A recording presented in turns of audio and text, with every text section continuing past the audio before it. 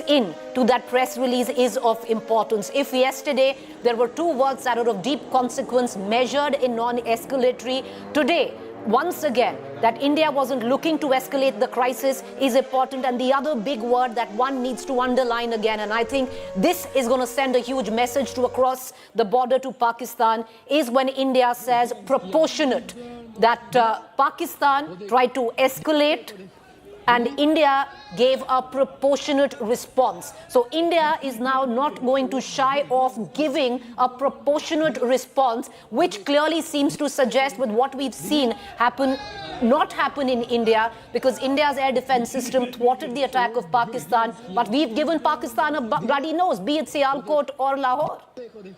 Preeti, Pakistan's attempt were devious. Pakistan's attempt was massive provocation, massive escalation. I'll tell you why. Had Pakistan succeeded in hitting any of these military targets, they're all very major military targets that Pakistan attempted. Take, for example, the one in Northern Command.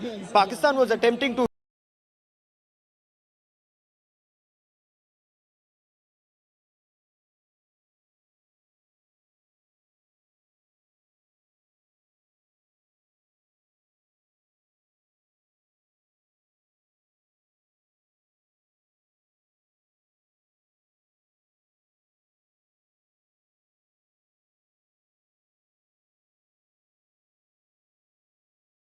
hit us at Avantipura. Avantipura is one of the most sensitive Indian Air Force air bases, and it has other assets that are there for surveillance and for reconnaissance. So Avantipura was a target. Srinagar was a target. Srinagar.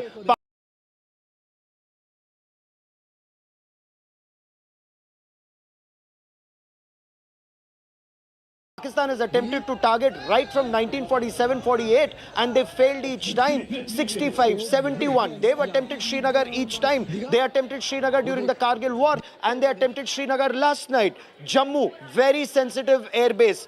Pathankot, very sensitive military station. In fact, Pathankot and Mamoon are virtually one of the most important military bases of India. Come down to Amritsar, very, very significant airbase of the Indian Air Force. Then you, of course, come to Kapurthala, Jalandhar, Ludhiana. Adampur is a frontline fighter airbase of the Indian Air Force. Bhatinda, very significant base. Chandigarh, Chandi Mandir is actually the Western Army Command. Nal is a very major Indian Air Force base that Pakistan attempted to target, as it did Uttarlai and Bhuj. So look at the targets that Pakistan is choosing to target or attempting to target. It wants to escalate in a big way. This is General Asim Munir's mind. He is provoking India into an attack. What did India do? India not only ensured through the S-400 systems, which is in a way, and look at it through the Indian philosophy, the Sudarshan Chakra. The moment Yogeshwar Sri Krishna uses the Sudarshan Chakra, the adversary is down. So the S-400 ensured that the adversary was down in this instance, but you also had your AWACS, your eyes in the skies, up in the sky. You had your fighter jets up in the sky. You had the P-8I, the long-range maritime reconnaissance and aircraft, which actually is like a flying frigate. It's like a flying warship up in the sky. So it was keeping a hawkeye all across Pakistan, and every airbase, missile base, drone launch site in Pakistan is manned. The moment they launch, they are seen, and that is why they failed. The attempt was severe, the response restrained but punitive, because now Pakistan does not have air defense. Their systems have been taken down in Lahore from what sources say, Rawalpindi and two other locations, which would make Pakistan's India border very vulnerable as far as Pakistan is concerned. You know, Gaurav, I'm going to come back to you in what it really, means from here on, because clearly India, without wanting to be, now is in Operation 2.0, because India had done what it had to do, and Pakistan escalating the situation, India turning around, giving a befitting, proportionate response, and Pakistan will now react as well, even though their air defense systems in Lahore, Sialkot are destroyed. But I want to cut across to Shivani, who's also been reporting, because Shivani, to neutralize the air defense system in Lahore and Sialkot, Harpy drones were being used. Can you give us more details coming in on them? Right, Preeti, the Harpy drones that are the Israeli drones that are with the Indian Armed Forces, they were used to damage these air defense systems of Pakistan, and this has caused severe damages, the reports of which have already been coming since morning. We've seen that these assets were targeted by Indian Armed Forces because after the threat Shivani, stay with me. I just want to give our viewers some context. What we're, while Shivani speaks on the Harpy drones that were used to neutralize the ADS, air defense systems in Lahore, Sialkot, on your television picture, satellite imagery coming in off Lahore, the airbase there, and the damage done by these Harpy drones. Go ahead, Shivani. Make your point. See, these drones are specifically used to suppress the enemy air defense systems, and they were launched yesterday. In fact, in the morning today, after yesterday's misadventure by Pakistan, and they have severely damaged the Lahore air defense systems in Pakistan, as well as the air defense systems of Pakistan in Sialkot areas and multiple other locations, of which we've been getting reports. Preeti, these are the Israeli drones that are with the Indian Armed Forces, and they were utilized and they were pressed into action today morning after yesterday's misadventure by Pakistan. And there have been severe losses at the Pakistan side. And when it comes to the air defense system, it is totally crippled for Pakistan. Now it doesn't have an air defense system on its side, especially in the Sialkot region, the Lahore region, and multiple other regions too. So it is evident that Pakistan's misadventure has hit itself, backfired itself. And now we have to wait and watch what kind of response comes from Pakistan, because it had been putting a lot of allegations on India since morning. Preeti, we've been giving out those reports that 12 drones were fired on its asset, but it forgot to inform and tell its own people that what it had done in the night, where it had targeted 15 military targets as well as the civil targets here in Jammu and Kashmir, Punjab, and various other locations in the length of breadth of this region, which is in the proximity of Pakistan's border also, where it has been attempting ceasefire violation. In fact, 16 people have already lost their lives. So the air defense systems in Pakistan are totally damaged after Indian Armed Forces have used these Harpy drones. Shivani, I'm going to come right back to you because we are giving in the details there of the air defense system that has been neutralized in Lahore. We're going to cut across to Ankit Kumar in just a bit, who are studying these images for us. But I want to also quickly bring in Anmol Bali from Firozpur, Punjab, viewers. One thing, kid you not, what Pakistan tried to do last night was sinister, was to launch an attack on 15 military establishments. Through the course of yesterday, Pakistan has upped the armored shelling that is taking place, artillery shelling that is taking place from on the line of control, where we have already lost 16 Indian citizens, 3 women and 5 young children to Pakistan's misadventure along the LOC. So Pakistan is already attacking India's civilian population. It tried to attack India's military establishment by trying to target its various military installations, 15 of them. Viewers, we're going to try and give you details, but India thwarted each of that attack with its ADS systems in place. Having said that, India has also said that there is enough proof of Pakistan's attempt to attack India's military installations, because there is debris of its missiles that is scattered all across the LOC, especially where Punjab is concerned. Joining me from Firozpur, Anmol Bali is in Firozpur, Punjab. All right, before we cut across to Anmol, I want to cut across to Gaurav, and we're going to go to Ankit as well. But Gaurav, would you want to reflect on these images that are coming in, satellite imagery of of how India attacked and neutralized the Lahore anti-air defense system? Oh, absolutely, Preeti. This is extremely significant what India has done without escalating. This is imposing costs on Pakistan's military jihad complex. And how is this imposing costs on Pakistan's military jihad complex? Who better than my colleague Ankit, who's been scanning through all open source intelligence and satellite images to get you the latest on what India has done. And Ankit, take it away. It's a massive loss to Pakistan. Well, Gaurav, thanks to one decision made by the government of Pakistan. You know, before today, Twitter or X was banned in Pakistan. You needed VPN. Today, Pakistan needed some disinformation. So what it did, it unblocked Twitter or X.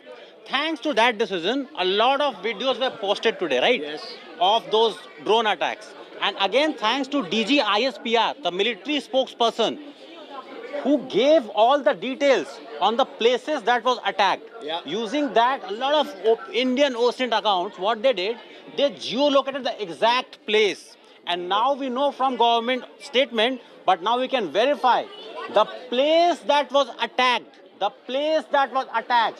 is home for HQ-16 air defense system. Now, what is this HQ-16 air defense system? From China, made in China. Yeah. Pakistan bought this, and good people of Pakistan, 1600 crore रुपए का चूना लगाया आपको. That one drone cost 1600 crore rupees that you paid to China. तो ये 1600 करोड़ भारत का 1600 करोड़ है कि पाकिस्तान का 1600 करोड़ है? Pakistan ka, because I'm speaking to people of Pakistan now, right? Okay. So this is what your military has not been telling you. This is what your leaders in your National Assembly have not been telling you. This is what they did to you during Kargil. This is what they did to you during all those wars. 1971 never happened. Go pull the Dawn headline, the Dawn front page of 1971. Never happened. This again never happened. Go to Google Earth. Scroll through the historical imagery. Stop on February 2022. You will find this HQ-16 battery. Go do a Google search. You will find this picture. Again do a Google search. Try to find how much does it cost you. Did the government of the day, did your military, did the DGISPR tell you what happened in Lahore today? You lost your only air defense system at this place. And in Lahore, now Lahore is a very significant city as far as Pakistan is concerned. For the benefit of viewers who are joining us, Lahore is the core headquarters and a very important core headquarters for Pakistan Army, as is Bahawalpur. And that is why Pakistan had both Lashkar-e-Taiba and Jaish-e-Mohammed headquarters very close to their core headquarters. If the terrorists are vulnerable, minus this air defense system, even the cores are vulnerable. And even the residents, even the family residents of the Prime Minister of Pakistan, Rawalpindi, again in Lahore. So Lahore is so critical. And to all those people in Pakistan who are saying that India is now provoking sentiments, India is the aggressor. If India wanted to use a superior air force, they could have done it.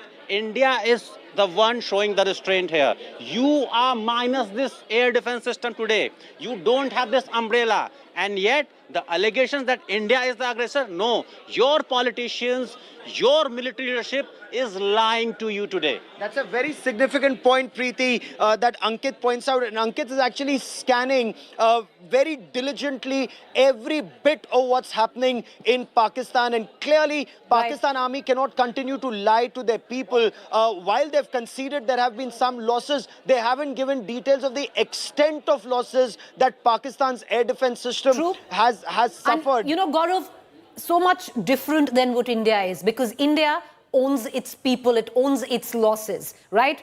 Today, we are in grief where we've lost 16 lives across the LOC, but we are giving a befitting response back. And that ownership has been taken by India, where they say that Pakistan attacked and 16 Indian lives, innocent lives, have been lost. So India takes ownership of its own there. But Gaurav, I want to bring you in because there's a larger meaning to India's retaliation right now, and a sinister warning to Pakistan this time, where it says proportionate response was given, because while Pakistan completely failed in its targets, the 15 targets that it had planned through the course of the night, and India thwarted that attempt, but India has hit exactly this early morning where it wanted to, at that ADS system, which is crucial in Lahore for the Pakistan Army, giving a very clear warning that we can hit you wherever we want and you will not be able to stop it. You know, Preeti, you're absolutely right.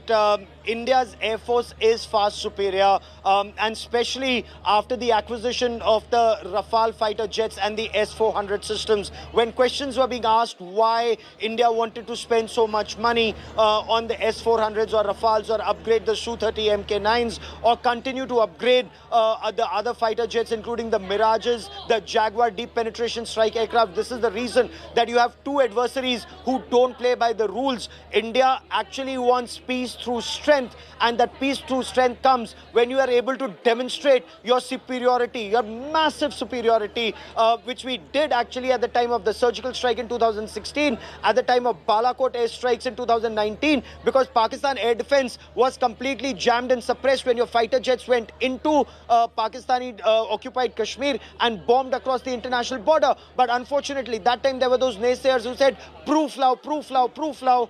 Now there is so much proof in 2025 that's coming from Pakistan itself that at least nobody is asking India for any proof of what has happened. Gaurav, will you stay with me? We're getting in visuals of, you just stay with me, Gaurav. We're getting in visuals from the Lahore Cant scenes after the attack. Let's play those visuals again, viewers, because we showed you satellite imagery right now of the Lahore ADS system where it was targeted and neutralized by India. But we're going to, let's play those visuals of the Lahore Cant, images of the Lahore Cant after the attack, and we'll cut across to Shivani and Gaurav, who've also been talking about what India has actually been using, and Harpy drones in this case, Gaurav, where India used Harpy drones from Israel to neutralize the ADS system in Lahore, which is crucial for Pakistan Army.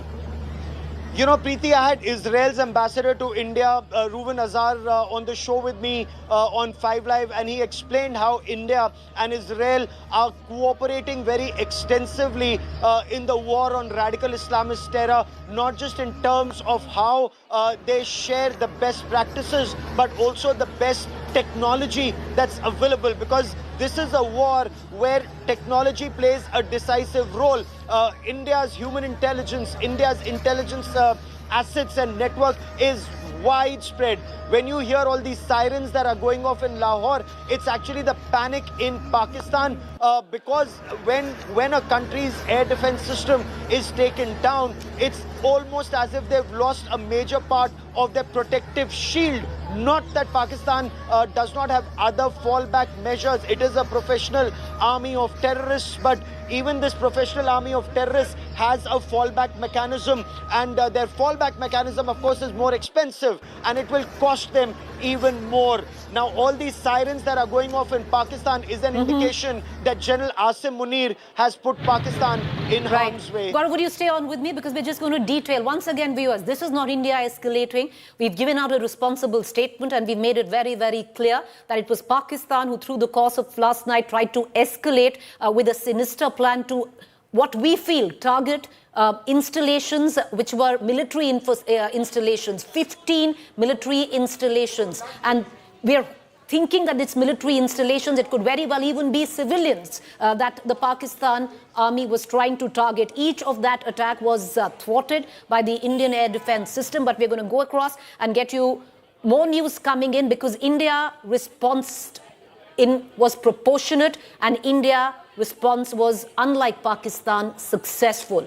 Visuals coming in from Rawalpindi. Now, India, and that's the news that we are breaking, never before targeting of the Pakistan Army headquarters. India has hit back after what Pakistan tried to do, which was clearly a misadventure.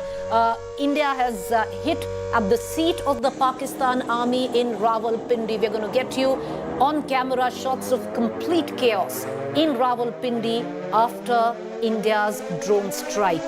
These are visuals. You can hear the sirens go off in Rawalpindi. You can see on your television screen fair amount of chaos as these sirens are blaring through Rawalpindi. And this was an attempt of India to deliver a very stern message to Pakistan that we can hit you where it really hurts. And Gaurav, few things would hurt Pakistan more than India hitting them at the Pakistan Army headquarters of Rawalpindi. Preeti, you're absolutely right. You understand these issues so well, because Rawalpindi is the seat of the Pakistan Army. The Army chief sits in Rawalpindi. General headquarters of Pakistan Army headquarters is in Rawalpindi, and that is vulnerable, and that's India's very clear message. No part of Pakistan, no part of that tiny sliver that's Pakistan. Remember when Muhammad Ali Jinnah got Pakistan, he said it's a moth-eaten country he's got, and that's exactly what Pakistan is, eaten further by the Pakistan Army over past decades. They've enriched themselves this is how they've enriched themselves. Their equipment has, to a large extent, been subpar in terms of protecting them. The fact that the air defense system has been taken down in Lahore gives you a very clear indication about how vulnerable both Rawalpindi and Islamabad, the capital of Pakistan, are. They're twin cities. It also shows you how Lahore is defenseless right now as Karachi is. So some of the biggest cities in Pakistan today are without their air defense shield. Karachi, Lahore, Islamabad, Rawalpindi. That's a major part of Pakistan that's in trouble. Baluchistan is burning within, as is Khyber Pakhtunkhwa. Now Pakistan Army Chief General Asim Munir needs to think, as does Pakistan's military jihad complex, that did terror help them or it didn't help them at Gaurav, all. stay with me because there are going to be global implications of Pakistan trying to escalate the conflict right now, viewers. Because India is only now retaliating, proportionately though, but there will be global consequences and they've already started to filter in. And I want to cut across to that news break. The United States of America has now issued an alert for Lahore, asking its citizens to leave or to seek shelter. Well, that is the US that has come in. There were already travel advisories since yesterday, but the latest coming in from the United States of America to its citizens in Pakistan, but specific Lahore, is leave the country or seek shelter.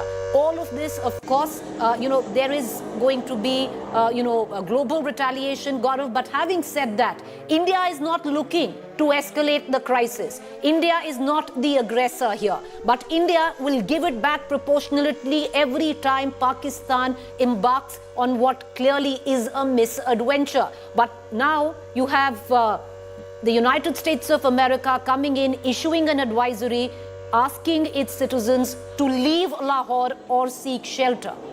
Preeti, this is the biggest development that's taking place. If the United States is asking its citizens to leave Lahore or to move to a safer place, then the United States intelligence, the Central Intelligence Agency of the United States, knows something that you and I don't in public domain as of now. So the American assessment is Lahore is vulnerable. The American assessment is that Lahore could be targeted after Muridke was targeted, after Lahore's air defense system is gone. This is the first clear indication. And in case this indication also comes for Islamabad, that means foreign diplomats, they are the first to leave. They first ask the citizens to leave. They ask the non-essential staff to leave. Then they ask the essential staff to leave.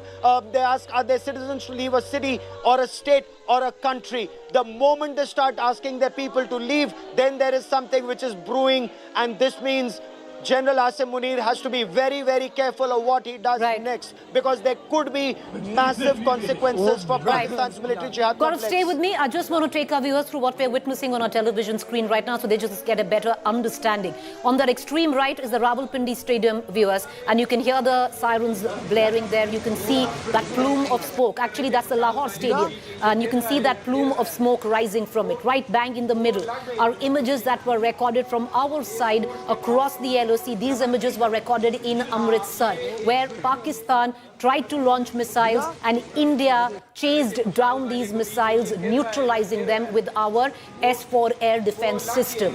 Right, so you get an imagery, and India then retaliated proportionately, hitting back when it came down to the air defense system, which is crucial right now for Pakistan in Lahore, neutralized it, and in Sialkot. So two splitting images on why India was forced to retaliate proportionately through the virtue of drones, Harpy drones that India used to attack these installations, which are military installations. But India's hand was forced with what happened late last night. And we'll show you that in these images, because what you see on that extreme right is Pakistan launching these missiles and India chasing down these missiles and neutralizing them. Pakistan was going to target 15 military establishments spread across India, right from Awantipura all the way down to even Chandigarh, Bhuj in Gujarat, viewers. So one can well imagine the sinister plans of Pakistan, which were derailed through the course of last night. And once India understood that this was clearly an attack on India's military establishment, that you had, on the other hand, India retaliate proportionately. But the difference is that India's attack back was successful. All right. We're going to tell you a bit, and we're going to bring in Gaurav. We also have Shivani with us on India's S-4 air defense systems. The capabilities can hit multiple targets up to 400 kilometers, viewers, and that was what was deployed late last night to thwart that attempt by Pakistan on 15 Indian military establishments. Now, the S-4 systems can track 160 targets in 600-kilometer range, 72 targets up to 400-kilometer range. The type of missiles are short range, 40 kilometers, medium range, 120 kilometers, long range, 180 kilometers. Even very long-range missiles can be neutralized for up to 400 kilometers. I want to bring in Shivani because, you know, Shivani, somewhere down the line, we have to give it off to India's S-4 air defense system and the exemplary usage of that late last night to thwart that attack by Pakistan. Preeti, the S-4 air defense systems that have been procured from Russia, they are deployed in the western border. They are also deployed on the eastern front. There are already 3 regiments of these S-4 defense systems that are deployed. And this has been an outstanding display of power by these S-400 air defense systems that were activated last night after Pakistan attempted to engage with Indian military targets, 15 of them across this whole area, the western region, starting from Srinagar to Jammu to Bhuj, multiple places in Punjab and Gujarat also, and Rajasthan also, Preeti. These S-4 systems, their air defense systems, they were activated, and in no time they neutralized whatever new threats were coming India's way. And along with this, there were several other combined systems, the grid that is there at place at the borders to counter any kind of aerial threat. So these are the unmanned the counter unmanned system, the air threat neutralizing system that is always at place at the borders. And India has been preparing for this strategic action against Pakistan's terror nexus, the Operation Sindoor. And since then, the forces were well aware that Pakistan can retaliate, and a misadventure by Pakistan was expected. And so all the more alert was there at place. We were reporting how the mock drills were being conducted, how the Indian Armed Forces were briefing the Prime Minister about the whole development of the situation. And somewhere we expected that Pakistan can once again try to retaliate and show that it has been hit hard, because you know, Pakistan has been harboring these terrorists. And Shivani, it has been calling them martyrs, so it was hurt, and that's why. And the debris of Pakistan's missiles, or one can say even the debris of Pakistan's military attack late last night, now is scattered across India's western coast, most of it also India's western borders with Pakistan. And Asim Basi, you're in Amritsar. Can you take us through, because there were loud noises that were heard through the course of last night. We're also going to cut across to our other reporters. And now villages, where border villages are concerned in India, are actually collecting that debris of those missiles of Pakistan's misadventure.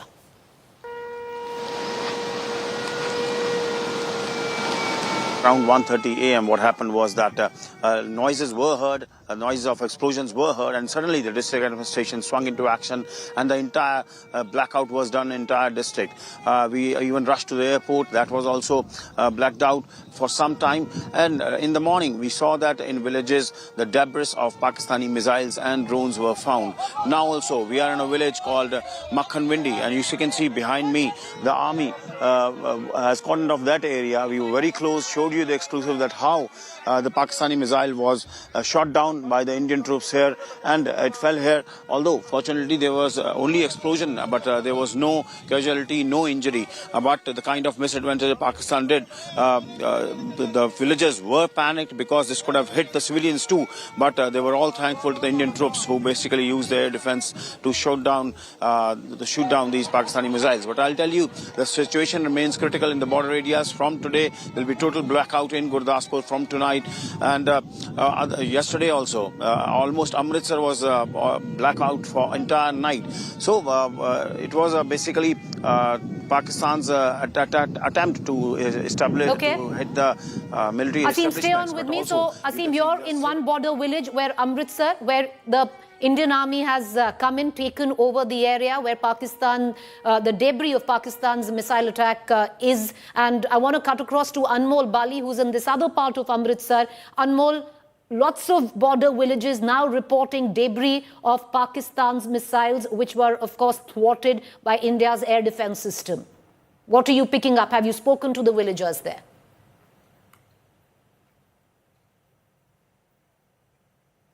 See, Preeti, people here in villages at the borderline are tense, and also they are moving their families, they are moving out with the belongings. And here in Firozpur area, I'm at the Lakha Singh Wala, the last village with the borderline, and here person from Pakistan side was neutralized by the BSF yesterday night in the VRs at 2:30 a.m. and also he was warned when he crossed the fencing that he'll be shot down, but he tried coming forward to this side, Punjab side, and he was shot down by the BSF. So it's not not only the by the air defense, but also when the person trying to any infiltration by crossing the fencing or at the border side here at Firozpur or other border districts. So they are also being neutralized, and there was a blackout in Firozpur for 3 hours from 3 a.m. to 6 a.m. and also for today, whether the people at the border district, border villages or the administration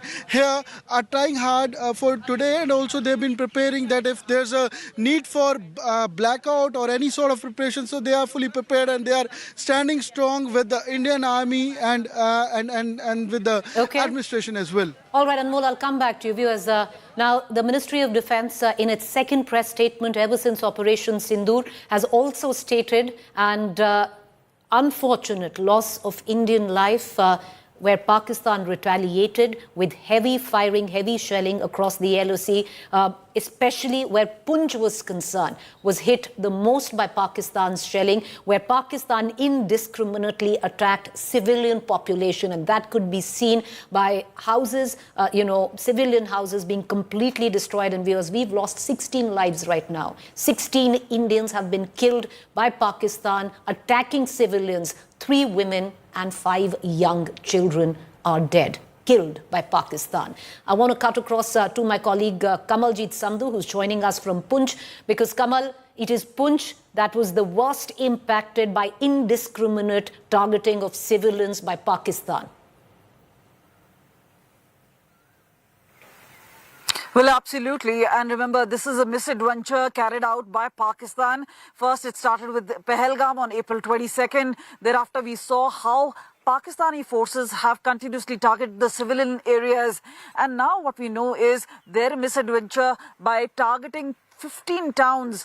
This is obviously all along the border, be it Jammu and Kashmir, be it cities of Punjab, and obviously targeting the defense system, vital installations. And this is where India has shown not only just the resilience, but also how the UAS counter grid system has actually worked. The air defense system, the S-400, which has been put in place. And this is where not only have they fended off that particular drone and missile attack, which happened in India, but also has been able to give them a counter attack of sorts. And the way the drones have swarmed, especially in Lahore, and obviously neutralized that particular threat in Pakistan itself. So this is where India has not only shown its military might and strength, but they have told Pakistan that enough is enough as far as their misadventures are concerned. Remember, there's an open threat coming in from their Prime Minister Shehbaz Sharif.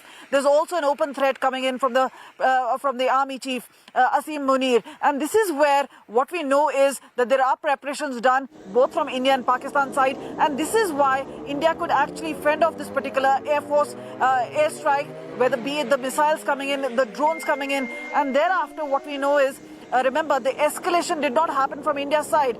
First, it was the Pahalgam attack, and then there was a retaliation. Remember, the terror sites which were attacked were precision strikes done. None of the civilian or military sites were hit. And then thereafter, what we know and how we've seen sequence of events take place, the targeting of civilian installations and houses. Stay with me, right Kamal, stay with me. The reason I'm just pulling away for a brief while is we're getting in visuals in the news that we are breaking right now that one of the drones that India attacked Pakistan or retaliated with a proportionate response was it hit the Rawalpindi cricket stadium. Rawalpindi stadium has been damaged ahead of PSL match. India's drone strike in Pakistan at Army's seat of power. The cricket stadium is very close to the Pakistan Army headquarters, and part of that cricket stadium has also been hit. You can see a sense of chaos. You can hear sirens blaring in Rawalpindi. Those images that you see on your television screen come in from the Rawalpindi cricket stadium. If we still have Gaurav with us. All right, we have Ankit Kumar who is with us, who's been looking and studying the imagery, the videos that are coming in from Pakistan right now.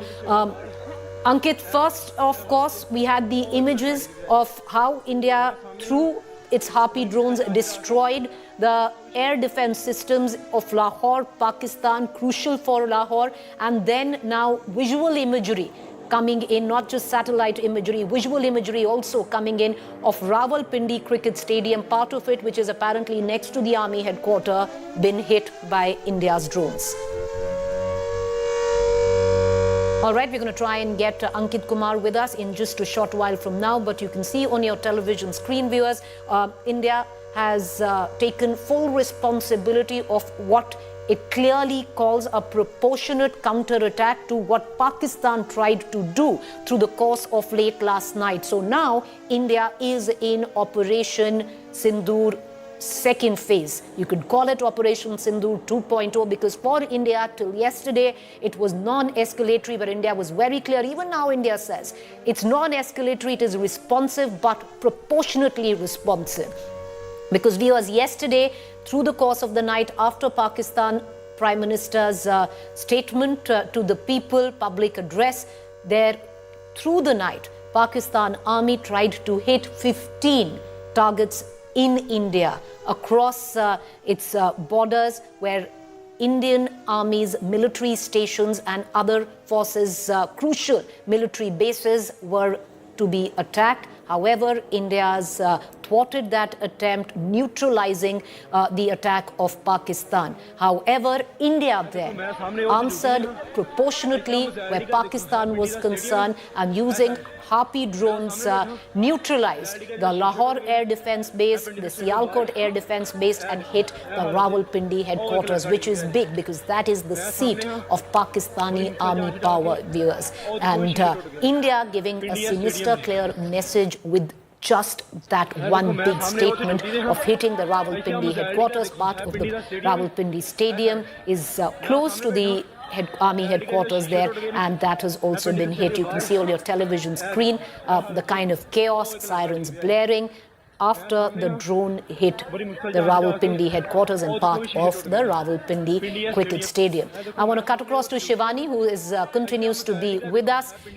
All right, we don't have Shivani. Kamal, if you'd want to, come in on the images that are filtering in from Rawalpindi, acute chaos in Rawalpindi. Rawalpindi, Kamal, for all practical purposes, where it comes down to symbolism, is one of the most vulnerable targets where Pakistan is concerned, the seat of power for the Pakistan army, and the army is all powerful in Pakistan.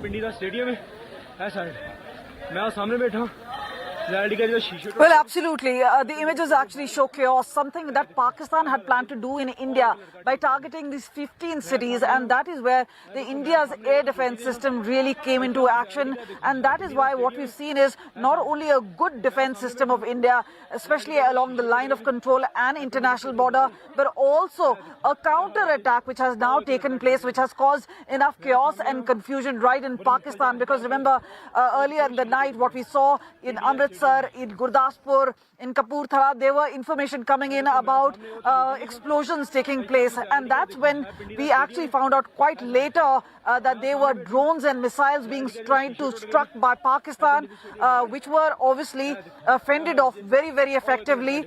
No civilian or military targets were hit. And then thereafter, what we saw was a planned precision strike as carried out by the drones. And this is where the Air Force system as well as the Indian Army paying, giving it back to Pakistan. And remember, there's a price to pay, be it Rawalpindi, be it Sialkot, be it Lahore. So there is a confusion in Pakistan. And remember, the emergency meeting by the armed forces at this point of time means they would be quickly planning something. Now, what we see at line of control right here is an escalation of sorts. But definitely in the next few days, this doesn't seem to hover well as far as India-Pakistan relations are concerned. Remember, India's been reiterating they're not escalating it, but definitely if you look at Pakistan... India's made it very clear, Kamal, that you're going to hit us, we're going to respond proportionately.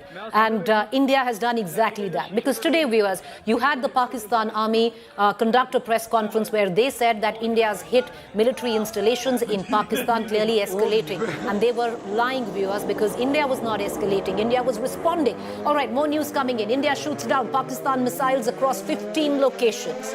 Pakistan targets 15 military locations in India. India destroys Pakistan air defense system in Lahore.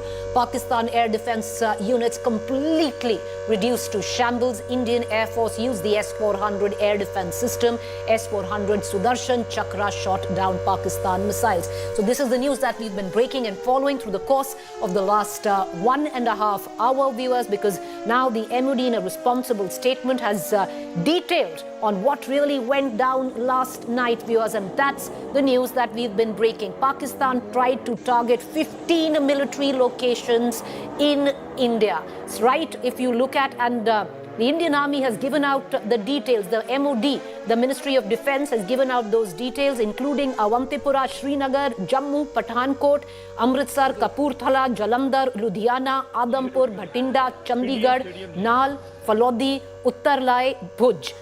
So one can well imagine what Pakistan had planned through the course of late last night, viewers. Each of that 15 attempt to target Indian installations were thwarted, neutralized, and India used the S-4 air defense system to neutralize this attack by Pakistan. On your television screens, you can see what right in the middle of images that were caught of India neutralizing Pakistan's attack last night. Not one of those 15 Indian locations, military establishments were touched.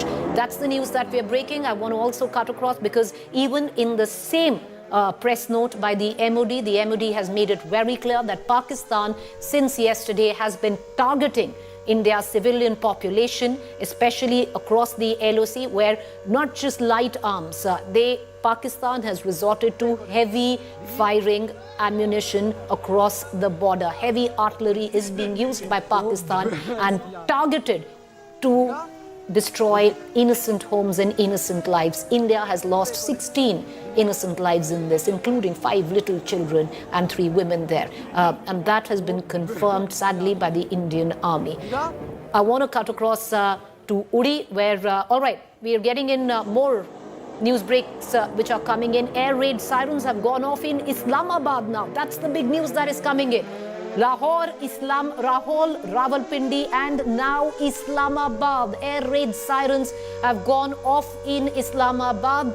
After Lahore, Karachi, Sialkot, it is Islamabad where one can hear air raid sirens. Pakistan's capital, Islamabad, on India's target. That's the big question. But all we can tell you right now is, viewers, and we need to underline that. We need to underline that multiple times.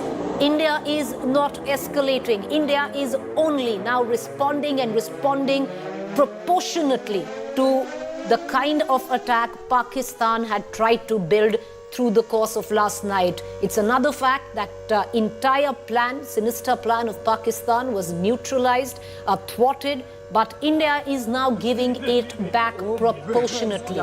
So after Lahore, after Rawalpindi, Sialkot, air raid sirens are going off in Islamabad, and that is the capital. Indian drone attack scare in Pakistan's capital. Is Islamabad on India's target to retaliate proportionately next? Because that is the word right now coming in from Pakistan. I want to connect right now back to Kamaljeet Sandhu. All right, we have Shivani with us, Shivani Sharma, who's joining us with the latest. Shivani, what more can you add? Because Lahore, Sialkot, Rawalpindi, Army headquarters, and now sirens go off in Islamabad. Preeti, this is a huge loss for Pakistan after its misadventure last night when it tried to intrude into the Indian borders with its whatever it was firing, missile or drones. But then all this was neutralized, and today, early morning, India activated its HAROP missiles to suppress the air defense systems there. And in Lahore, we've been getting the report in Sialkot and Rawalpindi. All these bases are very important, Preeti. They all have lost their air defense systems, and Pakistan has to suffer for what it did. But the message that has been given out by India remains that we do not want any escalation. But if further any thing is done by Pakistan, we are ready for it, and the response that has been given by India. Stay with me right there. Give me 30 seconds because we are just going to amp up the latest visuals that are coming in from Pakistan's capital, Islamabad. Viewers, you can clearly hear air raid sirens go off now. Is it just, Islamabad in panic? Is it just preparing the civilians? Is this a civic drill which is taking place, civic defense drill? We don't quite know yet, or they're expecting something. Over to you, Shivani.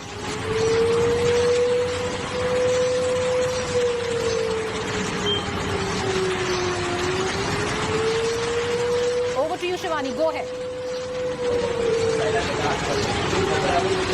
All right, I think we've lost Shivani because our reporters are also who've been tracking the escalation by Pakistan, giving us a minute-to-minute account, moving location where they feel necessary. And we're going to cut across to Shivani in just a short while. But these images coming in from Islamabad, I want to also cut across viewers to Uri. And we are joined from Uri by my colleague Amit Bhardwaj, who's been tracking the damage to civilian houses, civilian establishments, because one thing is clear, Amit, that Pakistan is very clearly, since the afternoon yesterday, constantly attacking India's civilian population. We've lost 16 lives. Most of them have come from Punch, but Uri also impacted with heavy artillery shelling coming in from across the border. India proportionately responsive.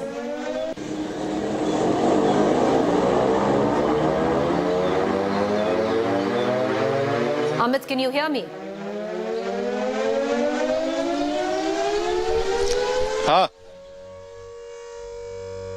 All right, we don't seem to have Amit Bhardwaj with us.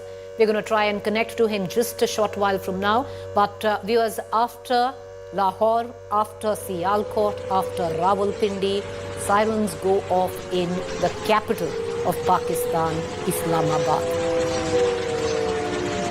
I want to cut across to Kamaljeet Sandhu because Kamal, this is of great significance right now because we don't know whether this is just Pakistan in panic, Pakistan in chaos right now that we can hear military sirens go off in Islamabad, is this a civic defense drill, or is Pakistan anticipating an attack on Islamabad?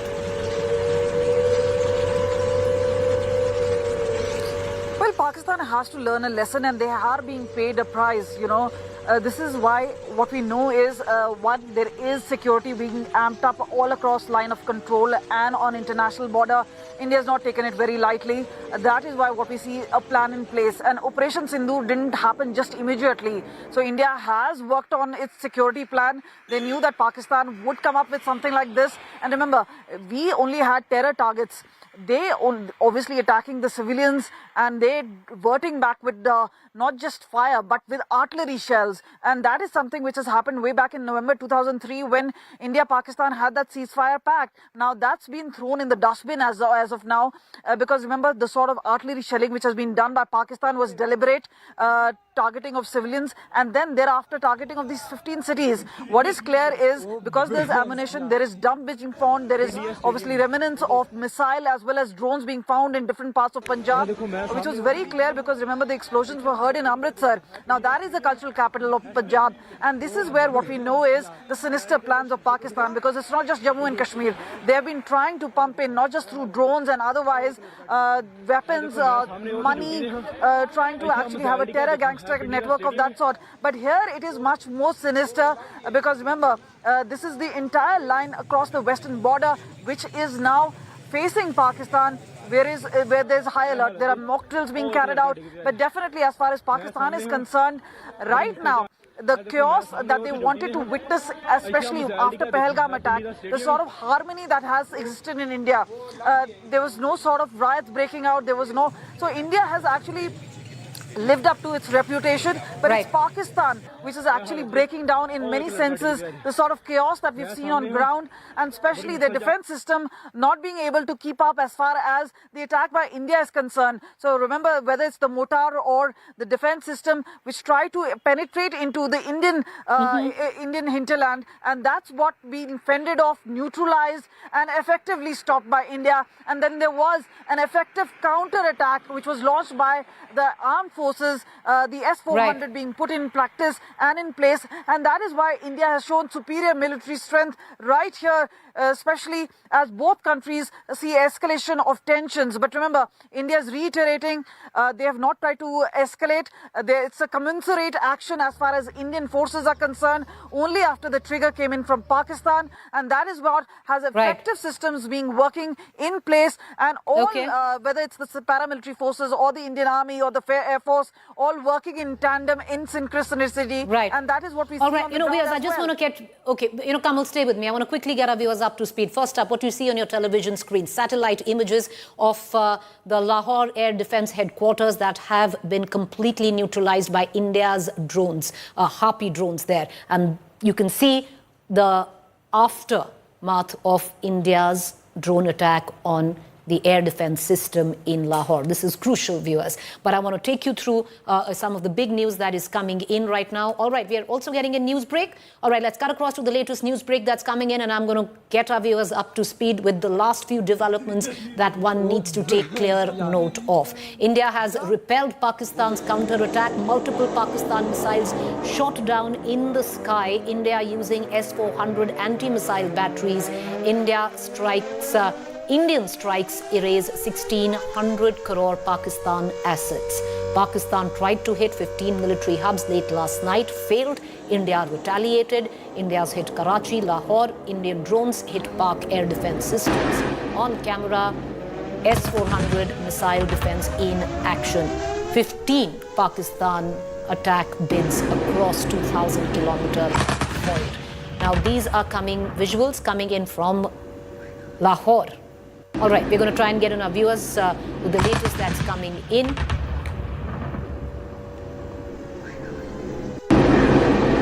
All right, I want to cut across right now immediately. We're going to get our viewers a larger understanding on what this visual is. Just give us about 10 seconds. These visuals coming in, we're going to get our viewers a larger understanding where we are getting these visuals from. But I want to cut across right now to my colleague Amit Bhardwaj, who's joining us from Uri, because while, viewers, all of this is taking place in Pakistan trying to attack India through the course of the night, 15 locations spread across 2,000 kilometers, completely foiled, thwarted, neutralized by India.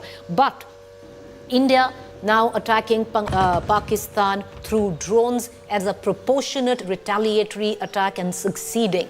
Karachi, Lahore, Islamabad, Rawalpindi, and now sirens are going off in Islamabad. But all along this, the LOC is hot, it's lit. Pakistan is using heavy artillery to attack Indian civilians. We've lost many lives in Poonch, and even in Uri, the engagement between India and Pakistan continues, India giving it right back. I want to cut across right now to Amit Bhardwaj. Amit, what's the update from Uri?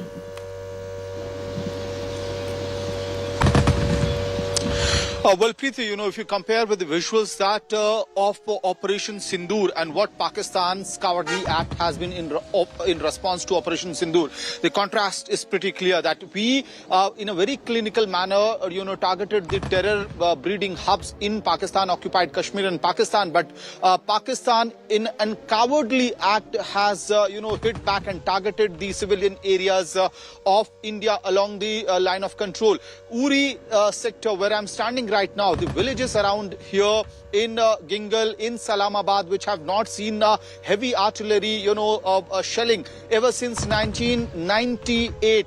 It needs to be noted and underlined. Ever since 1998, they have never witnessed such kind of heavy artillery and shelling from Pakistani side. And in the wake of the Operation Sindoor, there has been extremely heavy artillery and shelling in the villages of Islamabad, in Gingal, and even a very important establishment in Gingal, Uri sector has been targeted and damaged by the Pakistani shelling and artillery. What we are given to understand that the agencies are responding to the situation as well.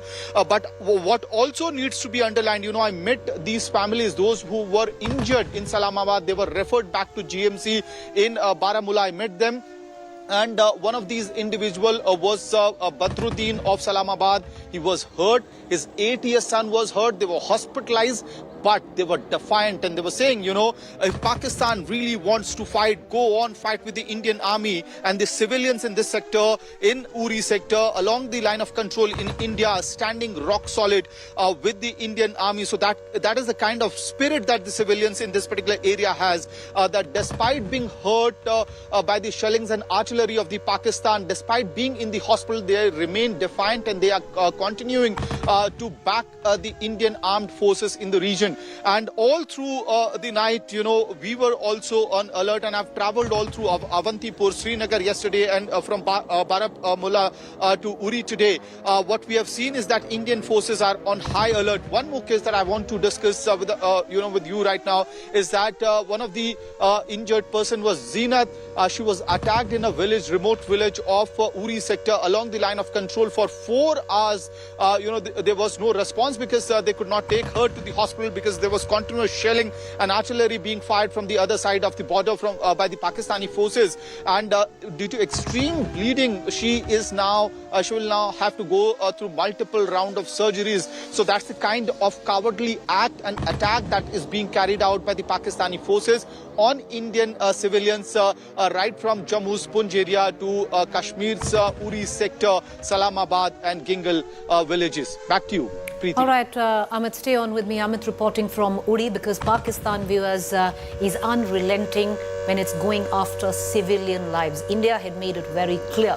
India's targets were done with precision, only attacking terror launch pads where terrorists were hiding, and those 9 spots that India had curated, taken 2 weeks to make sure that they do not attack civilian population. Ever since yesterday, Pakistan is going after civilian population across the LOC. And then, of course, the big misadventure it embarked on yesterday, all of that foiled and thwarted. All right, the latest that is coming in is as well India targeting Pakistan installations. All of this is proportionate reaction to what Pakistan tried to do last night. They tried to attack 15 military installations. Now, India has targeted Pakistan installations, Rawalpindi, Pakistan Army headquarters, Pakistan Army chief. It's the seat of power, sits right there. Cricket stadium has also been hit in Rawalpindi because it's very close to the Pakistan Army headquarters. Number 1. Number 2, Lahore Cant headquarters, 9 missile systems, anti-defense air systems completely destroyed, neutralized. Sialkot near LOC, heavily militarized zone, and India has hit there too. You can see on your television screen right there. I want to connect right now immediately to Manjeet Negi, who's joining us for more with the latest updates coming in. Manjeet, what are you hearing in from the Ministry of Defense? A detailed statement giving out of India's proportionate response, but the MOD now clearly seeming to suggest we are in the second phase of Operation Sindoor. Well, the Indian Armed Forces has issued a detailed press release on the response against the allegation posed by the Pakistan Army. And the first time Indian Air Force has the launch operation of the S-400 Sudarshan Chakra missile system. Yesterday, Pakistan has launched the missile and drone attacks on the around 15 cities, including from the Rajasthan, Gujarat, and Jammu Kashmir. Important military installation like Bhatinda and Uttarlai, Jammu, Pathankot, Amritsar.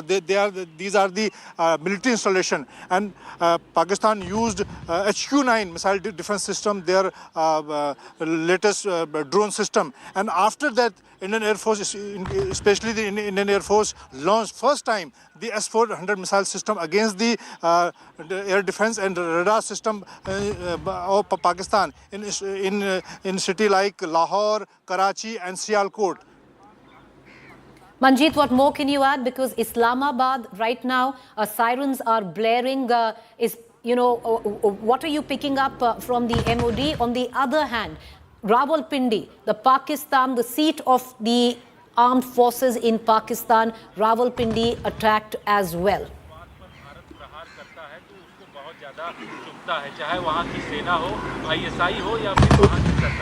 Well, after that, the Pakistan is claiming that India has carried out a drone attack in the Karachi, Lahore, Sialkot, and the Indian Air Force carried out the retaliatory drone attacks, especially the use of S-400 against the and also the HAROP drone, latest HAROP drone in many cities like the Lahore, Karachi, and Indian Air Force use these HAROP and HAROP drone only against the Pak air defense and radar system and not any civilian area.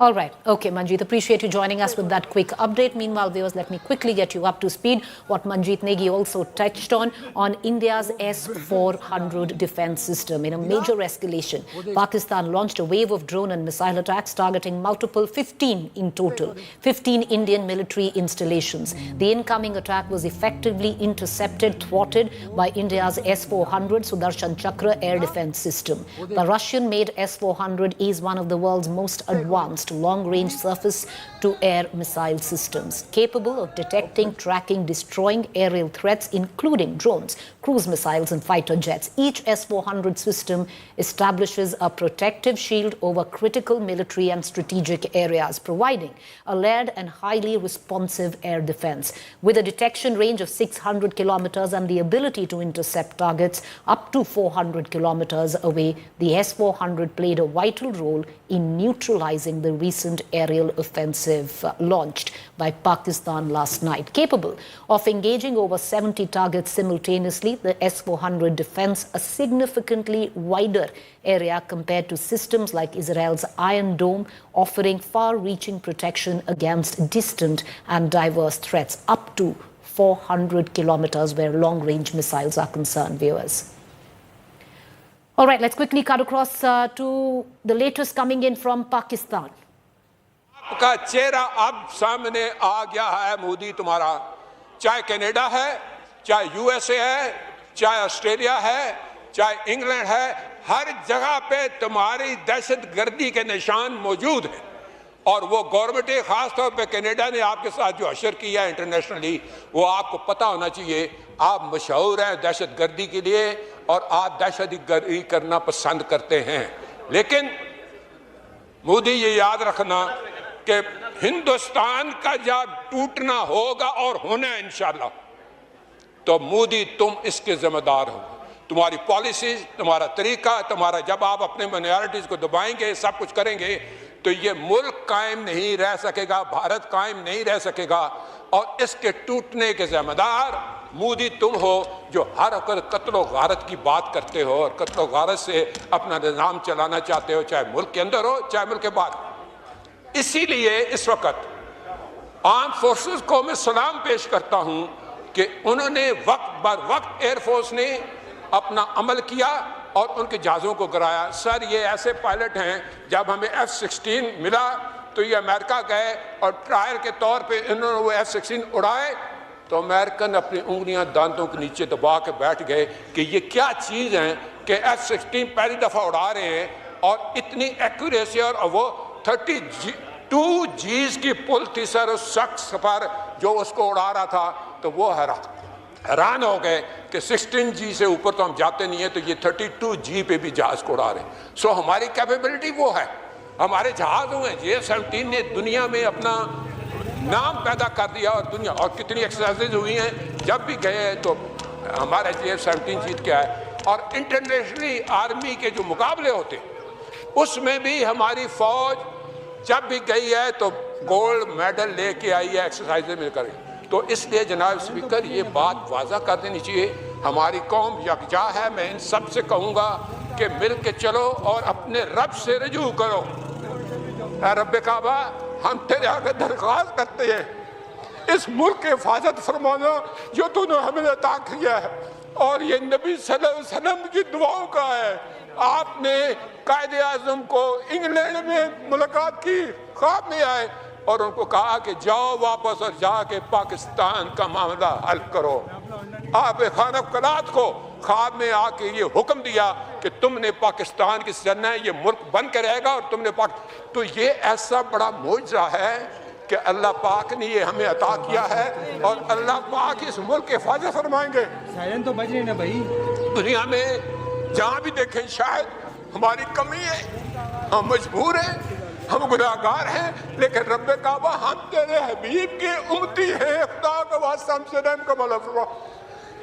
आप चले जाएं, उधर फिलिस्तीन में चले जाएं, कश्मीर में चले जाएं, जहाँ भी जाएंगे मुसलमानों के साथ वो ऐसे रो रहा है जो हम सोच भी नहीं सकते हैं। तो तू हमें माफ़ कर दे, हम तेरे आगे सर झुकाते हैं, माफ़ी मांगते हैं। नहीं, इसमें दो राय नहीं है मौला कि हम बड़े गुनाहगार हैं, लेकिन तेरी रहमत बहुत वसी है। तू रहमत का एक ज़र्रा भी भेजेगा हमारी तरफ तो इंशाल्लाह हमारी कामयाबी होगी। और दुआ करते हैं रब्बे काबा कि इस मुल्क की हिफाजत फरा, और हमें दुश्मनों पर जो है वो फ़क़ीत अता फरमा, और हमें उनको सरनगू करने की ताकत अता फरमा। मैं दुआ गो हूँ आर्म फोर्सेस के लिए, पाकिस्तानियों के लिए, कि अल्लाह पाक हम सब की हिफाजत। All right, viewers, what you just heard is a Pakistani member of parliament from the PMLN, which is the Prime Minister Shahbaz Sharif's party there. We're going to continue to get you reactions coming in from Pakistan. But having said that, viewers, what one really needs to look at how things panned out over the course of the last 15 to 18 hours.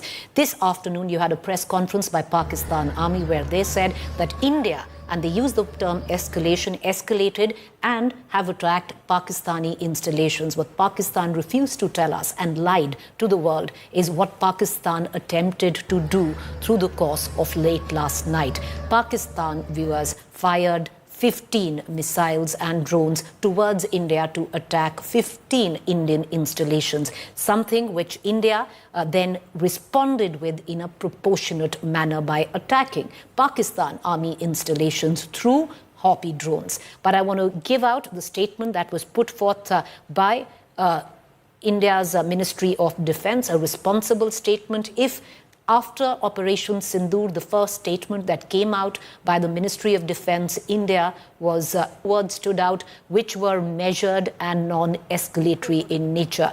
In this statement, viewers, because these are statements that go out to the world on where India's stand is. And in this particular statement, the language that is used, one word was proportionate response. That India is not escalating the crisis. India will, though, respond proportionately. And that is exactly what India did. On your television screen, what you can see is how India neutralized, thwarted the attack launched by Pakistan late night on 15 Indian installations. The detailing of those 15 Indian installations have already been given by the Ministry of Defense, where Pakistan tried to attack Indian military installations in Awantipura, Srinagar, Jammu, Pathankot, Amritsar, Kapurthala, Jalandhar, Ludhiana, Adampur, Bhatinda, Chandigarh, Nal, Falodi, Uttarlai and Bhuj. In terms of proof, well, that borders of India on the west, the border villages are being littered with the debris, if I might say, of Pakistan's misadventure late last night.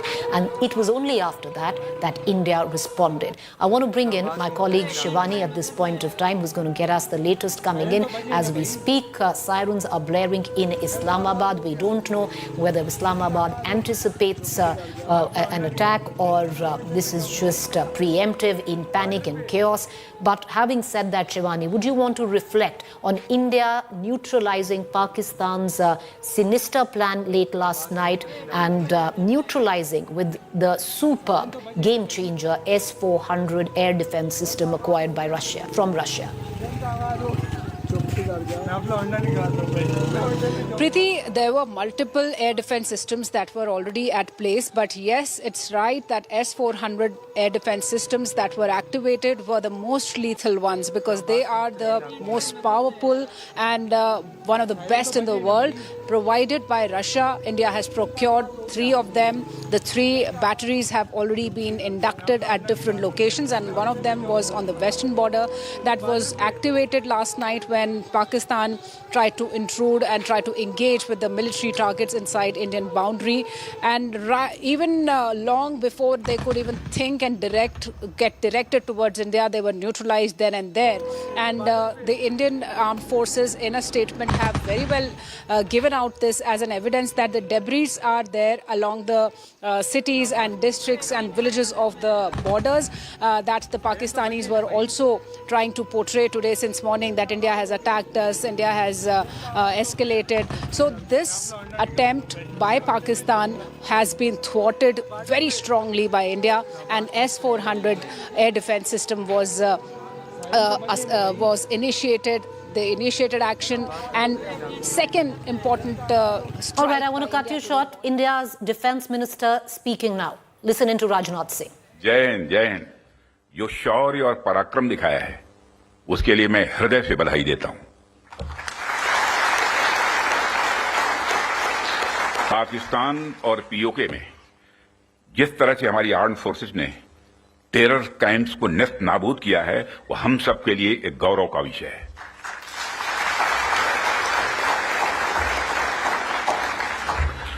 साथियों, आप सभी national quality conclave का आयोजन ये आपका चल रहा है।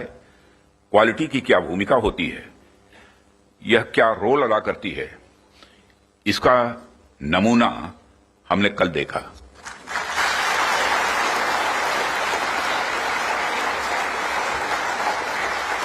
जिस प्रेसिजन के साथ यानी जिस सटीकता के साथ ऑपरेशन सिंदूर एग्जीक्यूट किया गया, वह अनइमेजिनेबल है, बहुत ही सराहनीय है।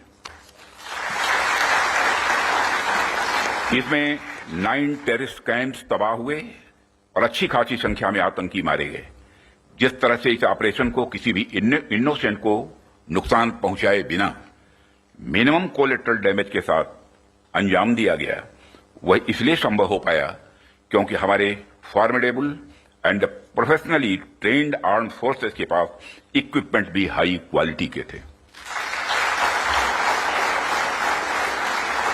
ऐसे में इस क्वालिटी कॉन्क्लेव को मैं बड़े महत्वपूर्ण कॉन्क्लेव के रूप में देखता हूं।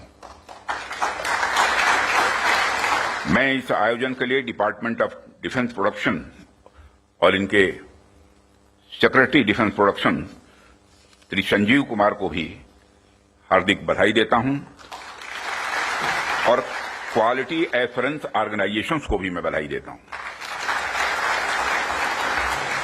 साथियों, अभी मैं इस कॉन्क्लेव की थीम देख रहा था, fast tracking of quality assurance through integrated approach and technology enabled processes. आपकी यह थीम मुझे बेहद अच्छी ही नहीं लगी, बल्कि दिलचस्प भी लगी, इंटरेस्टिंग लगी। वैसे भी पूरी दुनिया में इसमें बड़ी तेजी से डिसरप्टिव चेंजेस हो रहे हैं और खासकर डिफेंस सेक्टर में तो लगातार नए नए ट्रांसफॉर्मेशंस ये देखने को मिल रहे हैं। ऐसे में क्वालिटी असेसमेंट को फास्ट ट्रैक करना न सिर्फ रेलेवेंट है, बल्कि मैं समझता हूं यह समय की मांग है। उन चेंजेस को देखते हुए यह थीम अपने आप में बहुत ही रेलेवेंट हो जाती है। इतनी इंटरेस्टिंग और रेलेवेंट थीम रखने के लिए भी मैं आप सबको बधाई देता हूं। साथियों, अक्सर मुझे आर्म्ड फोर्सेस के अलग अलग कार्यक्रमों में प्रायः जाने का अवसर मिलता है। रिसर्च एंड डेवलपमेंट ऑर्गेनाइजेशंस के इवेंट्स में जाने का भी अवसर मिलता रहता है। प्राइवेट सेक्टर द्वारा आयोजित कार्यक्रमों में भी मैं प्रायः जाता ही रहता हूं। परंतु आज का यह जो मंच है, यह अपने आप में बड़ा अलग है और एक विशिष्ट मंच है। मैं ये देख रहा हूं कि यहां कई सारे लोग हैं जो अलग अलग फील्ड्स में महारत जिन्होंने हासिल की है, महारथी बैठे हैं यहां। इसलिए मुझे लगता है कि आज की हमारी बातचीत भी कई मायनों में विशेष होने वाली है।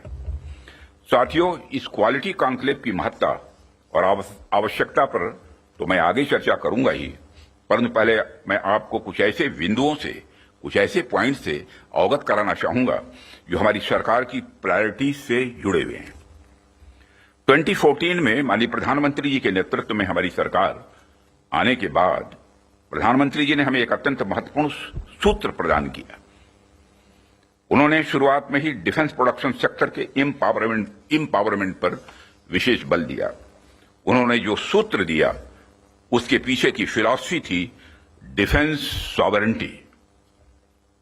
डिफेंस सॉवरेंटी का मतलब कि जब तक कोई देश अपनी डिफेंस नीड्स में कैपेबल तथा सेल्फ रिलायंट नहीं होता, तब तक उसकी आजादी पूरी तरह से नहीं मानी जा सकती। जब तक हम अपनी सुरक्षा के लिए इंपोर्ट पर डिपेंडेंट रहेंगे, तब तक कहीं न कहीं हमारी आत्मशक्ति में अधूरापन रहेगा। ये अगर हम अपने हथियार और रक्षा उपकरण विदेशों से खरीदते हैं, तो इसका मतलब है कि हम अपनी सुरक्षा को आउटसोर्स कर रहे हैं और उसे किसी और के भरोसे छोड़ रहे हैं। यह बात लॉन्ग रन में सही नहीं हो सकती। हमारी सरकार ने इस विषय पर गंभीरता से सोचा और आत्मनिर्भरता हासिल करने का निर्णायक कदम भी उठाया है। आप सब तो जानते ही हैं कि देश में पहले से ही ऑर्डिनेंस फैक्ट्रीज का एक इंडिजिनस सिस्टम रहा है और इन फैक्ट्रीज ने एक समय पर बेहतरीन काम किया और देश की सुरक्षा जरूरतों को पूरा करने में बहुत ही अहम भूमिका निभाई भी है। इनके अलावा हमारे पास डिफेंस पीएसयूज का भी एक मजबूत इकोसिस्टम पहले से ही है। हमारी सरकार ने डिफेंस प्रोडक्शन में क्वालिटी और क्वांटिटी दोनों पर समान रूप से बल दिया है।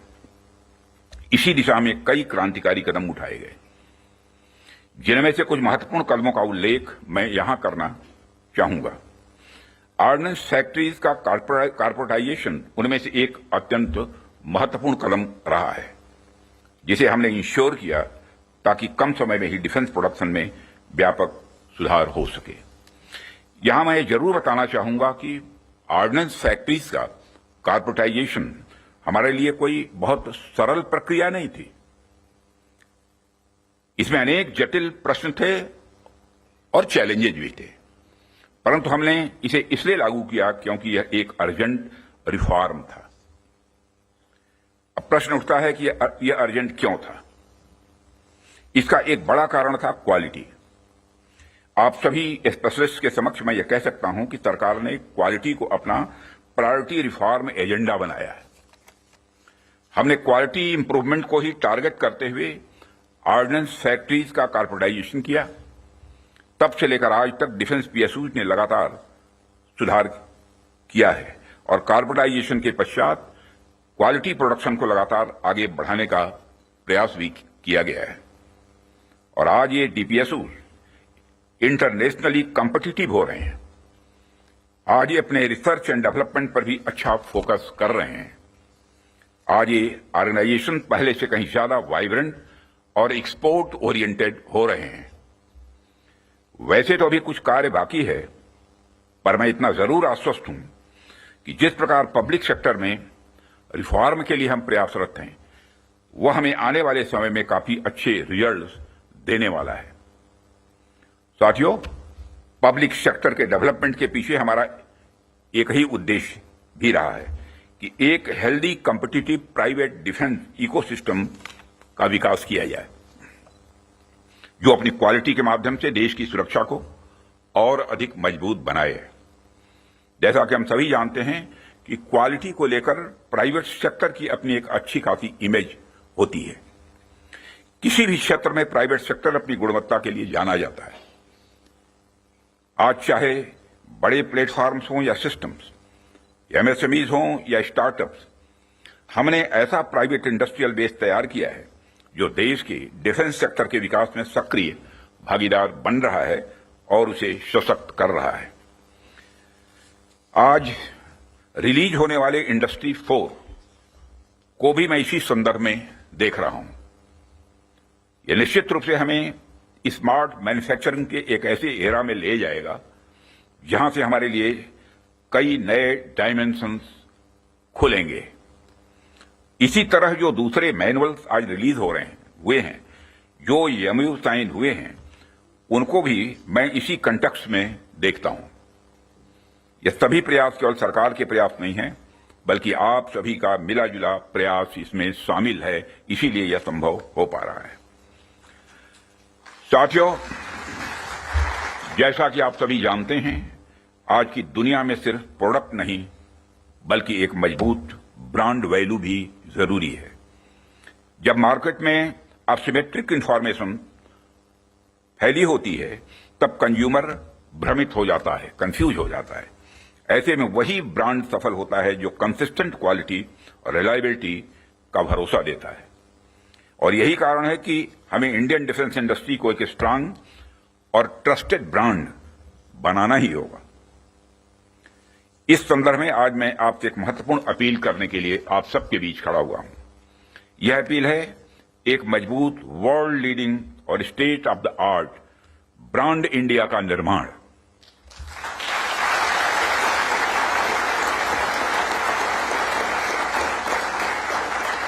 ताकि दुनिया की डिफेंस मार्केट में प्रोडक्ट्स को लेकर जब कंट्रीज के मन में डाउट हो तो वह ब्रांड इंडिया को चूज करे। Whenever in doubt, go for India। यह हमारी यूएसपी होनी चाहिए, यही हमारी यूएसपी होनी चाहिए। ब्रांड इंडिया का मतलब है कि अगर किसी इंडियन कंपनी ने कुछ प्रॉमिस किया है वो होगा ही होगा, होकर ही रहेगा। किसी प्रोडक्ट की भला फला रेंज तक मारक क्षमता है तो होगा ही होगा, यह भरोसा होना चाहिए। उससे नीचे का तो कोई सवाल ही खड़ा ही नहीं होता। किसी प्रोडक्ट की फला टेम्परेचर तक में काम करने की कैपेसिटी है तो होगी ही होगी, उससे नीचे का तो कोई प्रश्न ही नहीं खड़ा होता। यह होना चाहिए हमारा क्वालिटी एस्योरेंस और ब्रांड इंडिया का भरोसा। और जब हम ऐसा कर पाने में सफल होंगे तभी इंटरनेशनल बायर्स हमें एक ट्रस्टेड सप्लायर के रूप में देखेंगे और कहेंगे don't go for doubt, go for India.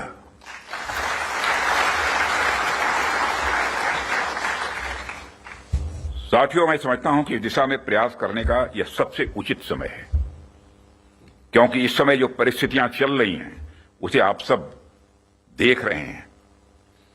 हमारे रीजन में ही आज जो स्थितियां उत्पन्न हो रही हैं उससे आप सभी अवगत ही नहीं हैं बल्कि अच्छी तरह परिचित हैं। हमने हमेशा ही एक रिस्पॉन्सिबल नेशन होने का रोल बड़े संयम से निभाया है, सदैव निभाया है।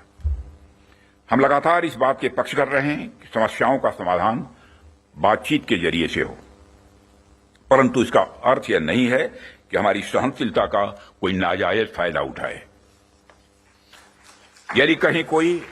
यदि कहीं कोई हमारे इस संयम का फायदा उठाने की कोशिश करता है तो उसे कल की तरह ही क्वालिटी कार्रवाई का सामना करने के लिए भी पूरी तरह से तैयार रहना होगा।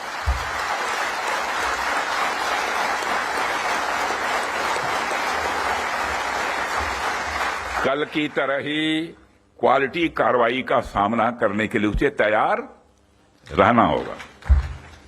भारत की संप्रभुता की सुरक्षा में कोई भी हद हमारे लिए बाधा नहीं बनेगी। इसका मैं देशवासियों को भरोसा देता हूं मित्रों। ऐसे रेस्पॉन्सिबल रेस्पॉन्सेस के लिए हम आगे भी पूरी तरह से तैयार हैं। और यदि हमारी यह तैयारी बनी हुई है तो इसमें आपका एक बहुत बड़ा रोल है, बहुत ही महत्वपूर्ण रोल है। इसके लिए मैं आप सबको बधाई देना चाहता हूं, आप सबकी मैं सराहना करता हूं। भारत का यह expanding defence industrial universe, Bharat का यह expanding defence industrial universe Bharat को एक अभूतपूर्व संबल प्रदान कर रहा है। और इसी प्रकार अगर हम आज के ग्लोबल सिनेरियो पर नजर डालें तो ग्लोबल ऑर्डर में हमें बड़े बड़े चेंजेस देखने को मिल रहे हैं। हमारे सामने कई अनसर्टेन डायमेंशंस ओपन हो रहे हैं। यूरोप से लेकर एशिया तक हर जगह कॉन्फ्लिक्ट्स बढ़ते जा रहे हैं। Ukraine Russia conflict, Israel Palestine tension और मिडिल ईस्ट अनरेस्ट ने यह साबित कर दिया है कि ग्लोबल स्टेबिलिटी आज अपने आप में बहुत ही फ्रेजाइल है। अभी पिछले कुछ समय से हमें यूरोपियन यूनियन और नाटो के सिक्योरिटी सिनेरियो में भी काफी हद तक बदलाव देखने को मिल रहा है। जो यूरोपियन यूनियन एक समय पर बड़े स्तर पर नाटो पर डिपेंडेंट था, वही यूरोपियन यूनियन आज बड़े स्तर पर रीअर्मामेंट की ओर तेजी से बढ़ रहा है। जाहिर सी बात है कि जब विकसित देश रीअर्मामेंट की तरफ बढ़ेंगे तो आर्म्स एंड इक्विपमेंट की डिमांड भी स्वाभाविक रूप से बढ़ेगी। बढ़ेगी क्या, बल्कि मैं यह कह सकता हूं कि यह डिमांड लगातार नई ऊंचाइयां छू रही है। हाल ही में मैं Stockholm International Peace Research Institute की एक रिपोर्ट पढ़ रहा था और अभी कुछ दिन पहले उन्होंने एक रिपोर्ट जारी की है और उसी रिपोर्ट में यह बताया गया है कि वर्ल्ड मिलिट्री एक्सपेंडिचर 2024 में 2718 बिलियन डॉलर तक पहुंच गया है, जो अपने आप में मैं समझता हूं कि बहुत बड़ी बात है। यदि मैं और मेरे कहने का अर्थ यह है कि चाहे डोमेस्टिक डिफेंस रिक्वायरमेंट हो या इंटरनेशनल, आज आर्म्स एंड इक्विपमेंट तथा डिफेंस प्रोडक्ट्स की रिक्वायरमेंट पहले से कहीं ज्यादा है। और आपके द्वारा किए जा रहे प्रयासों से इस देश का जो डिफेंस मैन्युफैक्चरिंग सेक्टर है वह ब्रांड इंडिया फिलॉसफी के साथ विश्व में अपना सिक्का जमा सकता है। साथियों, ऐसा नहीं है कि यह बात मैं सिर्फ कहने के लिए कह रहा हूं, हमने पास्ट में ऐसा करके दिखाया है। यदि मैं आंकड़ों की बात करूं तभी 2024-25 के फाइनेंशियल ईयर में हमारा डिफेंस एक्सपोर्ट अप्रॉक्सीमेटली 24,000 करोड़ के रिकॉर्ड आंकड़े को पार कर गया है। और यह हम सबके लिए प्रसन्नता की बात है कि हमने इस लक्ष्य को प्राप्त किया है। लेकिन हमें यहां पर रुकना नहीं है, हमारा लक्ष्य इससे कहीं अधिक बड़ा है और हमने निर्धारित किया है कि 2029 तक डिफेंस एक्सपोर्ट को कि इस आंकड़े को बढ़ाकर हमको 50,000 करोड़ तक ले जाना है। और 2047 तक जब हम पूर्ण विकसित एक डेवलप्ड नेशन के रूप में खड़े होंगे, राष्ट्र बनेंगे, उस समय तब तक तो हमें दुनिया का सबसे बड़ा डिफेंस एक्सपोर्टर बनना है। लक्ष्य बड़ा होना चाहिए, तभी हम कुछ कर सकते हैं। इतने बड़े लक्ष्य की प्राप्ति के लिए बेहद जरूरी है कि हम अपने डिफेंस इक्विपमेंट की क्वालिटी को लेकर पूरी दुनिया में एक ट्रस्ट डेवलप करें, लोगों का दिल जीतें, लोगों का भरोसा जीतें। डिफेंस इक्विपमेंट का एक्सपोर्ट करने से पहले हमें इस ट्रस्ट को एक्सपोर्ट करना पड़ेगा। डिफेंस इक्विपमेंट का एक्सपोर्ट करने से पहले हमें उस ट्रस्ट को एक्सपोर्ट करना पड़ेगा, तभी यह होगा। साथियों, उसके लिए हमें क्वालिटी को लेकर किसी पर्टिकुलर डिपार्टमेंट की रिस्पांसिबिलिटी या प्रोडक्शन प्रोसेस के स्टेज तक ही सीमित करके नहीं देखना होगा, बल्कि क्वालिटी हमारी गाइडिंग फिलॉसफी होनी चाहिए, हमारा यह कल्चर होना चाहिए जो डिफेंस मैन्युफैक्चरिंग में शामिल हर डिसीजन, हर डिजाइन और हर प्रोसेस और हर इंडिविजुअल तक अपना इन्फ्लुएंस रखे। हमारा पूरा डिफेंस इकोसिस्टम तभी मजबूत हो सकता है जब हम क्वालिटी बेंचमार्क्स को गंभीरता से लेंगे। मुझे देखकर भी खुशी होती है कि आप लोगों ने क्वालिटी के महत्व को पहचाना है, समझा है। और जिस डेडिकेशन के साथ और जिस विचार के साथ आप क्वालिटी इंप्रूवमेंट पर ध्यान दे रहे हैं, वह निश्चित रूप से आने वाले समय में भारत के डिफेंस मैन्युफैक्चरिंग को एक नई ऊंचाइयों तक ले जाएगा, ऐसा मेरा पक्का विश्वास है। साथियों, वैसे तो आप सभी क्वालिटी इंप्रूवमेंट की दिशा में बहुत अच्छा काम कर रहे हैं, लेकिन जाते जाते मैं अपनी तरफ से कुछ सुझाव भी आप लोगों को देना चाहूंगा। आप सब तो जानते ही हैं, आज के जमाने में आर्टिफिशियल इंटेलिजेंस और डिजिटल टेक्नोलॉजी की भूमिका कितनी बढ़ गई है, कितनी महत्वपूर्ण हो गई है। इसलिए आपको इस बात पर भी ध्यान देना होगा कि रियल टाइम क्वालिटी मॉनिटरिंग के लिए हम किस तरह से artificial intelligence, internet of things और मशीन लर्निंग जैसे टूल्स का प्रयोग कर सकते हैं। साथ ही साथ इवॉल्विंग ग्लोबल टेक्नोलॉजीज के साथ अलाइन करते हुए हमें अपने जो स्टैंडर्ड्स और टेस्टिंग प्रोटोकॉल्स को भी अपडेट करते रहना होगा। हमें time bound quality assurance clearances पर भी ध्यान देना होगा, ताकि किसी प्रोजेक्ट को लेकर अनवांटेड डिले देखने को न मिले। साथियों, मेरा यह भी मानना है कि हमारी क्वालिटी असेसमेंट एजेंसीज को अपनी डेफिशिएंसीज पर भी हमेशा ध्यान रखना चाहिए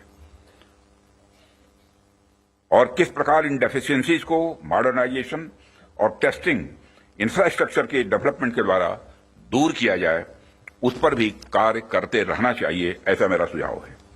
और इस प्रकार नीश टेक्नोलॉजी के क्षेत्र में लगातार गैप एनालिसिस करते रहना एक आवश्यक कदम होगा। डिपार्टमेंट ऑफ डिफेंस प्रोडक्शन और भारत सरकार आपके साथ कदम से कदम मिलाकर चलने के लिए तैयार है और हम आपके फीडबैक का भी स्वागत करेंगे। और सिक्योरिटी डिफेंस प्रोडक्शन के रूप में भी, संजीव कुमार के रूप में भी एक डायनेमिक आपको सिक्योरिटी भी मिला है, यह भी सौभाग्य की बात है। जो क्रोधित नहीं होते बल्कि मुस्कुराते ही रहते हैं, चाहे चैलेंज कितना भी बड़ा हो। और साथियों, हम आपके फीडबैक का भी स्वागत करेंगे। मुझे पूरा विश्वास है कि हम सब मिलकर क्वालिटी असेसमेंट और क्वालिटी एश्योरेंस के आपके प्रयासों को और गति प्रदान करेंगे। मुझे इस बात का भी पूरा विश्वास है, जब हम सब मिलकर प्रयास करेंगे तो निश्चित रूप से भारत ग्लोबल डिफेंस मार्केट के की प्लेयर के रूप में इमर्ज होकर ही रहेगा। यही आज की हमारी कॉन्क्लेव के थीम की प्रासंगिकता है। मैं आप सभी का आभार व्यक्त करता हूं कि आपने इतने रेलेवेंट टॉपिक पर इस कॉन्क्लेव का आयोजन किया। इस इनिशिएटिव्स के लिए आप सभी बधाई के पात्र हैं और इस कॉन्क्लेव की सफलता के लिए मैं हार्दिक शुभकामनाएं देते हुए अपना निवेदन समाप्त करता हूं। All right, there's a big news break coming in from the speech that the Defense Minister Rajnath Singh made at a public event, where he said, if you're going to test our patience, then you will be faced with the quality reaction that took place late last night. More so, the Defense Minister stated that Bharat की संप्रदा की सुरक्षा में कोई भी हद हमारे लिए बाधा नहीं बनेगी, that there will be no boundary that India will not cross to protect the sovereignty and the safety of the country. What's also, viewers, of importance here is that he said, stressing on India's responsible action. Moreover, news break right now coming in as well. Special briefing by the Ministry of External Affairs on Operation Sindoor in its second chapter will take place at 5:30 p.m. this evening. So we will hear from the Ministry of External Affairs on what really went down yesterday that forced India's hand to use drones to attack Pakistan's military establishment. I want to cut across right now immediately to my colleague Shivani. Shivani, the defense minister there speaking at a public event gave us message very clear to Pakistan that India will go all the way. There is absolutely no stopping India to protect its sovereignty and the safety of its citizens and the country. He used the word responsible response late last night. Preeti, exactly what Rajnath Singh, the defense minister, highlighted was the minimum collateral damage that was in place by India, and there's no limit to protect the sovereignty of the country. We can go beyond borders too. That's what he said. And he also appreciated the quality, the precision with which these strikes were taken ahead, and he also once again reiterated the number of terrorists out here. He said that many terrorists, he has not given out numbers here, but he has indicated that this was a big damage to the terror outfits in Pakistan. This message from Defense Minister Rajnath Singh says that we have responded responsibly, but he also indicated that the quality of response that was carried out must be known to Pakistan also, without naming, but he has given very clear indications that if further response or retaliation comes, India is ready for any kind of action, and Pakistan should be ready for eventualities. So this is a big message once again after Operation Sindoor Chapter 2 that happened later last night and today itself, Preeti. So this is yet again a message, a strong message for Pakistan that kindly mend your ways, otherwise India can do anything, and we do not have any limitations of the boundaries too. So the quality of our defense equipment, the quality of our missile systems, the latest assets, the aircraft, all what we have capabilities to take down any misadventures that are directed or eye towards India's sovereignty. Well, a measured but a very, very stern response and a message coming in from the defense minister, where he was speaking at a public function, clearly stating that there's nothing, there is no red line for India when it comes down to protect the sovereignty of the country and the safety of its people. We will go all the way. We will not attack, but we will respond for sure. He also went on to say that what happened yesterday was a responsible counter-reaction to what misdemeanor, misadventure Pakistan had embarked on, without naming Pakistan. Listen in what the defense minister said. हमारी armed forces ने कल जो कार्रवाई की है,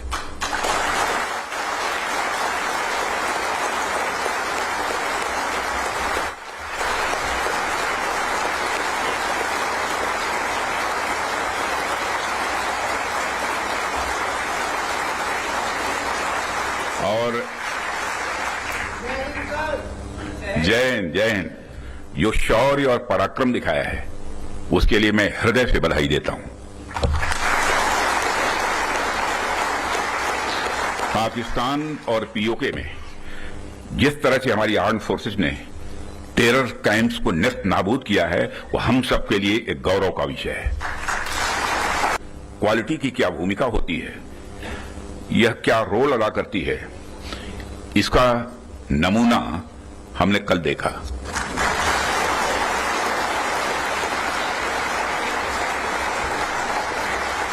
जिस precision के साथ यानी जिस सटीकता के साथ ऑपरेशन सिंदूर एग्जीक्यूट किया गया, वह अनइमेजिनेबल है, बहुत ही सराहनीय है। इसमें 9 टेररिस्ट कैंप्स तबाह हुए और अच्छी खासी संख्या में आतंकी मारे गए। जिस तरह से इस ऑपरेशन को किसी भी इनोसेंट को नुकसान पहुंचाए बिना मिनिमम कोलेटरल डैमेज के साथ अंजाम दिया गया, वह इसलिए संभव हो पाया क्योंकि हमारे formidable and professionally trained armed forces के पास इक्विपमेंट भी हाई क्वालिटी के थे। साथियों, मैं समझता हूं कि इस दिशा में प्रयास करने का यह सबसे उचित समय है, क्योंकि इस समय जो परिस्थितियां चल रही हैं उसे आप सब देख रहे हैं। हमारे रीजन में ही आज जो स्थितियां उत्पन्न हो रही हैं, उससे आप सभी अवगत ही नहीं है, बल्कि अच्छी तरह परिचित हैं। हमने हमेशा ही एक रिस्पॉन्सिबल नेशन होने का रोल बड़े संयम से निभाया है, सदैव निभाया है। हम लगातार इस बात के पक्ष कर रहे हैं कि समस्याओं का समाधान बातचीत के जरिए से हो, परंतु इसका अर्थ यह नहीं है कि हमारी सहनशीलता का कोई नाजायज फायदा उठाए। यदि कहीं कोई हमारे इस संयम का फायदा उठाने की कोशिश करता है, तो उसे कल की तरह ही क्वालिटी कार्रवाई का सामना करने के लिए भी पूरी तरह से तैयार रहना होगा। underline that what the defense minister says, don't test our patience. If somebody tests our patience, they will get a befitting response like India did late last night. All right, the latest news that is right now coming in: Lahore airport closed till morning 6 p.m. Word also coming in that all airports across Pakistan have been shut till interim notice, till further notice is what we've been given to believe. More so, Pakistan has suspended operations on all airports in Pakistan. Lahore airport also closed till 6:30 p.m. Word coming in that the government in Pakistan has given full free hand to the Pakistan army to now escalate in whatever manner they deem fit. So full reins to the Pakistan army, something which was already always there, viewers, has just been verbalized by the Pakistan parliament. More so, word coming in that Lahore airport has been closed till 6:30 p.m. So the Pakistan clearly looking to escalate. Shivani, what more can you add?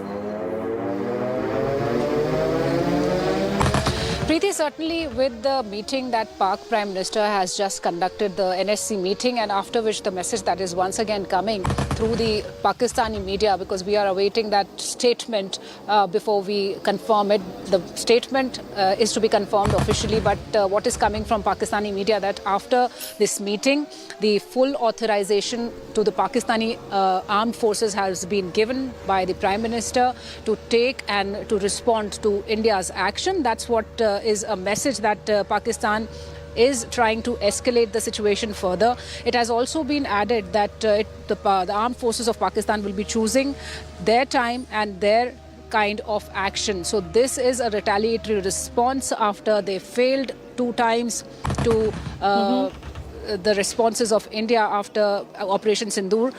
Yesterday evening, when they tried to target our military establishments, they were Shivani, neutralized. hold on to that thought. We're going to just touch on them, because yesterday you heard the defense minister also elucidate that clearly don't test our patience, which Pakistan did, because you'll be met with a befitting response. I want to bring in Mir Farid, my colleague who's joining us from Srinagar.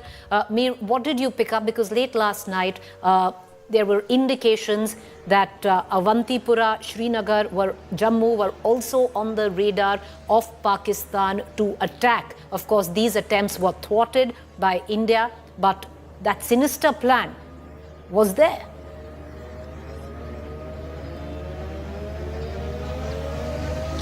Yes, Preeti, and we came to know about it the very day, in fact, just yesterday in the morning when civil traffic on Srinagar airport was closed. Air Force took it over, and there were first indications that there could be inputs that Pakistan could try to hit these air bases. Now, these are tactically, strategically, the most significant Air Force assets against Pakistan, against China. If you talk of the Kashmir Valley, you have the Avantipura Air Base, which is again tactically very important. Then you have the Srinagar Air Force Base. Now, in fact, Srinagar is also significant because for the first time when the Indian forces landed, it was a Srinagar airport. So that in many ways is also in that way significant for Pakistan to hit. In fact, just yesterday in the morning, there were rumors from Pakistan and the propaganda that they have already hit the Srinagar Air Force, which were categorically denied and turned out to be fake.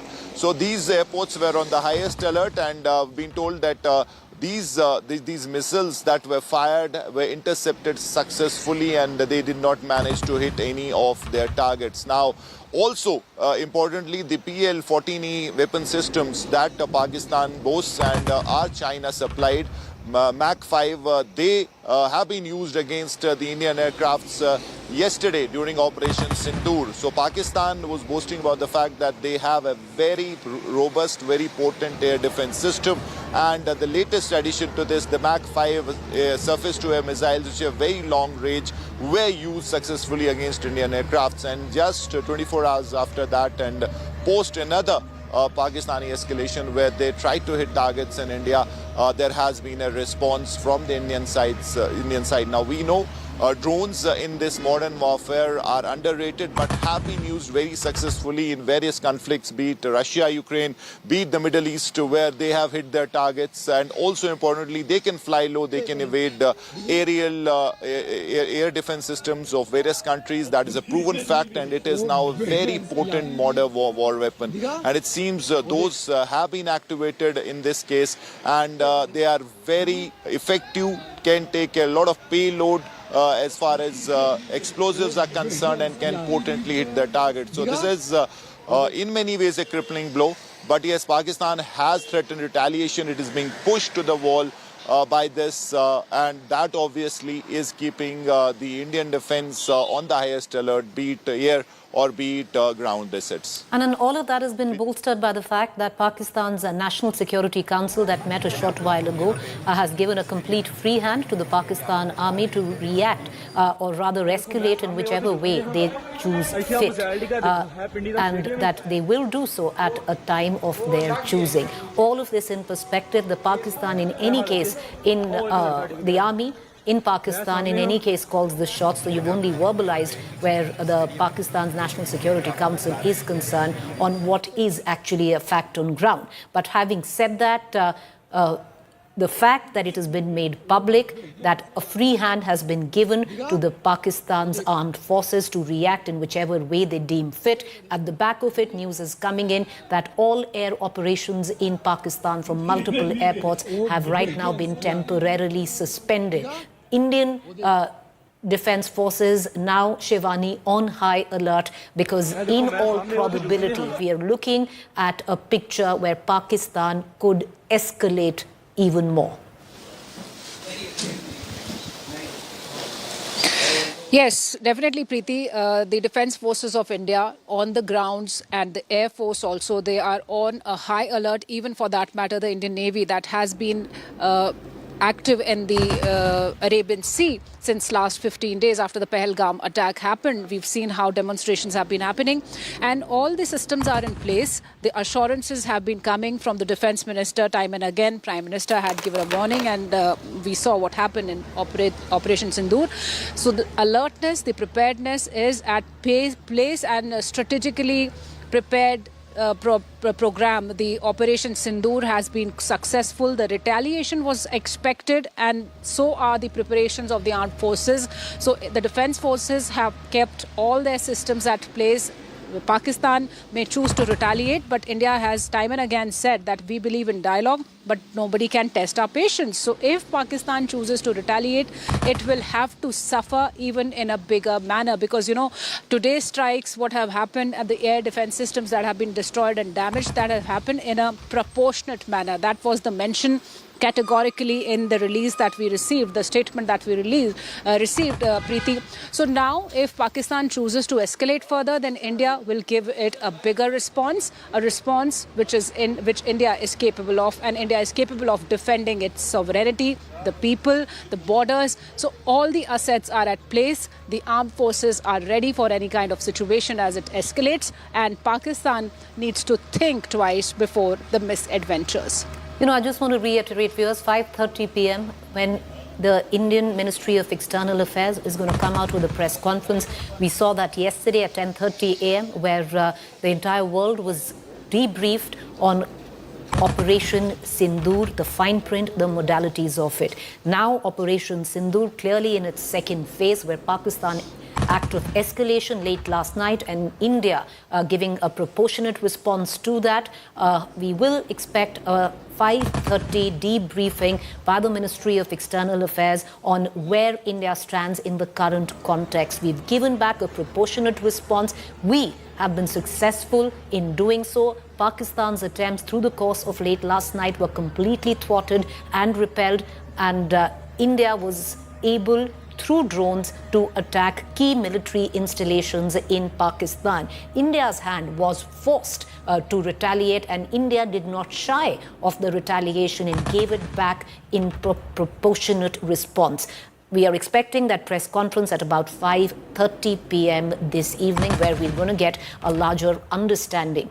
I want to bring in Mir again. Mir, of course, word now coming in from Pakistan. All airports in Pakistan have been suspended for any activity, and there is no time limit.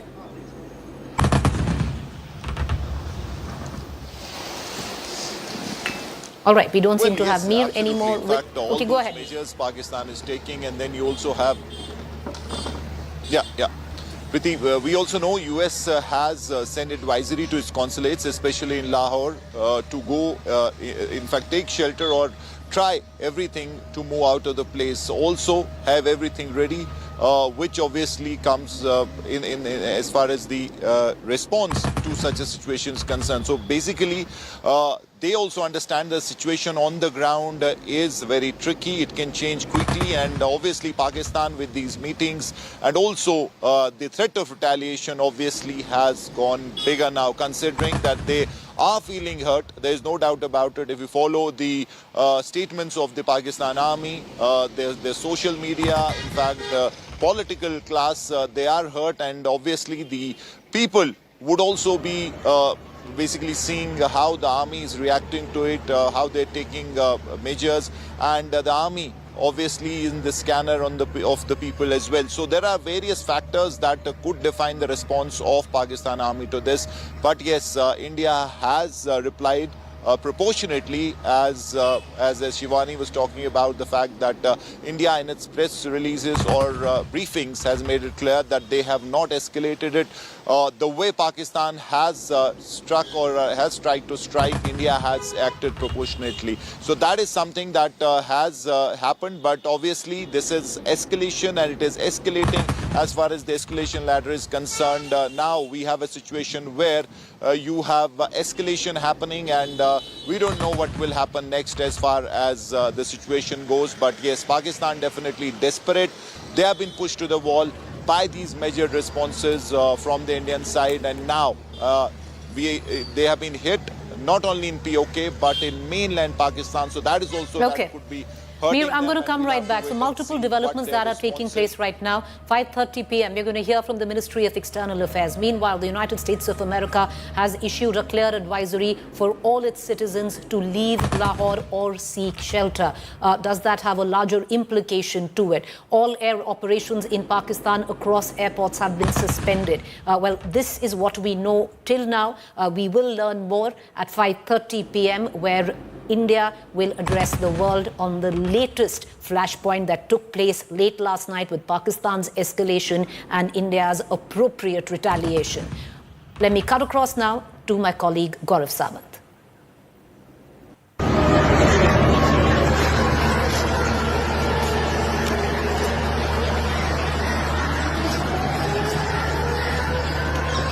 Hello and welcome to an India Today special broadcast that comes to you at a time when India-Pakistan tensions are at an all-time high. Just late last night, Pakistan attempted to target 15 sensitive military locations across the length and breadth of our country. And over the course of the next 1 hour, I get you details of Pakistan's attempt that failed, but Pakistan's desperate attempt to actually escalate tensions. And I want you to look at this map of our country so that you can understand. Avantipura in the north, Srinagar, that's in Jammu and Kashmir. Jammu, very, very sensitive military bases that Pakistan tried to target. Remember, India targeted 9 terror headquarters and bases in Pakistan, and Pakistan occupied Jammu and Kashmir. Pakistan tried to target military installations in India, and not 1 and not 2 and not 3, but 15 across the entire line of control south of Zojila and along the international border, all the way from Punjab to Rajasthan to Gujarat. And take a look at these targets. What were the places that Pakistan attempted? So Pathankot, it's a very sensitive military location. What else did it try? Ludhiana, Amritsar, Kapurthala, Jalandhar, Adampur, very sensitive military locations, each and every one of them. And Adampur is a military airbase, a frontline fighter airbase that Pakistan has repeatedly tried to target virtually in every conflict with India. Let me now come out of Batinda and the military bases in Punjab and come down to Nal, Falodi and Uttarlai. So bases again close to the international border in Rajasthan. So they've targeted Jammu and Kashmir, attempted to target in Jammu and Kashmir, in Punjab, in Rajasthan and Bhuj in Gujarat.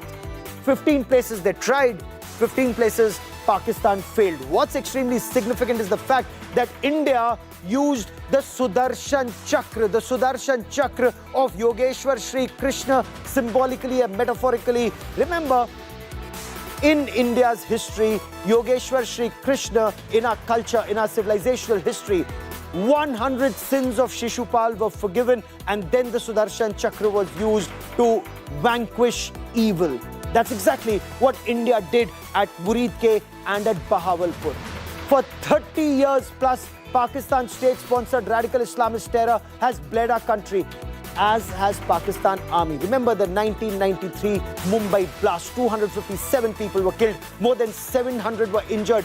12 blasts across Mumbai in 1993. And all along then after that, whether those were attacks that were taking place in Jammu and Kashmir, where the entire Kashmiri Hindu community, the Kashmiri Pandits were thrown out of valley, where Raliv Galiv Saliv was chanted from the mosques in Kashmir, and the nation stood. Pakistan continued to get emboldened. It spread terror in Jammu and Kashmir. It spread terror in Punjab. It spread terror across the length and breadth of our country. And I want to show you for a moment on the map places that have been targeted by Pakistan terror. Jammu and Kashmir has been targeted. Punjab has been targeted.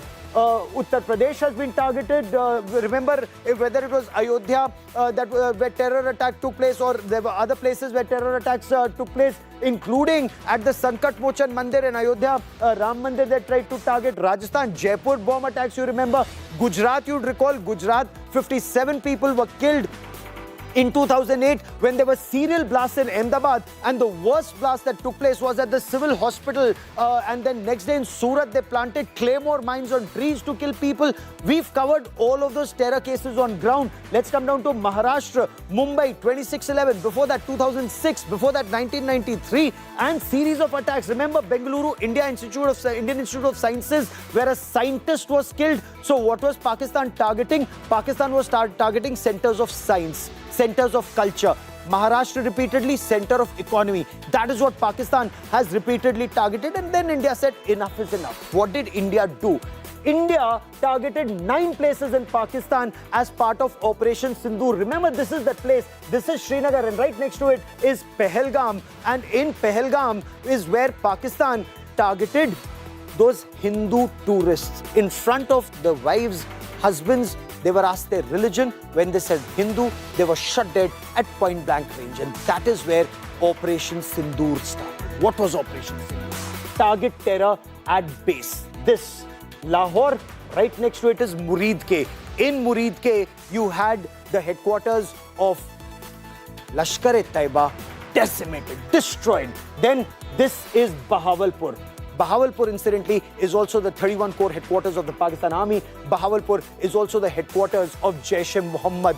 And Bahawalpur, the Masjid-e-Subhanallah, which is right on the outskirts of Bahawalpur, that was destroyed. And I'll show you images during the course of this broadcast where the wreath laying was done even on behalf of Pakistan Army Chief. You know, can you imagine in any country where the Army Chief would have wreath laying at the funeral of a terrorist, the corps commander in attendance, military honors being given to a terrorist? What more direct link does the world want to see between terrorism and Pakistan Army proven? I'll get you much more on this detail. Pakistan's attempt that failed and India's attempt that succeeded in taking down Pakistan's air defense system, not just here in Lahore, but also near Gujranwala, in Rawalpindi, and 3 other places, including in Sialkot and in Karachi. I'll get you much more during the course of the next 1 hour. But first, let me take you through the top developments of the day. Pakistan's attempt to escalate tensions with India by targeting military installations in 15 cities in the northern and western parts of the country, including in Jammu and Kashmir, Punjab, Rajasthan and Gujarat. Pakistan's attempts foiled by Indian Armed Forces response. Responding strongly to Pakistan's bid, Indian forces targeted and neutralized Pakistani air defense radars and systems at several locations, including in Lahore, Karachi, Rawalpindi and Sialkot. India thwarted Pakistan's nefarious attack by deploying the S-400 air defense system, the Sudarshan Chakra. Sources say India also used Israeli HAROP drones to disable Pakistan's air defense radars. India conducted a series of drone strikes in Lahore, in Karachi and in Rawalpindi, where Pakistan Army Chief General Asim Munir sits. Pakistan's military says 4 of its soldiers have been injured in the drone strike. Chaos erupted outside Rawalpindi Stadium after the drone attack, and amidst heightened tensions, Pakistan is likely to shift the PSL matches to Karachi. Incidentally, there was a PSL match tonight at Rawalpindi that's been called off. Amidst rising security concerns in Pakistan, the United States consulate in Lahore has issued a very strict security alert for all American citizens in and around Lahore. In its directive, the consulate has instructed their personnel to either avoid traveling to Lahore, leave the city or find secure shelter immediately. Panic grips Pakistan after India's sustained attacks on Pakistan's state-sponsored radical Islamist terror, even in Islamabad. However, it is unclear from the video if the sirens were sounded in Islamabad due to this emergency or some other reason.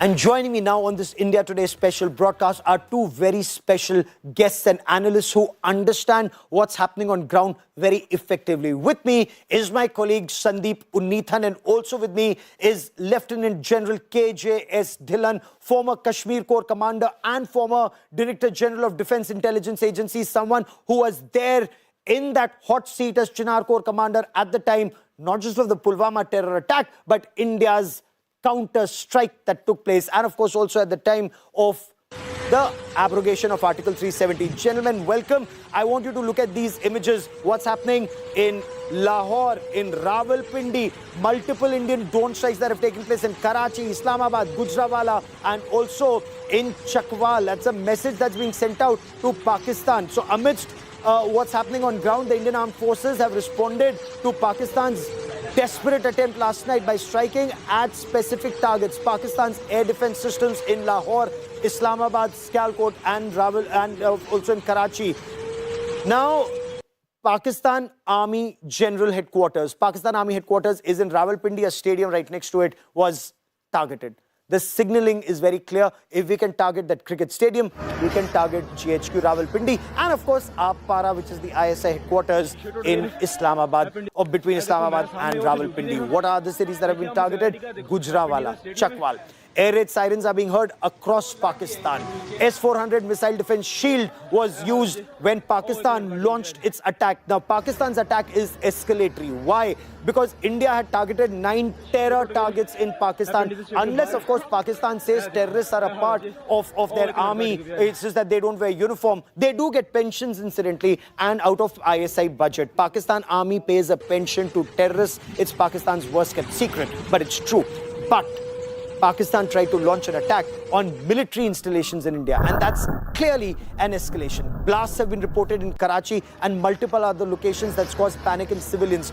A Pakistani minister, a Pakistani member of National Assembly was crying. He's an ex-army major, I must warn you. Perhaps that's the reason of tears. Pakistan army does two things. It trains terrorists. It fights in wars that it loses. It then takes off its trousers like it did in 1971 war. 90,000 trousers hanging in India, according to Akhtar Mengal, former chief minister of the state of Baluchistan, occupied Baluchistan, Pakistan. Because Pakistan targeted Adampur, Bhatinda, Chandigarh, Jalandhar and several other attempted to target these locations, there were retaliatory strikes, and this gentleman started crying. Listen in. हमारी कमी है, हम मजबूर हैं, हम गुनाहगार हैं, लेकिन रब्बे काबा हम तेरे हबीब की उम्मती हैं, खुदा का वास्ता हमसे रहम का मौला फरमा। आप चले जाएं, उधर फिलिस्तीन में चले जाएं, कश्मीर में चले जाएं, जहां भी जाएंगे मुसलमानों के साथ वो ऐसे हो रहा है जो हम सोच भी नहीं सकते हैं। तो तू हमें माफ कर दे, हम तेरे आगे सर झुकाते हैं, माफी मांगते हैं। नहीं, इसमें दो राय नहीं है मौला कि हम बड़े गुनाहगार हैं, लेकिन तेरी रहमत बहुत वसी है। Pakistan is in tears, but often these are crocodile tears, and that is why India must be very careful each time that India has trusted Pakistan or even spoken to Pakistan. It's had a history of stabbing us in the back. And I've reported on that history from that Lahore bus journey in the February of 1999. There was so much hope in India that Pakistan wants peace with India. They want that Lahore peace process, and they stabbed us in the back with Kargil. Remember, then we invited Pervez Musharraf, a military dictator, to India, gave him a Tri-Services Guard of Honor, accepted him as president of Pakistan. He had actually usurped power, but we accepted it. And we gave him a Tri-Services Guard of Honor. We invited him to Agra for a summit. He went back, and there were more terror attacks in India, including the attack on the Indian Parliament, which of course led then to a standoff that took place, which is Operation Parakram. But that coercive diplomacy clearly doesn't work. This is what works. If you want to bring Pakistan terror, their military jihad infrastructure to its knees, I want to show you why Pakistan still hasn't learnt its lessons. After those 9 strikes at military locations, at terrorist locations in Pakistan, Sandeep, they tried to target our military locations. And I want Sandeep Unnithan to explain to you in great detail, why this was a grave attack on Indian military installations. Srinagar, for example. Well, Gaurav, if you look at the kind of attacks that Pakistan seems to have launched last night, it's a swath of Indian territory starting from Jammu and Kashmir, the Srinagar Air Force Base, right down to Gujarat, 1,600 kilometers away. They have targeted 15 military sites, and we think those military sites are air bases. The Pakistan military was signaling to us that it could strike at our air bases, but of course they were repelled. The S-400, our counter-US systems, went into action immediately, stopping that wave of drones and missiles that they launched at us. So huge success for India's air defense systems, right from Jammu and Kashmir to the Bhuj Air Force Base, Uttarlai, another frontline fighter base. All of these, if you look at Gaurav, they have deliberately targeted all Indian Air Force bases, all along the northern and western borders of India. So significant. Remember, it's the Indian Air Force that struck the terror bases in Pakistan, and that's the signal that Pakistan is giving to India. We'll strike at your air force and your air bases. But what they forget is we have families at our air bases. Yes. Dare not do that. You dare do that. And I want to bring in Shivani Sharma for more on this, and Lieutenant General KJS Dhillon also with me on this broadcast. Shivani, bring us details about Pakistan's attempts and India's strike back, because India's strike back is very, very important, Shivani. Gaurav, what we've seen after Operation Sindoor is the escalation that Pakistan has been rendering, and it has been trying to attack the military establishment along the western border, the 15 major locations. That's what the release also said, the military establishments. And as you were also pointing out, all of them happen to be the important air bases. And not only that, they were neutralized. Today morning, again, their air defense systems have been damaged, and the HAROP missiles have been used there. And after that, there was a meeting there in Pakistan in which once again they're talking of responding to India's action. So Pakistan is not going to mend its ways, it seems, but India is ready. We've heard the Defense Minister, Gaurav, how Defense Minister has said that no limit when it comes to protect the sovereignty of the country. So we know that the Indian Defense Forces are all prepared. It was a part of Operation Sindoor. They expected that the retaliation will come from Pakistan, as Pakistan is known for its misadventures. So once again, here we are right now in the Uri sector, where we are witnessing there is huge deployment of the army. The alertness is high. There's collaborated attempt by all the security forces to thwart any kind of misadventure, not only on ground, but also in the skies. All air assets are activated. The Indian Defense Forces are telling and giving a strong message to Pakistan that we will not bear any kind of misadventure or any kind of attempt to thwart the sovereignty, and we are ready with all our Pakistan modern repeatedly equipments, targets our military installations and especially our air bases. I want to bring in Lieutenant General Tiny Dhillon for more on this. General Dhillon, you read the enemy's mind, especially as DGDIA. What do you make of the choices of target as far as Pakistan was concerned, especially targeting all the frontline air bases from Srinagar to Bhuj?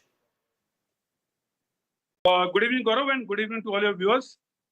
Targeting of the frontline air bases and the frontline military headquarters is an age-old practice by all the militaries. Basically, they want to down your air force. And this used to be done when the air force or the aircrafts did not have a very large flying range. That means they may come from whichever air base, they have to touch down at the frontline air base, refuel, go out, come back, land at the frontline air base, refuel again and go back to their mother air base. But today that is not the case, and especially with the Air Force inventory which India has. I will not go into the specifics of the capabilities, but the Air Force inventory which India has, we need not touch down on the forward air bases, whether going inside Pakistan or coming back from Pakistan. And that's the point I was coming to. Why would Pakistan target our frontline air bases when they know we have tremendous depth and they know that we have our mid-air refuelers? So this is another message that they're sending, especially when they try and target it all the way from Srinagar down to Bhuj. And 15 of them, stay with me for a moment, General. I want our viewers to understand what is India's Sudarshan Chakra. And you must know about our Sudarshan Chakra, the S-400. So what did Pakistan do? It launched a wave of missile and drone attacks attempting to target multiple military installations. The incoming attack was effectively intercepted and thwarted by the S-400 Sudarshan Chakra, the air defense system. Now, this is the made in Russia S-400, the world's most advanced long-range surface-to-air missile defense shield.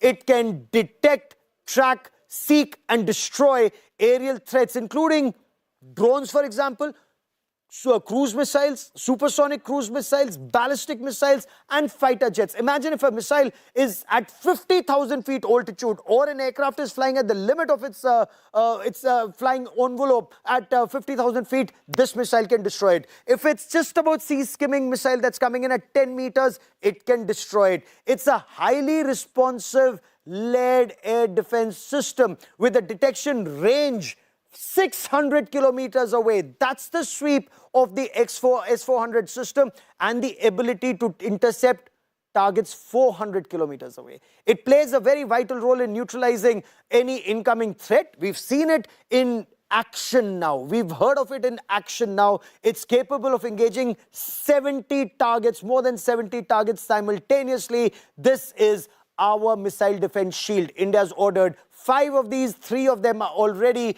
in action. Now, how does this compare, for example, to Israel's Iron Dome system? They're, of course, completely different systems, if I may, but in a way, that's a short-range defense system. This is a short, medium, and long-range. And Sandeep will tell us much, much more about the S-400 systems. Sandeep. Gaurav, you said it all. The S-400 is one of the most capable long-range air defense missile systems, in the world today. There is no system like this, with the possible exception of the American THAAD, which is an anti-ballistic missile system. But the S-400 was bought precisely for this reason, Gaurav. It tackles a range of threats. It tackles everything from cruise missiles to ballistic missiles to, of course, aircraft, highly maneuvering targets, missiles. All of these things can be tackled by the S-400 system. It's got a very long-range radar. That's at the heart of the system, really. It's got a radar that can pick up targets over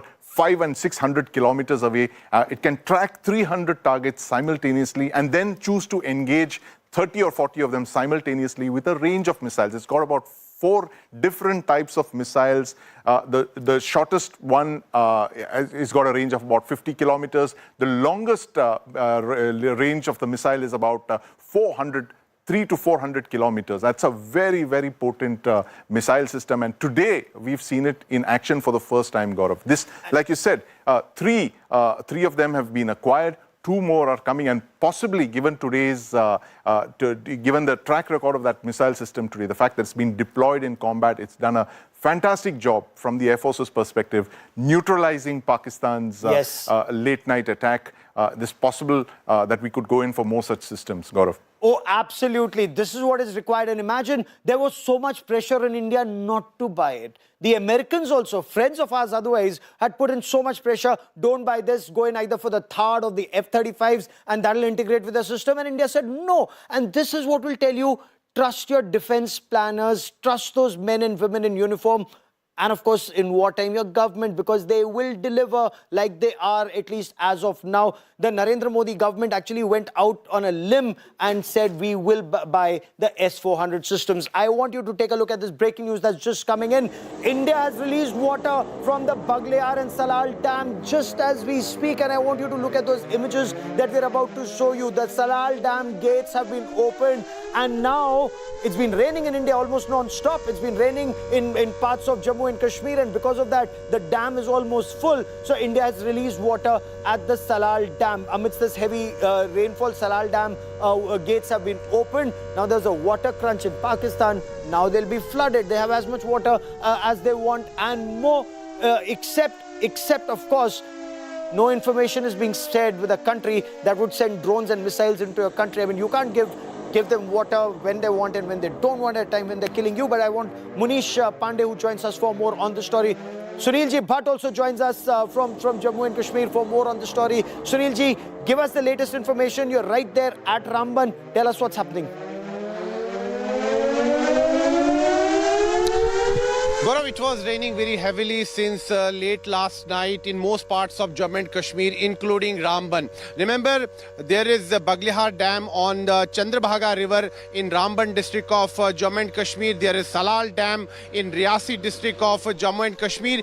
And after there was heavy rainfall, since the reservoir has limited capacity to store water, so that is why gates of these dams were opened, and it has created panic in Pakistan, as Pakistan now fears that there could be flood-like situation. Although this practice was, was earlier also, that whenever there was heavy rainfall, gates were opened, or whenever, the flow was normal, then sometimes gates were also closed, because the hydroelectric power projects require enough water for electricity generation. The difference now is that we are no longer bound to share any real-time data with Pakistan, whether it's about the increase in water flow, whether it's about the water level in Chandrabhaga River. So it's a twin strike on Pakistan. On the one hand, we have explored military options. We have hit hard Pakistan, and on the other hand, we are also going to choke Pakistan, and we are going to release water at our own will, as per our own convenience, and we are going to sometimes stop also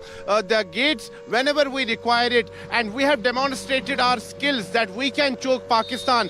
This weekend, we closed gates of both Salal Dam as well as Baglayar Dam on Chandrabhaga River, and there was panic in Pakistan. Chandrabhaga River had dried almost, and Pakistan feared that it may not get enough water for its Kharif Keep crops. tracking that story. I'll come back to you for more. For a moment, there's breaking news coming in, and I quickly want to cut across to that big story that's coming in. The Ministry of External Affairs is to give details of what Pakistan did and how India responded in a short while from now. This will be a briefing by Foreign Secretary Vikram Misri on Operation Sindoor. What we're also being told, Colonel Sophia Qureshi of the Indian Army and Wing Commander Vyomika Singh of the Indian Air Force will be a part of this very significant briefing. Kamaljeet Sandhu, my colleague, joins me for more on the story. Kamal, massive escalation by Pakistan in the past 12 hours, it seems, 12 to 16 hours. Gaurav, you and I both know in the past 3 decades or so, what we've seen is that Pakistan has utilized proxy war, bleeding India by 1,000 cuts. So that's a use of strategy by using non-state actors. But in conventional warfare, India's military might has always been superior. And that is what has been proven on ground. Because the misadventure first, the Pahalgam attack, then thereafter targeting of civilians across the line of control where I'm standing at this point of time. And thirdly, it is about launching of missiles and drone attacks, especially targeting 15 Indian cities. This actually shows the sort of sinister plan Pakistan has. Meanwhile, India has aimed at a military strength. Not only have they fended off this particular attack, they have launched a counter-attack by utilizing the drones. And this is where they have neutralized the defense systems targeting India. This is a clear message from India that this is non-escalatory, because this is a commensurate measure which has been taken by the Indian Defence Forces, especially in regards to the measures taken by Pakistan in terms of launching attacks, be it on an important defence installation or important cities, be it in Jammu and Kashmir, be it in Punjab. So we've seen earlier in the day, whether it's Amritsar or whether it's Batinda, several of these places where what we saw was some remnants of missile being found, and earlier there were explosions heard in the night in Amritsar as well, even in Gurdaspur, and that is why people were suspicious that something is really happening. But it was India's defense system totally at work, so it has worked in favor of India at this point of time. We will show our viewers images. You're absolutely right. You're absolutely right. We want our viewers to see images from across the border that we're showing them right now, the destruction that's been caused by India. And Shivani, the fact that Pakistan's air defense system has been taken down, your sources explaining the logic behind India's action, not escalatory, at the same time punitive and demonstrative. Certainly, Gaurav, by damaging the air defense systems of Pakistan, India has given a strict response by negating the ability of Pakistan of defending itself and giving it a message that if you try another time, India will strictly go inside and they will show what the capabilities are. So this is very symbolic, Gaurav, that air defense systems have been now damaged by India, and the pictures of which, the videos of the devastation has been circulating now after India's response that has been given after Pakistan tried to intrude into Indian borders with its drones and other targeting the infrastructure, the military infrastructure inside the western border, the 15 locations. But now India has neutralized that threat. India is ready for any kind of retaliatory response if it comes further. And the air defense systems of Pakistan have been totally crippled at 3 important places, be it Lahore, Sialkot and Karachi. So this is what India has done at the major locations of Pakistan where the army is based out there. These air defense systems have been damaged. And Sandeep for more on this, and we're keeping this really pacey as the press conference is about to begin. General Dhillon, the suppression of enemy air defenses is a very important part of combat, but are we then wargaming an escalation, and that is why destroying the enemy's air defenses already? Absolutely, Gaurav. Suppression of enemy's air defense system not only weakens the enemy against our air force, it also exposes its installation, the very vital installations which we may like to hit in case there is an escalation and we go in for a full-fledged war. And having said this, I just want to make a point about releasing the water from our dams at around 5 o'clock India Standard Time. You know, the water takes time to reach a particular place. When the water is released at 5 in the evening from Indian dams, it will reach the areas where it has to cause devastation by about midnight. And as we are all aware, the response or the action by various people when the water hits at midnight, and that is going to be different than if it had hit during the daytime. So it's all very strategic, it's all very calibrated, it's all very coordinated. And one thing which has happened after Indus Water Treaty has been held in abeyance, the non-sharing of data is the most important tool in India's hand now, as was explained by your colleague. So when we do not share the data, that means we have the surprise with us. At the press of a button, the water will get released. That special briefing about to begin, General, and I want you to stay with us, listen to that briefing, because I'll come back to you for an analysis of that. But Sandeep, every bit is being war game to the T in terms of the suppression of enemy air defenses at this stage. It's a signal to the enemy. You try something, there are consequences for you. Absolutely, Gaurav. You try something, there'll be consequences for you. And the most important takeaway from that big drone strike today launched by India is that we struck them in broad daylight. Not in the middle of the night when Pakistan launched its attack against Indian air bases. We struck in broad daylight where civilians, Gaurav, were filming this with their smartphones. And passing those visuals across the world. Those visuals of Indian kamikaze drones in their death dives are going to be seen across the world, felt all across Pakistan, seen by every nation of consequence. This is what General Asim Munir has brought unto the people of Pakistan. He thought he was going to be unpredictable. Well, he faces an Indian political establishment that's even more unpredictable. And they have war-gamed all of the steps in the escalation ladder that you and me have been discussing over the last 2 or 3 days. And they have war-gamed it, and they're not going only with kinetic options. They're going by using economic, diplomatic, political, and of course, regulating the supply of the Indus waters. What a significant point. What an important point made by Sandeep Unnithan here. If Pakistan, you know, we've grown up with that thinking, Arey, Pakistan ko kuch mat bolna. It's a very unpredictable country. Arey, it's a country which is not run by their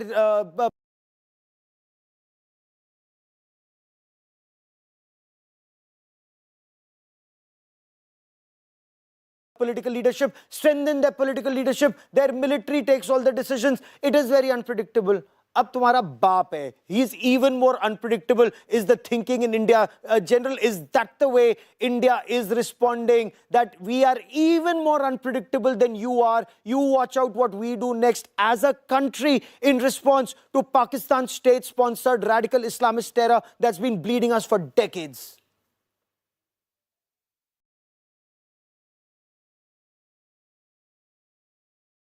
General Dillon, can you hear me, sir? General, I think you're on mute. Yeah, Gaurav, I can hear you and I understood that point.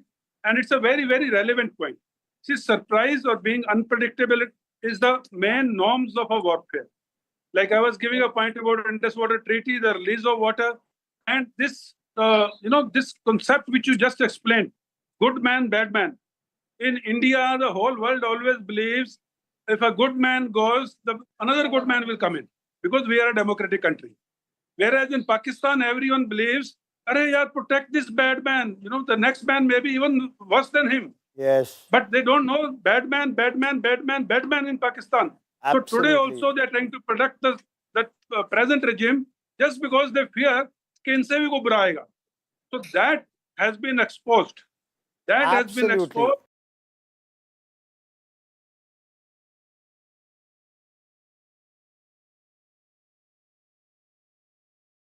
Can be worse than this combo in Pakistan, who targets innocent civilians on the name of religion in front of the children, wives and parents, and then they target innocent civilians across the line of control. Yes. Just because they do not have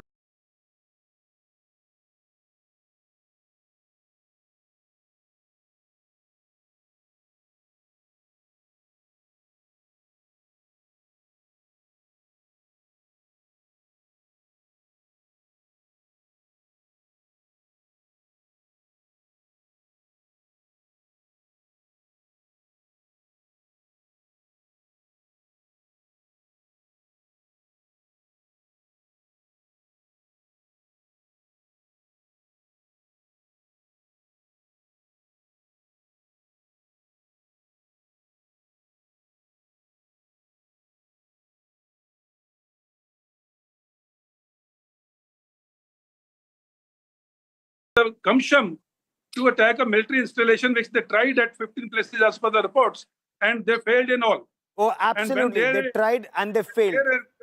Taken out. Now they don't know what to do. So only thing they can do, which they know best, and they have been doing it for last so many decades, is to kill the innocent civilians.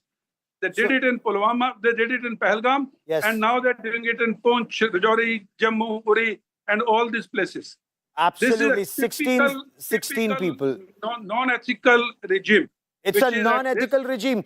General, you've made a very critical point. And for the benefit of viewers who are just joining us, I'll tell you what's happened. So Pakistan launched a strike at 15 different locations from Jammu and Kashmir through Punjab, Rajasthan and Gujarat. It failed. It failed in all 15 places. But what did India do next? I want to explain Operation Sindoor, the details of what India has done. What did India target? And I want you to look at this. Rawalpindi. Rawalpindi is general headquarters, the Pakistan Army headquarters. This is where Pakistan's army chief sits. Incidentally, it's not the GHQ that was targeted. It was a cricket stadium not far. So that signaling is very clear. Then Lahore cantonment has a missile defense system. Lahore, incidentally, is a very important core headquarters in Pakistan. So that core headquarters, the missile defense shield there has been taken down.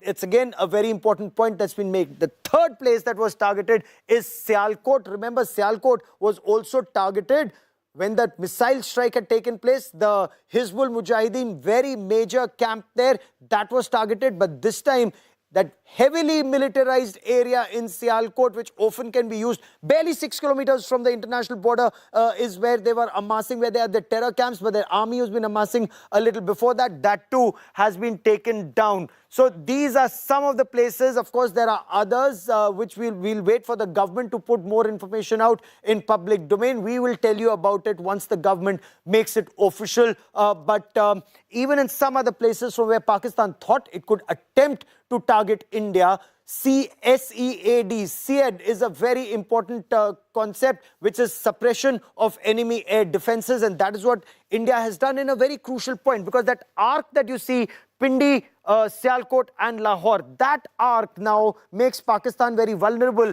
in a very sensitive part. Anyway, if you notice, it's such a tiny country. When you look at Pakistan, all the way from Pakistan-occupied Kashmir down to Pakistan's Punjab province, and then, of course, now you come down to Khyber Pakhtunkhwa on the other side, you come down to Balochistan and then Sindh this side. It's a very narrow country. Muhammad Ali Jinnah said he'd got a moth-eaten country. That moth-eaten country is now even in more trouble. Shivani Sharma with me on this. And Shivani, the Indian Armed Forces have to remain on alert, because Pakistan will not just, stay back with this. You're in a very sensitive location right now, very close to the line of control. Pakistan may attempt something in Jammu and Kashmir, all across the international border.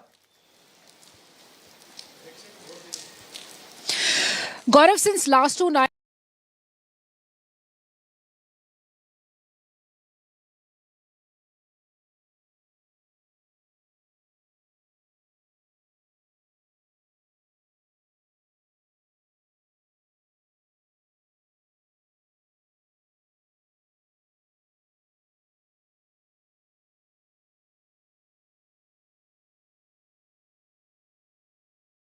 there's heavy artillery firing that's going on at the line of control, in which innocent civilians have lost their lives. 16 lives have been lost, and Pakistan continues to violate the ceasefire since last 14 days, since the Pahalgam attack. And after Operation Sindoor, it started heavy shelling on line of control.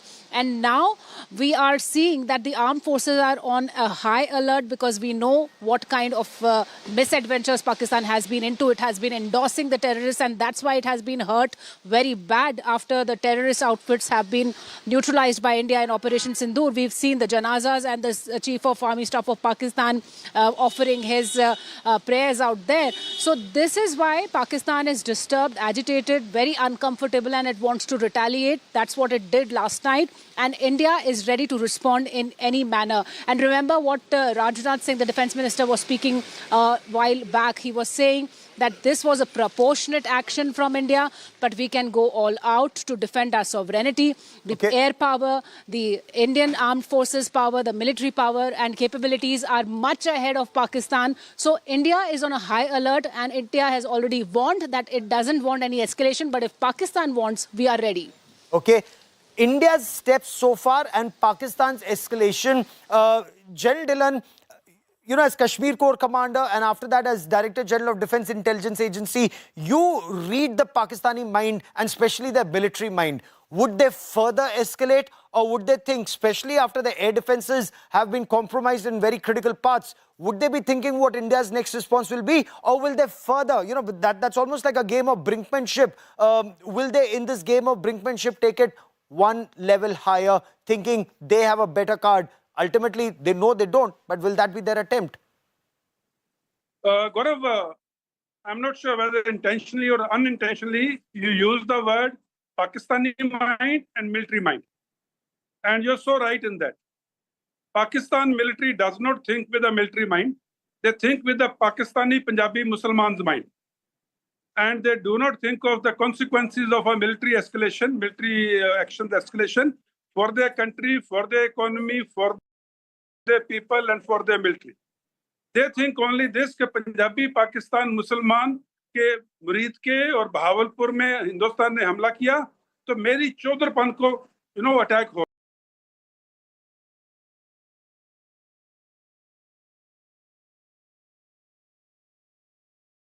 गया, मेरी नाक cut गई, अब मैं इसका बदला लूंगा. No, this is Pahalwani thing which happens in the villages of Punjab. This is what's happening on the border of India and Pakistan and line of control of India and Pakistan is not a village of Punjabi Pakistan. They must understand this, their psychology, the psyche has to grow out of a very chap of Pakistani Punjabi village to a statesman at international level. You are heading a country. You are trying to save a country. Your population is at stake. Your economy is at stake. Your reputation is at stake. You are laying wreaths on the dead bodies of terrorists when the whole world is fed up with terrorism.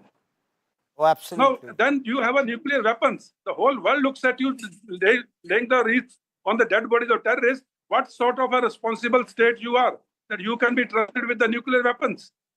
So these are the major strategic or international points which the world is watching them, and they are not getting out of the mentality of a Punjabi Pahalwan. But you know, the point that you raised, which is very significant, that Pakistan Army there at wreath laying of terrorists killed in Muridke and in Bahawalpur, including the Corps Commander of Bahawalpur and Army Chief's wreath being laid there, Pakistan Army Chief. This is reason enough to put them on the Financial Action Task Force grey list once again. But I want our viewers to know India's strengths, and I want you to see some of these weapons of war, not just the S-400 systems that we spoke of. I want you to look at the HAROPs. Again, amazing bit of technology that India has used. The HAROP drones used by India. Now, when you look at these drones, they're very small in size, and that is very small cross-section on the radar. Israeli HAROPs are known as the killer drones. They're also known as kamikaze or suicide drones. Remember in the Second World War when the Japanese soldiers had attacked, the Air Force had attacked Pearl Harbor, they went Tora, Tora, Tora. Why? Because their attempt was one-way flight, ram into the American fleet in Pearl Harbor and destroy it. And that's exactly what they did when they did Tora, Tora, Tora. Those were kamikaze pilots or suicide pilots. Now, in 2025, you have kamikaze drones, drones that will slam into the target and destroy it. It's a drone with a bomb that's attached to it, with the explosive attached to it. Combined capabilities of a UAV and a missile that's rolled into one to seek a target, and it has a seeker. It seeks the target, it can spot the target, zero in on it, and then slam into it, destroying it completely. But that's just one kind of drones that India has used. There's another kind of drone that India has used, and you'll be very proud of it. It is a made-in-India drone, and they've used 82mm mortars on a quadcopter. This is what war does. It teaches you a lot of innovation. That's exactly what India has done. Some of those images that you see, which the Ministry of External Affairs showed you yesterday, those images actually show you a quadcopter. They don't show you the quadcopter, but they do show the mortar underneath, dropping with gravity, pinpoint accuracy, taking down the jungle training center of the Pakistan-occupied Kashmir of Jaish-e-Mohammed. So that's the kind of technology India has. The HAROPs, which incidentally now are also being made in India. What does the HAROP do? It loiters in the skies, it searches for the enemy, then it tracks the enemy, it identifies the target that's been fed into its memory, and then with pinpoint accuracy goes slam dunk down into the target. There's a loud explosion and the target has gone. For example, this time it is the air defense system of the Pakistan Army that cost them 1,600 crore rupees. It's just gone. That's the nature of warfare. And that's the nature of warfare where India invested effectively in the S-400 system that can look at multiple targets simultaneously up to and take them down up to 400 kilometers away. We went for the Russian system. The Pakistanis went for Okay, so I also want to quickly tell you, these are images that are coming in from the Ministry of External Affairs. That's Vikram Misri, who's already in there. The Foreign Secretary of India, that's Randhir Jaiswal, the spokesperson of the Ministry of External Affairs, Joint Secretary in the MEA. So just in seconds from now, perhaps that press conference is about to begin at the Ministry of External Affairs office, and perhaps this is a briefing where you'll also have a lot of foreign journalists and Indian journalists and those officers of the Army and the Air Force. Wing Commander Vyomika Singh and Colonel Sofia Qureshi already in. Let's listen in.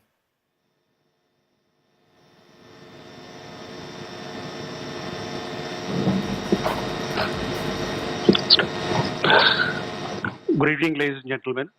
I welcome you to this briefing by Foreign Secretary Sri Vikram Misri on the ongoing developments regarding Operation Sindoor. We also have with us Colonel Sofia Qureshi and Wing Commander Vyomika Singh for this briefing. With that, I hand over the floor to Foreign Secretary. Sir. Thank you, Randhir. Good evening. Thank you all for joining for this briefing. You would have perhaps seen some information related to developments since late last night, early this morning, which has been put out by the Ministry of Defense. Just in case it has been missed, I will request Colonel Sofia Qureshi and Wing Commander Vyomika Singh to just update you and fill you in on the details. Thank you, sir. Operation Sindoor पर 7 मई 2025 को हुई press conference के दौरान भारत ने अपनी प्रतिक्रिया को केंद्रित, संतुलित और गैर उत्तेजक बताया था। यह विशेष रूप से स्पष्ट किया गया था कि पाकिस्तानी सैन्य ठिकानों को निशाना नहीं बनाया गया। साथ ही दोहराया गया कि भारत में किसी भी सैन्य लक्ष्य पर हमले का उचित जवाब दिया जाएगा। 7 से 8 मई 2025 की रात को पाकिस्तान ने उत्तरी और पश्चिमी भारत में स्थित कई सैन्य ठिकानों को, जैसे कि अवंतीपुरा, श्रीनगर, जम्मू, पठानकोट, अमृतसर, कपूरथला, जालंधर, लुधियाना, आदमपुर, भटिंडा, चंडीगढ़, नाल, फलौदी, उत्तरलाई और भुज पर ड्रोन और मिसाइलों से हमला करने का प्रयास किया। इन हमलों को इंटीग्रेटेड काउंटर यूएस ग्रिड और वायु रक्षा प्रणालियों द्वारा निष्क्रिय कर दिया गया। इन हमलों का मलबा कई स्थानों से बरामद हुआ, जो कि पाकिस्तानी हमलों का प्रमाण है। On the night of 7th May 2025, Pakistan attempted to engage a number of military targets in northern and western India using drones and missiles. These places included Avantipura, Srinagar, Jammu, Pathankot, Amritsar, Kapurthala, Nal, Jalandhar, Ludhiana, Adampur, Bhatinda, Chandigarh, Falodi, Uttarlai and Bhuj. These were neutralized by the integrated counter unmanned aerial system and other air defense systems. The debris of these attacks is now being recovered from a number of locations that prove the Pakistani attacks. आज सुबह भारतीय सशस्त्र बलों ने पाकिस्तान के कई स्थानों पर वायु रक्षा रडार और प्रणालियों को निशाना बनाया। भारत की प्रतिक्रिया समान क्षेत्र में समान तीव्रता के साथ की गई। यह विश्वसनीय रूप से ज्ञात हुआ कि लाहौर में स्थित एक वायु रक्षा प्रणाली को निष्क्रिय कर दिया गया। Today morning, Indian Armed Forces targeted air defense radars and systems at a number of locations in Pakistan. Indian response has been in the same domain with the same intensity as Pakistan. It has been reliably learnt that an air defense system at Lahore has been neutralized.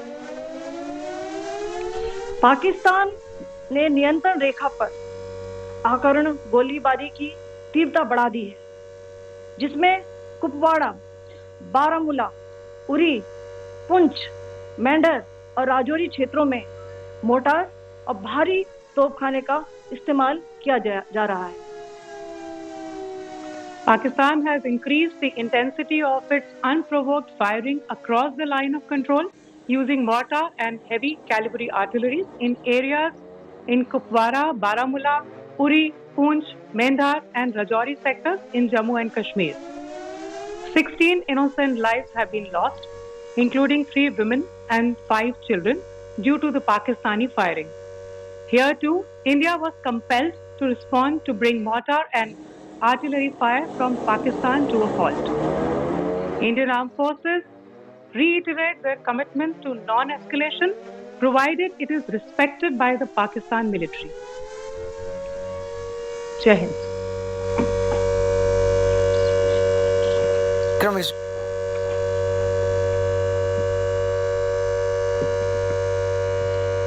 Thank you.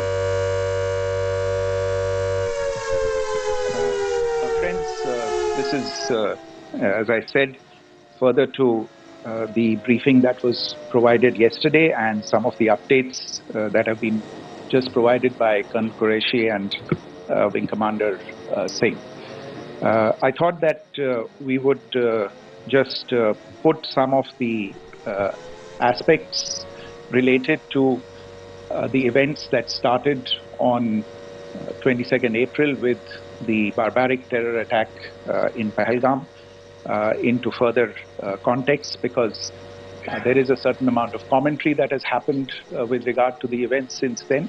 And more than the commentary, there has been a lot of disinformation that has been directed at us from across the border. So a few things that I would like you to keep in mind. First of all, there is mention on all sides of escalation. I think the first point that you have to keep in mind is the attack of 22nd April in Pahalgam is the original escalation. ये जो सिलसिला है जो हम देख रहे हैं आज की घटनाओं को लेके, ये 22 अप्रैल के पहलगाम के हमले से शुरू हुआ है. एस्केलेशन वहां पे हुआ है और उस एस्केलेशन का जवाब भारतीय सेना ने, भारतीय फौज ने कल अपने एक्शन से दिया है. Secondly, I want to invite your attention to the involvement of the group calling itself the Resistance Front in these attacks. I pointed this out yesterday that this is a group that is a known front for the well-known Pakistan-based terrorist organization, Lashkar-e-Taiba. The group has been reported earlier. I mentioned to you about the Indian authorities providing information to the UN 1267 Sanctions Monitoring Committee. And in fact, we are going to be meeting with the team again very soon, and we will be providing an update to the information that we have provided earlier. But what is interesting, दिलचस्प बात यह है कि संयुक्त राष्ट्र की सुरक्षा समिति में जब पहलगाम के हमले को लेके एक प्रेस वक्तव्य जारी करने की बात चल रही थी, तो आप सोचिए किस देश ने टीआरएफ का, द रेजिस्टेंस फ्रंट का उसमें मेंशन किया जाना, उसको अपोज किया, पाकिस्तान ने. This was after the fact that the TRF claimed responsibility for this attack not once but twice, within a few hours after the incident on the 22nd of April, and then again on the morning of 23rd April.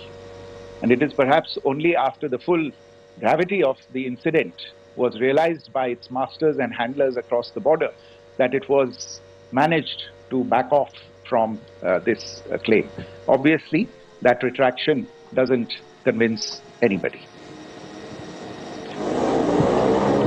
तीसरी चीज जो मैं आपसे कहना चाह रहा था, और कर्नल कुरैशी और विंग कमांडर सिंह ने कल भी बड़े स्पष्ट शब्दों में और आज भी आपसे ये बात साझा की है. जो भारतीय रिस्पॉन्स है वो नॉन एस्केलेटरी है, प्रिसाइज है, सटीक है, मेजर्ड है और कंसिडर्ड है। Our intention has not been to escalate matters. We are only responding to the original escalation, as I said, and our response has been targeted, precise, controlled and measured. Only no military targets have been selected. Only terrorist infrastructure in Pakistan has been hit. Now, there are, as I said, a number of issues that have been raised in commentaries, and there's a lot of, as I said, unfounded disinformation and fabrication that has come from across the border. And I would just like to use this opportunity to set the record straight on some of these issues.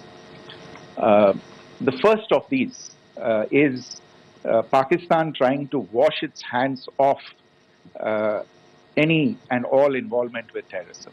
I think the Pakistani information minister said there are no terrorists in Pakistan. And I think he was challenged on that in the television program that he was appearing on. But even if I partially repeat myself from yesterday, I think Pakistan's reputation as the epicenter of global terrorism is rooted in a number of instances where concrete evidence is available, not just to India, but to governments and authorities and agencies around the world. There are several terrorist attacks around the world where Pakistani fingerprints have been found. I don't need to belabor the point with regard to this audience about where Osama bin Laden was found and who called him a martyr. Pakistan has also for decades pursued cross-border terrorism into India with impunity, and as I said yesterday also, in order to deliberately mislead the international community, they claimed that the terrorist Sajid Mir was dead. They came under pressure, and Sajid Mir was then brought back to life, arrested, and is now apparently in Pakistani custody. Pakistan is also home to a very large number of UN proscribed as well as UN proscribed terrorists, as well as terrorists proscribed by a number of other governments in the world, including, of course, the Lashkar-e-Taiba and the Jaish-e-Mohammed, as well as their leaders, Masood Azhar and Hafiz Mohammed Saeed. आपने देखा होगा हाल ही में पिछले ही कुछ दिनों में पाकिस्तान के रक्षा मंत्री और उनके पूर्व विदेश मंत्री दोनों ने इस बात को माना है कि पाकिस्तान का ऐसे ग्रुप्स के साथ जो रिश्ता है वो क्या रहा है. Both the defense minister and the former foreign minister of Pakistan, I think they've done a more eloquent job of this than I could ever do in terms of describing their country's implication in international terrorism and their involvement in housing these kinds of groups. दूसरा जो विषय है वो है पाकिस्तान का जो एक दावा है कि एक इंटरनेशनल impartial investigation होना चाहिए, एक joint investigative committee होनी चाहिए. These calls for jointly investigating this heinous and barbaric attack in Pahalgam. Again, I think you know the history well on this. You know the track record well, and it is not a bright track record insofar as Pakistan is concerned. In fact, in the pursuit of justice for the victims of multiple terrorist attacks, whether it be Mumbai in 2008, in Pathankot in 2016, or many others. But in particular for these two attacks, India had offered to cooperate. India provided forensic evidence. and urged Pakistan to bring the perpetrators of these attacks to justice. We, in particular, with regard to the Mumbai attacks of 2008, where a Pakistani Lashkar-e-Taiba terrorist was captured alive, India provided extensive information and evidence related to the involvement of Pakistani terrorists in this attack.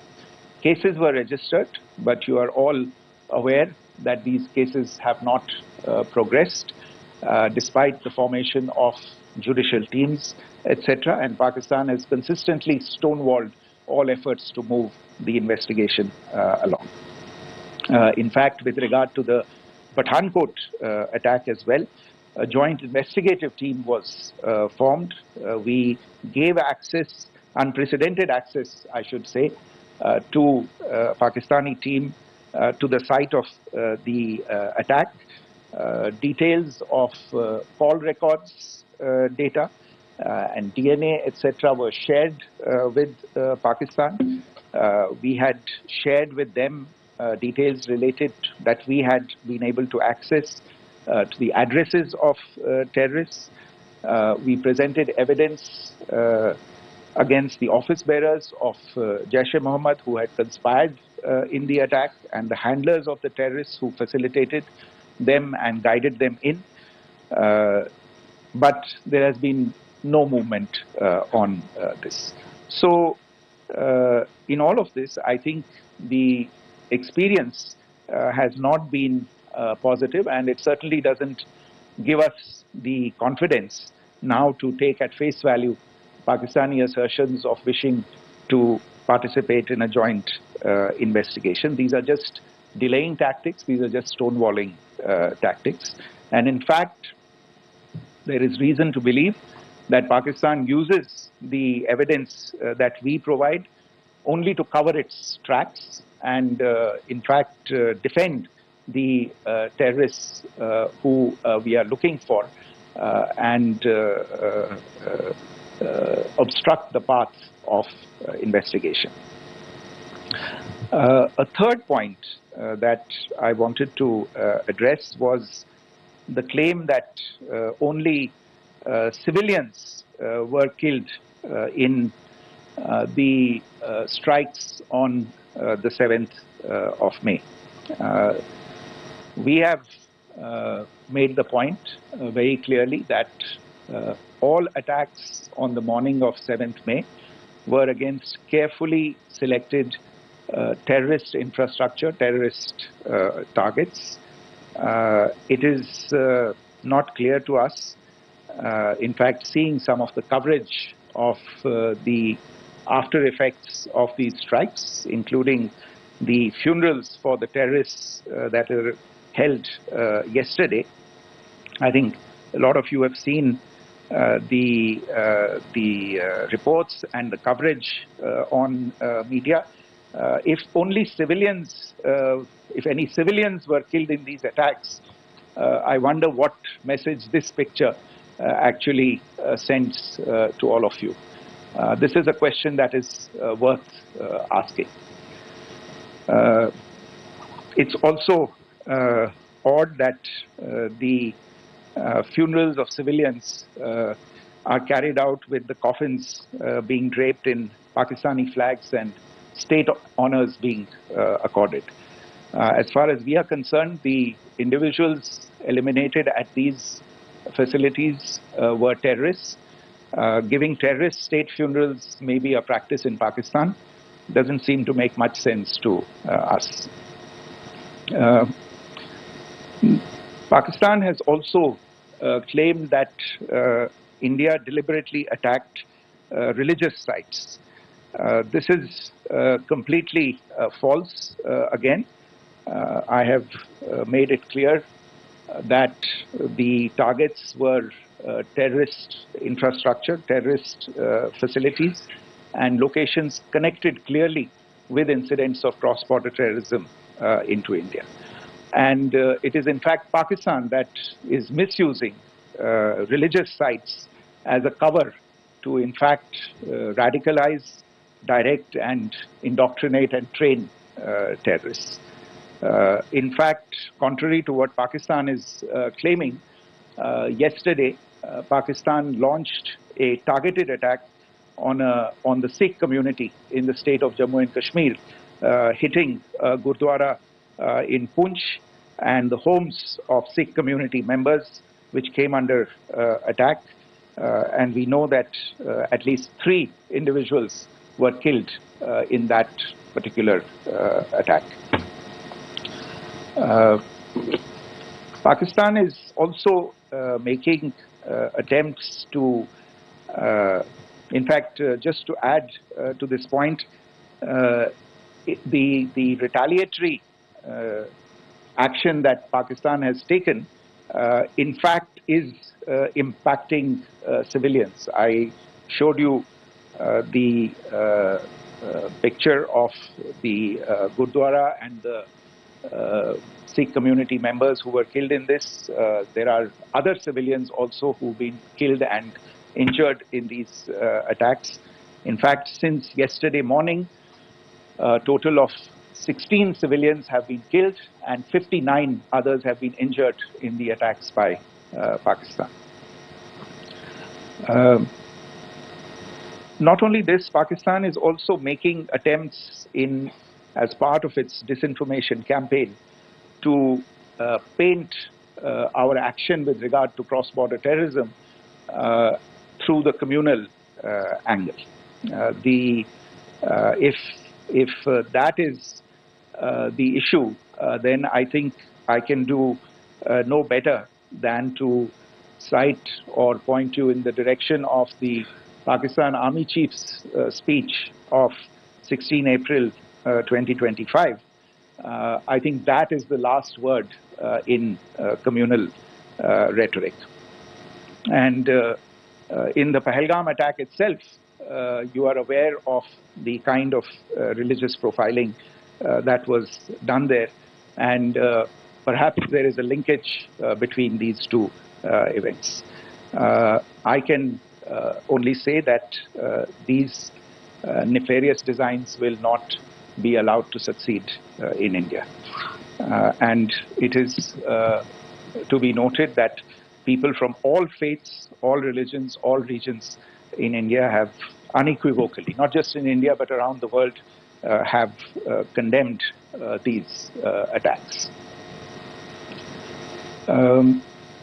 The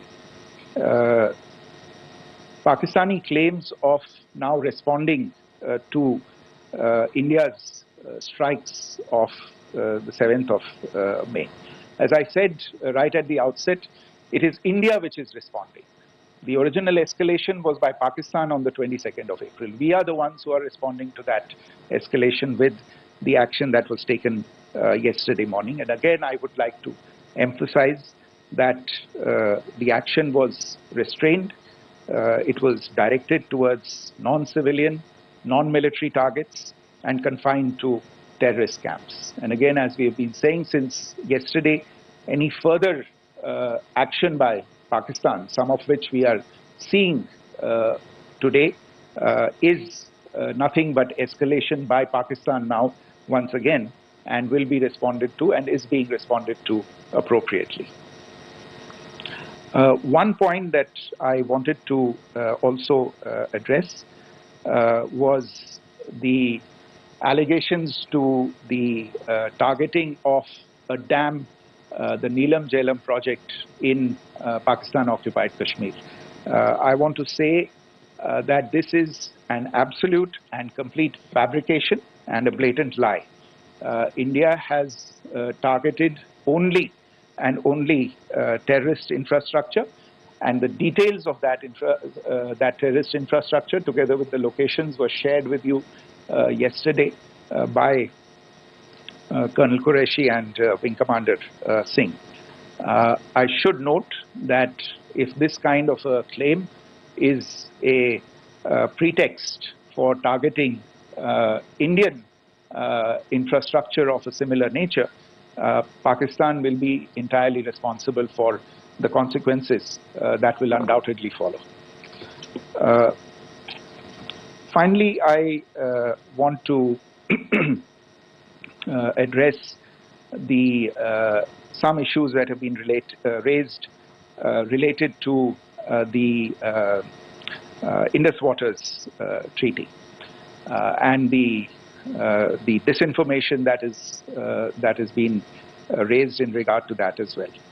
The fact is that there have been fundamental changes in the circumstances in which the Indus Waters Treaty was concluded, and they call for a reassessment of the obligations under the treaty.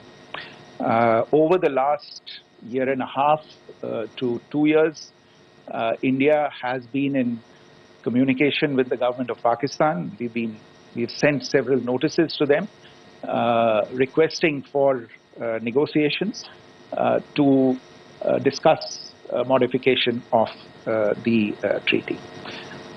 India has for 6+ decades now honored the treaty, even during periods when Pakistan imposed multiple wars on us, and even when relations were adversarial. Pakistan is the one that has been acting in violation of the treaty, deliberately creating legal roadblocks in India exercising its legitimate rights on the Western rivers. Any projects that India sought to build on the Eastern rivers, and even on the Western rivers, which we are allowed to by the treaty, were always challenged by Pakistan, thereby hampering our rights to utilize our legitimate waters under the treaty. In fact, if you see the preamble of the treaty itself states that the treaty was concluded in a spirit of goodwill and friendship. Mark those words, concluded in a spirit of goodwill and friendship. ये भारत का धैर्य और भारत की सहनशीलता है जो 65 साल से हम इतनी प्रोवोकेशन के बावजूद इस ट्रीटी को निभा रहे हैं.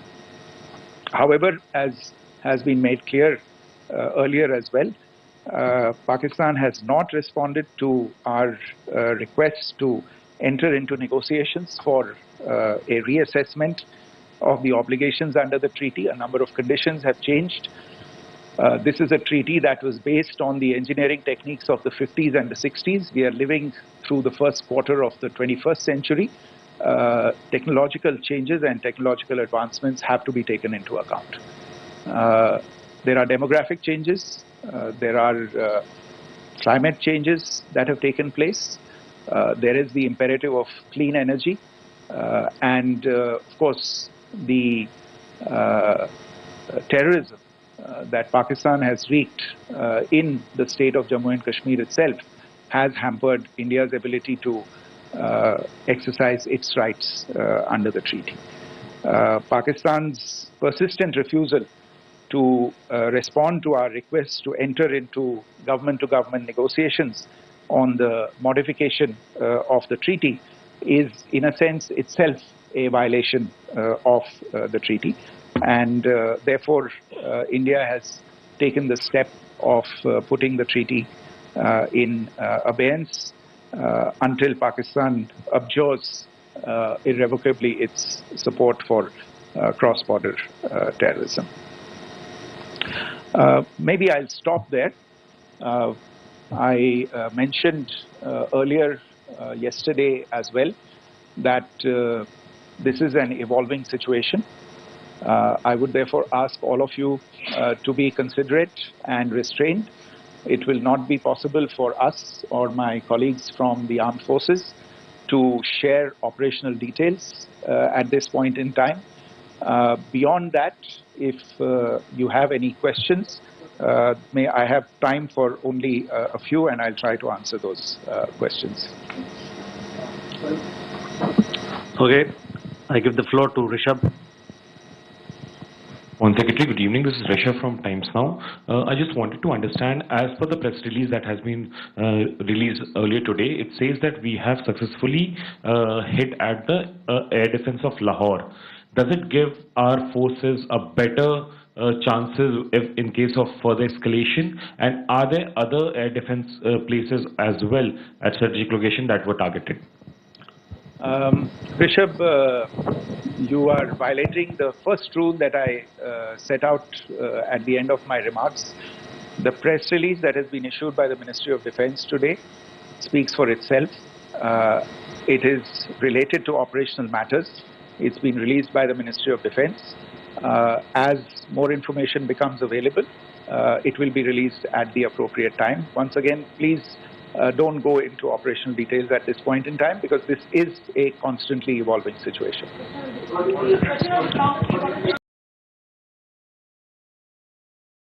Yeah, go ahead. Foreign Secretary Smita Sharma, just wanted to ask, the Pakistani Minister Ishaq Dar in an interview has claimed that the national security advisors of India and Pakistan have spoken to each other. If you could confirm or deny, and is complete severance of diplomatic ties with Pakistan also on the table? I have no information with regard to contacts between the two national security advisors. Insofar as diplomatic relations are concerned, you've seen the steps that were announced in response to the following the meeting of the Cabinet Committee on Security on the 23rd of April. There are no further steps that are under consideration at this moment in time. Yeah, go ahead. Foreign secretary, मेरा नाम मनीष है, मैं TV9 Bharatvarsh से हूं, और आपने खुद ही बताया कि कितना मिस इन्फॉर्मेशन क्रॉस बॉर्डर से आ रहा है, बल्कि ऐसा लग रहा है जैसे पाकिस्तान के प्राइम मिनिस्टर और डिफेंस मिनिस्टर तक भी प्रोपेगेंडा करने में मिस इन्फॉर्मेशन में आ गए हैं। वो कई बार तो ये तक दावा करते हैं कि हम 3 राफेल हमने गिरा दिया, इतने हमने मिग गिरा दिए, और जब उनसे पूछा जाता है तो वो कहते हैं कि सोशल मीडिया में हमने ये सब चीज़ें देखी थी। तो अगर आधिकारिक तौर पर अगर आप कुछ कह सकें इस पर, ताकि उन्हें भी समझ में आए कि इस तरह के प्रोपेगेंडा नहीं चलने वाला है। देखिए, जब सही समय होगा तो आधिकारिक तौर पे इसके बारे में सूचना दी जाएगी, लेकिन जो आपका प्रश्न है कि प्रधानमंत्री और उप प्रधानमंत्री और विदेश मंत्री, उनके रक्षा मंत्री इस तरह की बातें कर रहे हैं, तो इसमें अचरज की कोई बात नहीं है। आखिरकार ये एक देश है जिसने अपना इसका जन्म लेते ही झूठ शुरू हो गया था। 1947 में जब पाकिस्तानी फौज ने जम्मू कश्मीर पे दावा बोला, तो उन्होंने किसी ऐसे वैसे व्यक्ति से नहीं, संयुक्त राष्ट्र से झूठ बोला कि हमारा कोई लेना देना नहीं है इससे, ये लोग जो गए हैं वो तो कबायली हैं। वो तो जब हमारी फौज वहाँ पे पहुंची और UN के लोग, संयुक्त राष्ट्र के लोग खुद वहाँ पे पहुंचे, उन्होंने देखा कि वहाँ तो पाकिस्तानी फौज घुसपैठ करके आ गई है, उसके बाद पाकिस्तान को मुंह की देखनी पड़ी और उनको मानना पड़ा कि हाँ, उनकी फौज वहाँ पे कुछ समय से पड़ी हुई है। तो ये जो यात्रा है एक तरह से 75 साल पहले शुरू हो चुकी है, तो I am not surprised that this kind of disinformation is being indulged in. Yeah, Siddhant. Sir, Siddhant from Beyond. Sir, we have seen a lot of negative comments coming from the Pakistani military of escalation. If tomorrow there is an escalation, there are strikes, we know one attempt has been thwarted, what will be the Indian response to those attempts of creating more escalation? Because it is looking like it's going towards more escalation. And my second question is, are any other world powers, essentially the P5 countries, the West Asian countries, reaching out to de-escalate the current situation? Look, on escalation, we've already made our stance clear. I mean, there are 2 basic points. First of all, it is Pakistan that escalated on the 22nd of April. We are only responding to that escalation.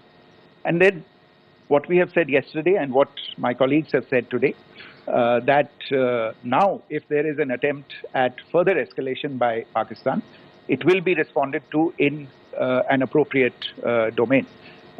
And therefore, the choice is entirely that of Pakistan to make. As to your second question, I don't think I can do better than to point you in the direction of the statements that are being made from practically every chancellery in the world and the sentiment that they are carrying. That sentiment essentially, and for the major portion, is support for the government of India in the context of the condemnation of the terrorist attack in Pahalgam on the 22nd of April. There is wide recognition of the Government of India's right to respond to these attacks in self-defense, and of course a desire to ensure that there is not further escalation. I think these statements speak for themselves. Yeah. Sir, this is Mausami from India Today. Now, in the all-party meeting, we have learned that the defense minister has said that, in the Operation Sindoor, almost 100 terrorists were killed. Would we have any details about what is the number like, and also about if there were any big faces, masterminds, terrorist masterminds who were in fact killed? There is also a report that Masood Azhar's family's 10 members have been killed, and Rauf Asghar, who was actually the mastermind of Pulwama, he's also been badly, severely injured. I don't have information at this point in time to share with you on these issues. But as I said, I think, there is so much information out there on television, in the news media, in social media, that it sometimes looks like a long time has passed since this. Please understand that slightly over 36 hours only have passed since this operation was undertaken. Let us have some patience. Information will come out. It will be shared in due time. Shruti. Thank you, Foreign Secretary. Shruti Ranjan from Bloomberg. Sir, could you give us any understanding whether India has moved the IMF or the World Bank to kind of, sensitize them about the the bailout that Pakistan has, and, the kind of stuff that the Pakistan government is doing? Look, we have an executive director at the IMF. Tomorrow there is a meeting of the board of the IMF, and I'm sure that our executive director will put forward India's position. The decisions of the board are a different matter. You know the process through which they are made. But I think the case with regard to Pakistan should be self-evident to those people who generously open their pockets to bail out this country. And since you are from Bloomberg, I think you would have the data on how many IMF bailout programs have been, very good, thank you, have been sanctioned in the space of the last 3 decades. And I think you would also have an idea of how many of those programs have actually reached successful conclusion. Probably not many. So I think this is a decision that board members have to take by looking deep within themselves and looking at the facts. So we can, one last question, sir. Sure. One last question. Foreign Secretary, I'm Siddhant from CNN News 18. I would like to know, since it's an opportunity to speak to you, I would like to know the response coming from United States since last 3 weeks. Saudi Arabia, Qatar. In fact, Prime Minister Modi spoke to Qatar before the strikes that evening. Perhaps how do you read the support coming from these countries? Perhaps traditionally they were seen on the other side. This time around, their statements are strong worded. In fact, India-Saudi joint statement also had a very strong condemnation, strong worded condemnation. United States at all levels have condemned the attack and have extended support. In fact, Saudi Deputy Foreign Minister is in India. He just met EMS Jaishankar. Also, if you could shed some light on his visit, his meeting with EMS Jaishankar. In fact, we have also been told that he met Prime Minister Modi. Thank you. Look, all the countries that you named and many others, we have been in touch with them. The Prime Minister has spoken to a large number of world leaders. A large number of world leaders have called him, as have called the External Affairs Minister. As we speak, there are conversations going on today as well with world leaders.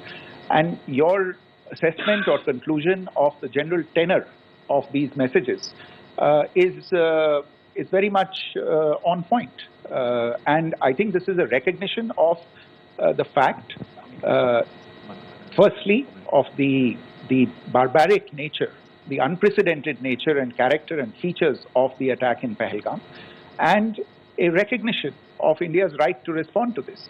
And also a recognition of the fact that in responding, we have been nothing but responsible and have done so in a restraint, in a measured, and in a non-escalatory manner.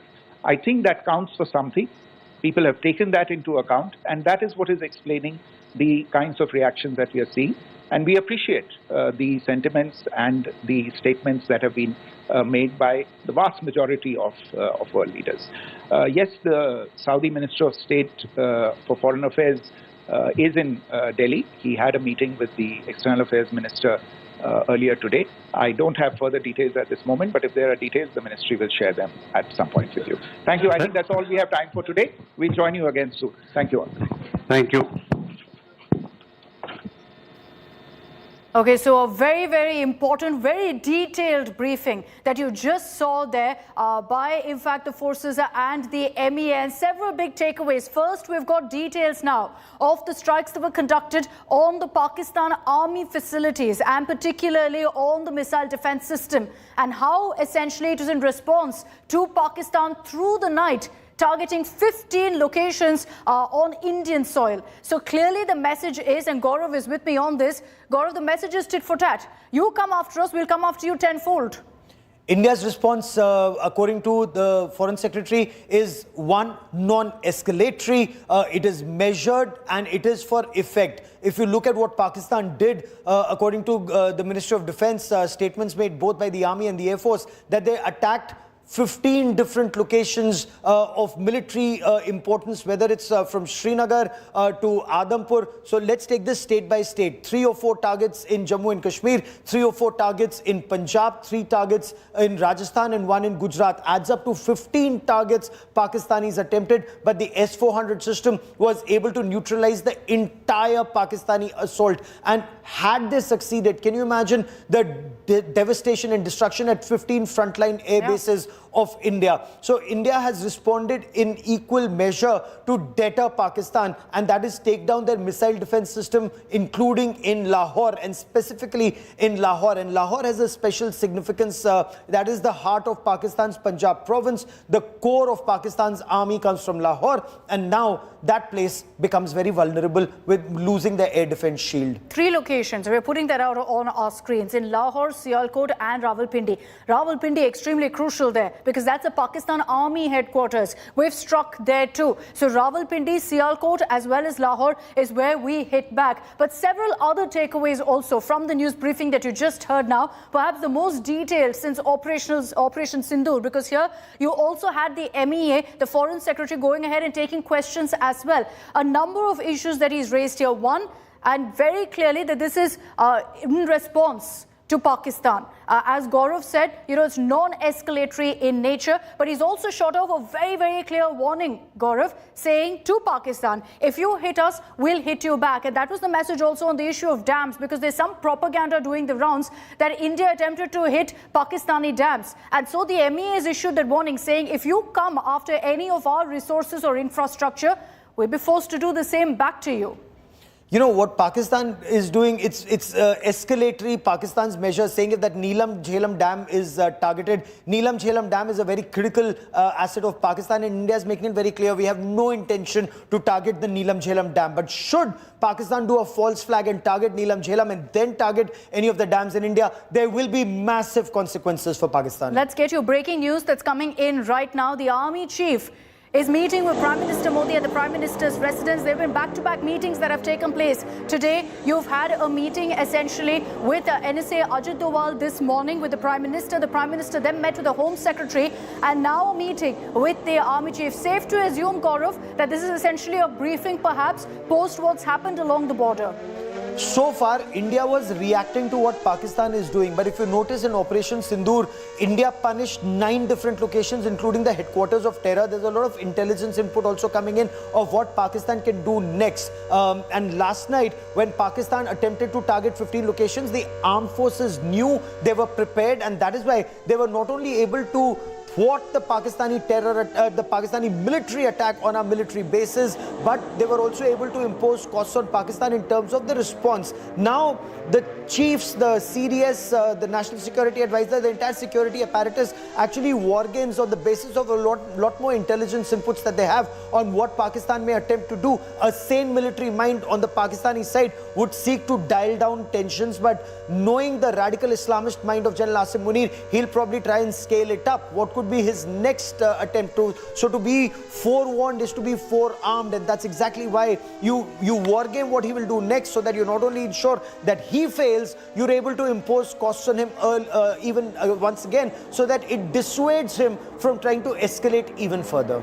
You know, the message very clear from the Prime Minister, from the government to our forces: complete free hand to hit back, retaliate, respond to Pakistan in any manner they deem fit, which is why perhaps in a span of 24 hours, you've seen two successful operations, Operation Sindoor, and many are deeming what we've seen through the course of last night as Operation Sindoor 2.0 as well. Because not just have we hit the terror hubs, but the moment Pakistan attempted to retaliate at 15 locations across the country, and Gaurav, you were telling us how this spans across 3,000 kilometers, across that entire stretch, to repel, thwart every single attack from Pakistan, and then to hit back at Pakistan where it hurts the most, in Rawalpindi, in Lahore, tells you and speaks volumes of how our forces have been able to really give it back to Pakistan in perhaps the only language that they understand. And so you've got clearly our forces getting that free hand to respond to Pakistan. And obviously at this point, it will be based on that, Gaurav, on how things move, on how things develop. Forces getting that free hand is a big, big advantage, that you don't go back and forth, you immediately act. You know, you're spot on that. Remember, Pakistan not only killed 25 innocents in Pahalgam, it's killed 16 more, including 5 women and 3 children, and that's really hurting India. Pakistan is killing our civilians and using heavy caliber weapons with 155mm howitzers, heavy mortars, and that's massive escalation by Pakistan. They don't care about Kashmir, Jammu and Kashmir, and the people of Jammu and Kashmir, the fact that they're killing civilians in Jammu and Kashmir. If I may quickly, in Rawalpindi, which has the general headquarters, as you rightly pointed out, India targeted a stadium very close to general headquarters, because that's the message India is giving. If we can target the stadium, we can target GHQ. Do not escalate. That the battery, the missile defense shield of Pakistan, the air defense system that was taken down, that's again a very important signal being sent out. If we can take this down, we can take much more down, and the 4 core of Pakistan, or the Lahore core of Pakistan, becomes very vulnerable. But India is not escalating, can escalate, but is not escalating. So that's the message India is giving. Tone down tensions and take action against terror, or we will be forced to. Very, very true. And Rawalpindi, that cricket stadium, is right next to the army headquarters. And you see those images on your screens also, as well. You know, plumes of smoke emerging from right outside that stadium. It was empty, mind you, because again, let's reiterate here that India has made it very clear we will not resort to what Pakistan does.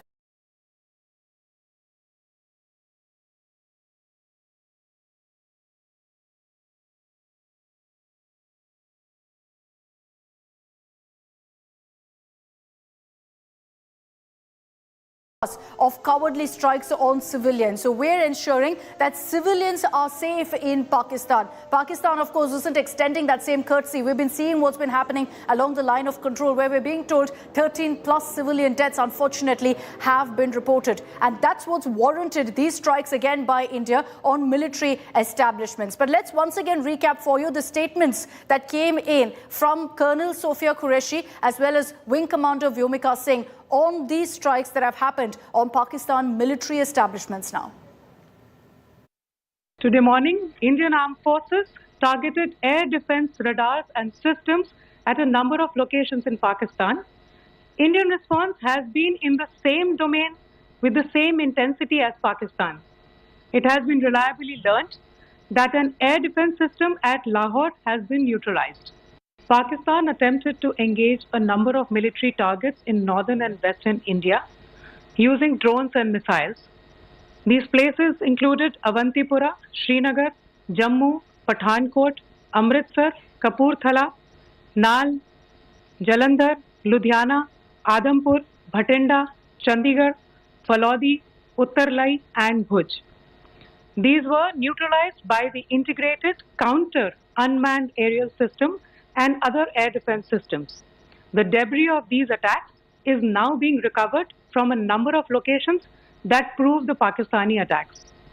7 से 8 मई 2025 की रात को पाकिस्तान ने उत्तरी और पश्चिमी भारत में स्थित कई सैन्य ठिकानों को, जैसे कि अवंतीपुरा, श्रीनगर, जम्मू, पठानकोट, अमृतसर, कपूरथला, जालंधर, लुधियाना, आदमपुर, भटिंडा, चंडीगढ़, नाल, फलौदी, उत्तरलाई और भुज पर ड्रोन और मिसाइलों से हमला करने का प्रयास किया।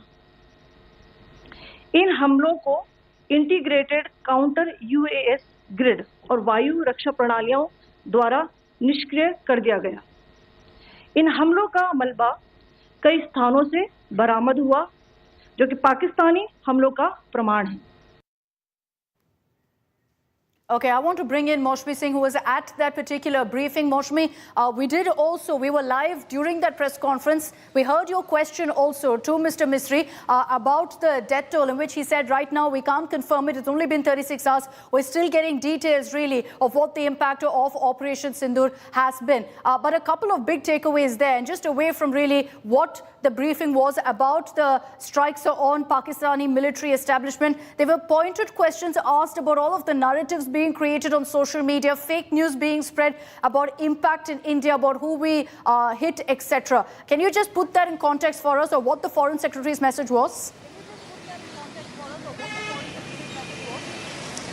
Absolutely, Akshita. The Foreign Secretary was saying that, there's a lot of disinformation and propaganda that is being sent, that is being spread by Pakistan. And we want to reiterate the same thing, that we are just responding to the Pahalgam terror attack. Now, Pakistan wants to justify the action of targeting civilians. Almost 16 civilians dead, more than 30 have been injured, almost 50 have been injured, and Pakistan wants to justify it by saying that we are targeting civilians. All that we know is, and he showed that photograph of how that a state funeral was being awarded to terrorists, and they were wrapped. The coffins were wrapped in Pakistani flags. That itself proves about the complete bag of lies that Pakistan wants to, in fact, spread as fake propaganda.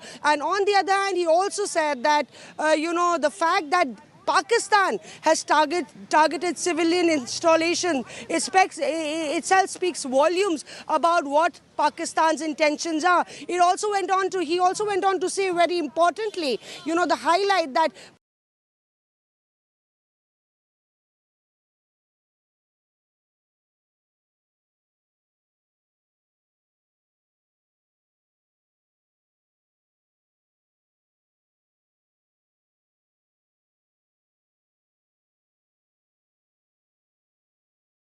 Pakistan is also spreading this propaganda that we should have a joint inquiry. And he cited Mumbai terror attack, the Pathankot terror attack, saying we in fact went more than, Very important message, Maushmi, from the Foreign Secretary on the images we're showing of how you've seen this massive outpouring of grief from the Pakistan army for these terrorists, and that the MEA very fittingly has said exposes really what Pakistan stands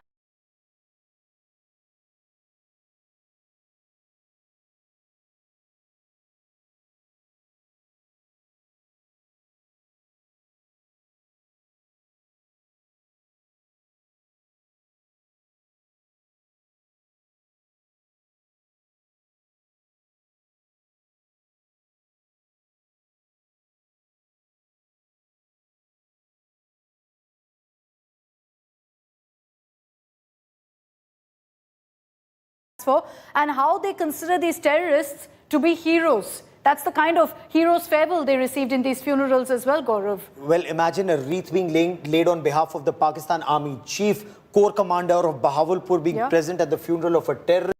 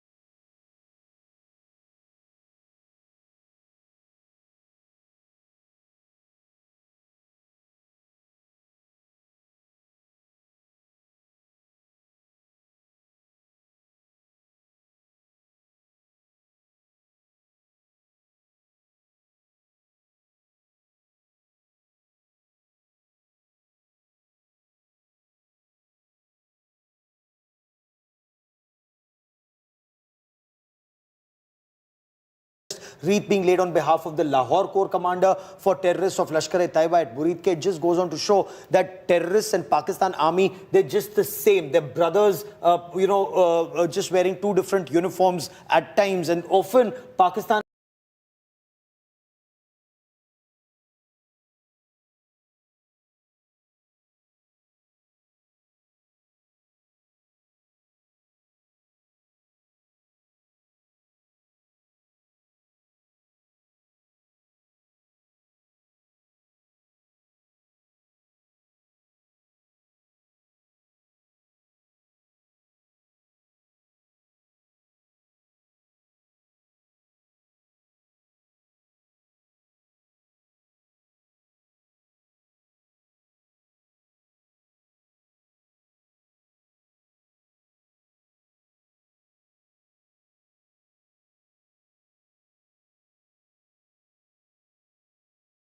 Army soldiers have worn these, salwar kameez of terrorists and come into our country. That's also been done in the past, sadly. But, Akshita, the massive escalation by Pakistan, sending in their missiles and drones to target 15 different locations in India, that's huge escalation by Pakistan in the past 16 to 18 hours. Very true. While you and I slept peacefully, soundly through the night, our forces were repelling every single one of these strikes. And I want to decode for you the 15 locations that Pakistan attempted to strike. Why did they choose these 15 locations? Gaurav, you're well versed with this entire 3,000.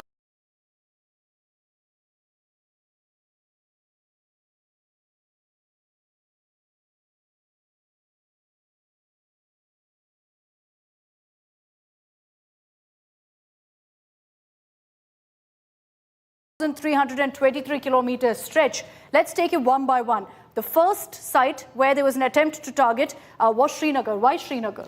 Srinagar is extremely important as far as India is concerned. It's the nerve center of India's operations in the Kashmir Valley. It has an airbase, it has an army, a very significant army core location. It has other military and very sensitive paramilitary and central armed forces locations. So Srinagar is the nerve center. Even in 1947, Pakistan was desperate to occupy Srinagar. They failed, they collapsed, and then they retreated, at least till Muzaffarabad. So that is why they've been trying to get Srinagar since 1947. So they've been trying repeatedly. This time too, the strike was repelled. Let's talk about Avantipura. Here too, according to the statement that's coming from the government, from the Defense Ministry, there was an attempt to strike Avantipura as well, which is another base. Again, a very significant air base, a very significant protection for Kashmir base. These are very, very significant bases in Jammu and Kashmir. And Pakistan knows if it wants to, they want to take over Jammu and Kashmir. That's been their reason of existence since 1947. Yeah. So every chief looks at himself as either Muhammad Ali Jinnah or General Ziaul Haq or Muhammad bin Qasim, that they want to take over Indian territory by force, and Srinagar is repeatedly on their radar. So Srinagar, Avantipura, these are the two locations in Jammu and Kashmir where there were attempts to go ahead and fire missiles. We understand drones and missiles were used by Pakistan.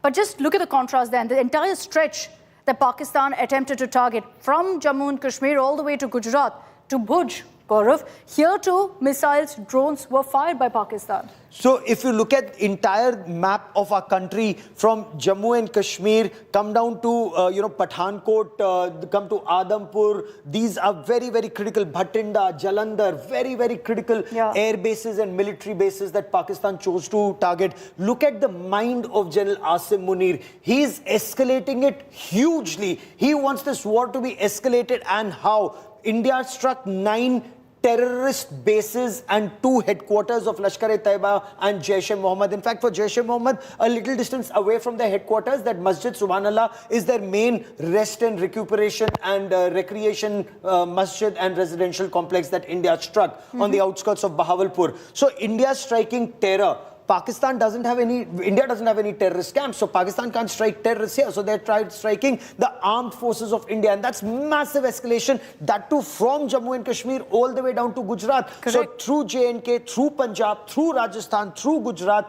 Massive escalation by General Asim Munir. This man is very dangerous for Pakistan. And you know, while we did precision strikes on terror launch pads, what Gaurav said about them attempting to target our armed forces, them targeting civilians too. We've been seeing that along the border as well. So Bhuj, you've seen it. In Rajasthan too, you see several locations. There's a frontline fighter airbase. At Uttarlai. In Uttarlai, where that's where, again, we've seen an attempt to fire missiles and drones at several locations in Rajasthan. Let's quickly play that out. You have Uttarlai, you have Falodi. You have Nal. Nal again is a very significant air base. And you know, why do you have these bases right at the front line? Because this is virtually like a staging camp for operations that need to be undertaken off when your aircraft are, after striking, they're returning, they can come here to these bases, frontline bases, that your defensive and offensive capabilities. Of course, this is from in earlier times. Now you have aircraft and your mid-air refuelers, they can take off from anywhere in the country and go anywhere across the country. But Pakistan targeting the entire front line of Indian Air Force bases from Jammu and Kashmir to Gujarat is a very important message. Pakistan also in a way attempted to take out some of our missile defense systems and shields through this drone attack, because some of these air bases, apart from having a fighter jets, also have your missiles for your air defense. So Pakistan is escalating. India doesn't want to escalate. But what is India doing? The moment Pakistan does this, India hits at their air defense system. So that next time when we go in, if there is a requirement, and God forbid, but if there is a requirement, their enemy air defenses are already suppressed. It's a concept of warfare called SIAD, suppression of enemy air defenses. This is what India did at Lahore, and as you pointed out, you know, in Rawalpindi, in Sialkot, and a couple of other places that the government is not talking about. Okay, what's very clear, and the messaging here is very important. In Chandigarh is the Western Command headquarters. Batinda, Punjab has the IAF base. Adampur, which Gaurav was referring to, is a frontline fighter IAF base.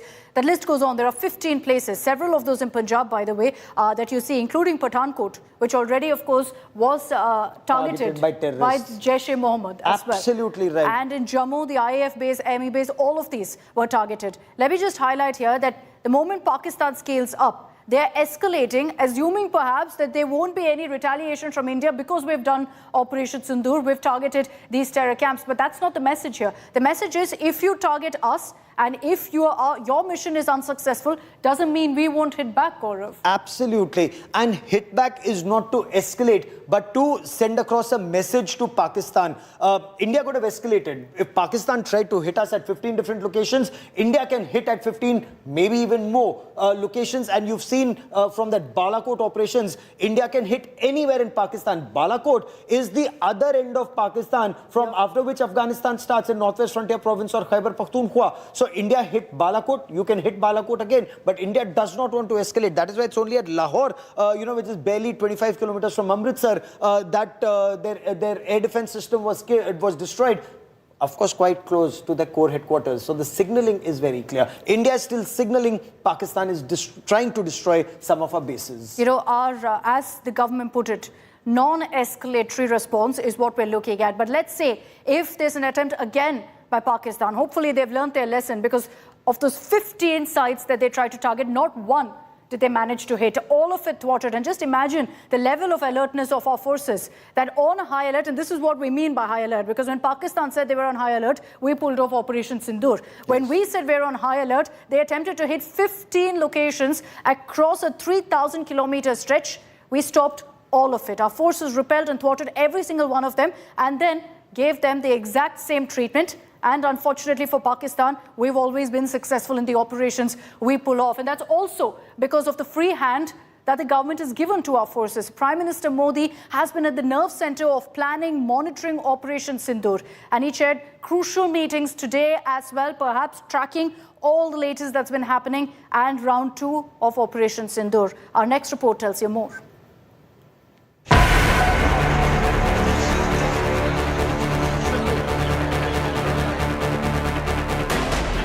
The next phase of Operation Sindoor. India responded to Pakistan's provocations by disabling Pakistan air defense radars, especially in Lahore. Pakistan's attempt to fire missiles at 15 Indian cities was successfully foiled by the Indian defense systems. India's leadership, meanwhile, also simultaneously focusing on operational preparedness across the country to ensure citizen safety. Prime Minister Narendra Modi chaired a high-level meeting with secretaries of various ministries on Thursday, calling for continued alertness and clear communication while reaffirming the government's commitment to national security and operational readiness. The meeting was attended by the Cabinet Secretary, senior officials from the Prime Minister's office, secretaries from key ministries including Defence, Home Affairs, External Affairs, Information and Broadcasting, Power, Health and Telecommunications. A statement issued by the Prime Minister's office confirmed that the focus of this high-level meeting was to strengthen civil defence mechanisms, ensure the security of critical infrastructure, and efforts to counter misinformation and fake news. Ministries were also advised to maintain close coordination with state authorities and ground-level institutions, it said. Secretaries have been directed to undertake a comprehensive review of their respective ministries' operations and to ensure foolproof functioning of essential systems, with special focus on readiness, emergency response, and internal communication protocols. Prime Minister Narendra Modi stressing the need for seamless coordination among ministries and agencies to uphold operational continuity and institutional resilience. PM Modi reaffirmed the government's commitment to national security and citizen safety. As the Indian Armed Forces carried out missile strikes on 9 terror targets in Pakistan and Pakistan-occupied Jammu Kashmir, and then the drone response at the air defense systems, is a reminder from India that terror attacks against our innocent civilians will not be tolerated anymore. Bureau Report, India Today Television.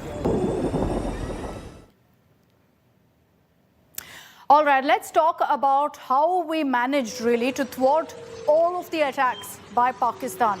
Remember that we have a very, very robust, some of the best in the world air defense system currently in place. And that was clear in the fact that you saw all attempts to go ahead and hit 15 locations by Pakistan, all of that immediately dismissed. India has used the Israel-made HAROP drone and Russia-made S-400 called the Sudarshan Chakra. Let's talk about the S-400 first. The S-400 Sudarshan, it can detect, track, engage a wide array of aerial threats, including stealth aircraft, fighter jets, drones, and cruise or ballistic missiles at ranges of up to 400 kilometers. Its arsenal includes multiple missile types, allowing layered defense against simultaneous threats at varying distances and altitudes. Now, this particular system's radars also extremely effective. So in difficult environments, the Sudarshan Chakra really steps up. And it's this S-400 that's demonstrated its prowess repeatedly. Now, in fact, previously in drills also, it's shot down 80% of a simulated enemy aircraft package. And it's the S-400 that helped us last night, that helped our forces last night repel all of these attacks. Let's also tell you about the HAROP drone. It's a small one.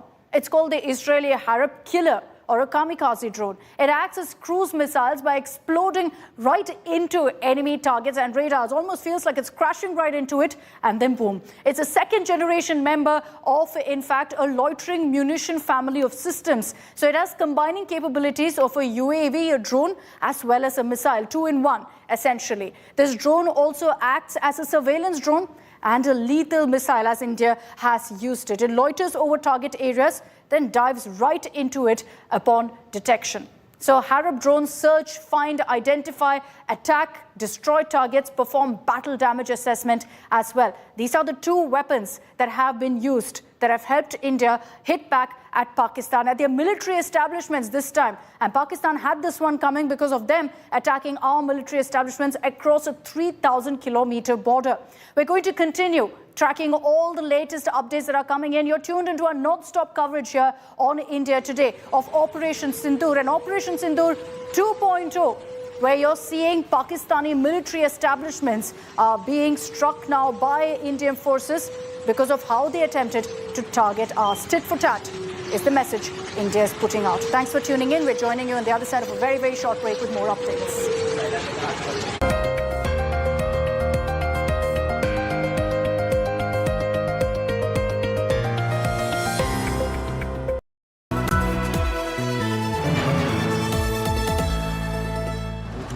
Edge 60 Pro, the edge of excellence.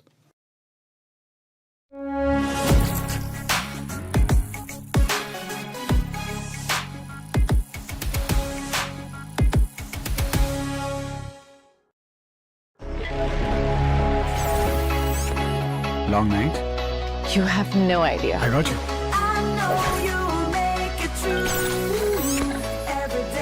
Motorola Edge 60 Pro. Hello, Moto. Motorola Edge 60 Pro, the edge of excellence. Hi, here are the top headlines presented by Motorola. India foils Pakistan's attempts to target 15 Indian cities. India destroys Pakistan's air defense system. Complete blackout from 9 p.m. to 5 a.m. in Gurdaspur.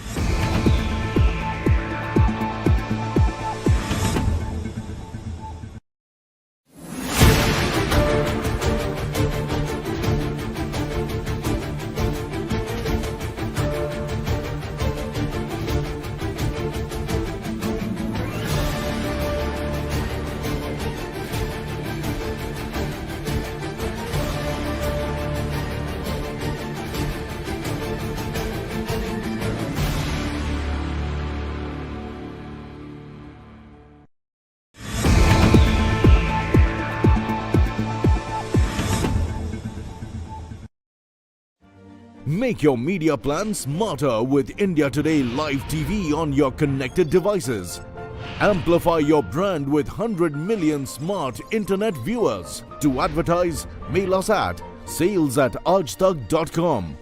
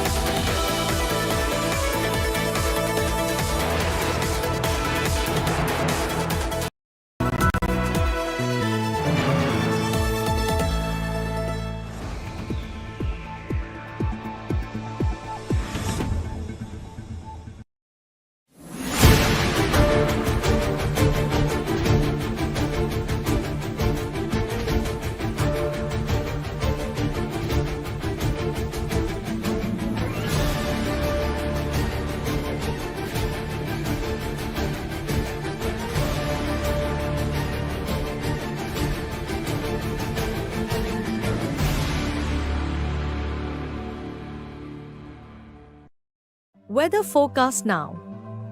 Delhi, maximum 39 and minimum 26 degrees.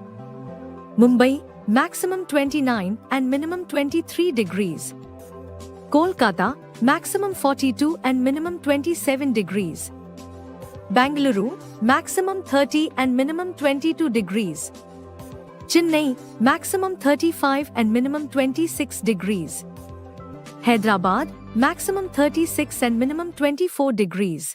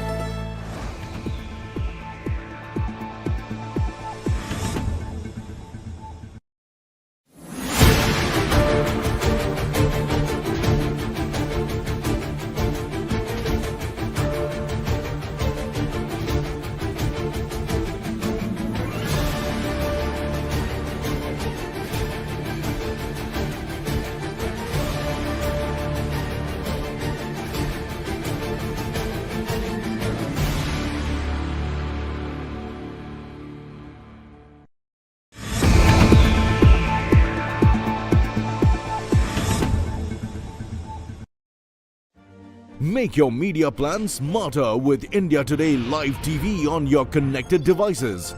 Amplify your brand with 100 million smart internet viewers. To advertise, mail us at sales@aajtak.com.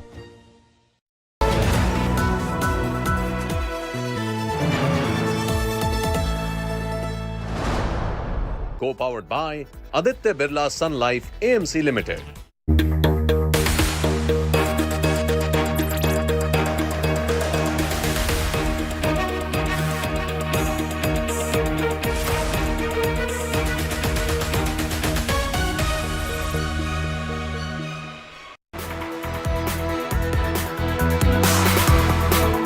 Welcome, you're watching To The Point. I'm Preeti Chaudhary. What could be seen in a grave move of escalation late last night, Pakistan tried to attack 15 defense installations in India. Each of the 15 attempts were thwarted by India's air defense system. We're going to get you more about that. And also then, as what India said clearly, in a reactionary measure, India went and attacked certain installations, army installations, defense installations of Pakistan, be it Lahore, be it Sialkot, be it Rawalpindi. We're going to get you the latest details that are coming out of what India calls a proportionate reaction to the escalatory reaction of Pakistan. All of that coming up. First up, allow me to take you through the headlines. India shoots down Pakistan missiles across 15 locations. India destroys Pakistan air defense systems in Lahore, strikes systems in multiple Pakistan cities.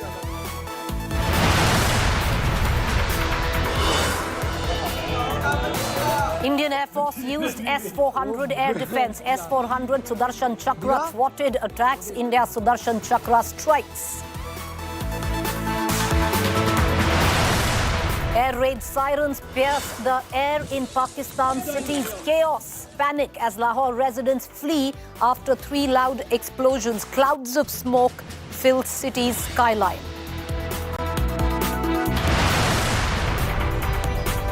India sends a clear warning to Pakistan, says face HAROP if you escalate again. Busts Pakistan's claims that civilians died, asks why was Pakistan army at funeral of terrorists.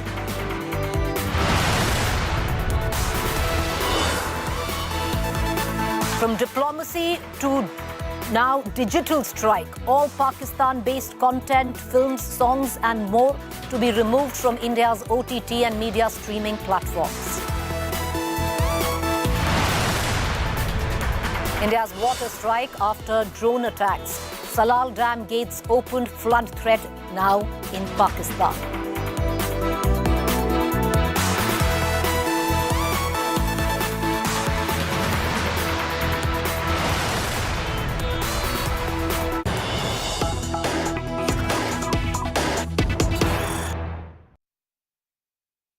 All right, viewers, let me get you up to speed with the latest news break that is coming in. Pakistan in a fair amount of panic and chaos over drone strikes on camera. Drone remnants now found across Pakistan cities. Indian drone debris found in Karachi, in Rawalpindi and Lahore. India struck Pakistan's crucial air defense system in Lahore, in Rawalpindi, the seat of Pakistan Army headquarters, and in Karachi as well. What you see on television screen, social media aflush with viral videos as well, all emanating from Pakistan on the debris of these Israel-made drones that India had chosen to strike Pakistan, all as a proportionate response, viewers. You know, you cannot underline this enough. India yesterday had made it very clear that at the back of Pahalgam, it had taken a measured, non-escalatory response. Pakistan, in the dead of the night, in its sinister plan, plotted to attack, escalate the situation by targeting 15 defense installations across India's 2,000-kilometer borderline. And each of those 15 attacks of Pakistan were foiled, they were repelled, they were thwarted by India's S-400 air defense system. Having said that, India with what it called a clear, retaliatory, proportionate reaction, chose to attack because Pakistan had escalated the entire conflict, chose to proportionately respond to that, to send out a grave, clear message to Pakistan. You escalate, we will give it back. And that's exactly what happened. India, through the course of this early morning, through drones, attacked key army defense installations of Pakistan. The air defense system in Lahore was neutralized by India's drones. India attacked in Rawalpindi, the headquarters of the Pakistan Army. In Karachi, you can see the remnants, the debris of the drones used by India. All of these images are coming on from social media where Pakistan is concerned.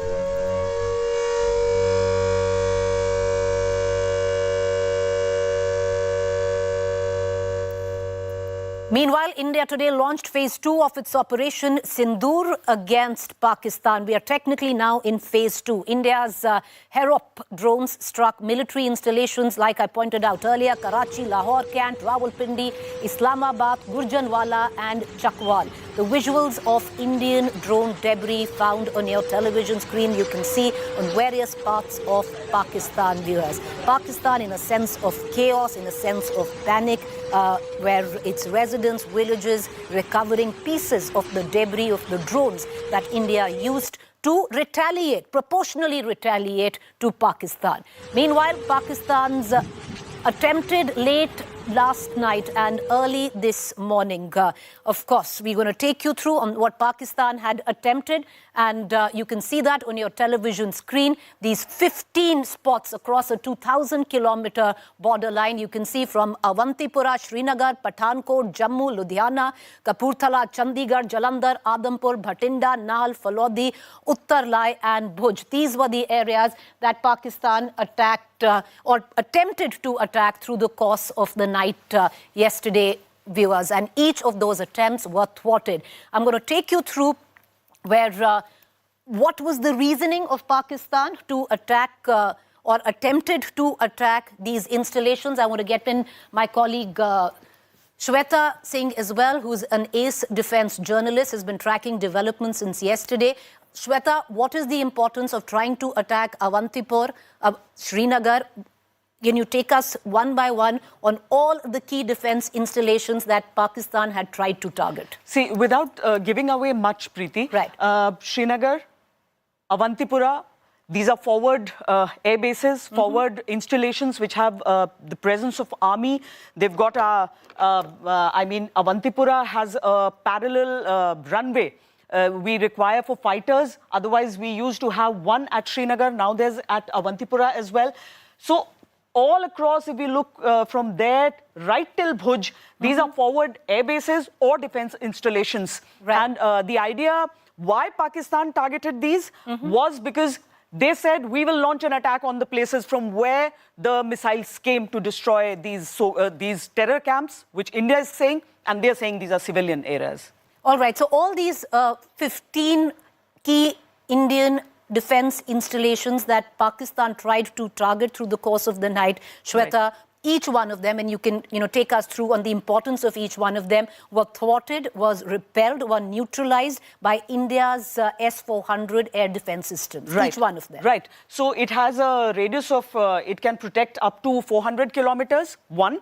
And we have 2 for the Pakistan border, 2 for the China area, and 1 for Delhi.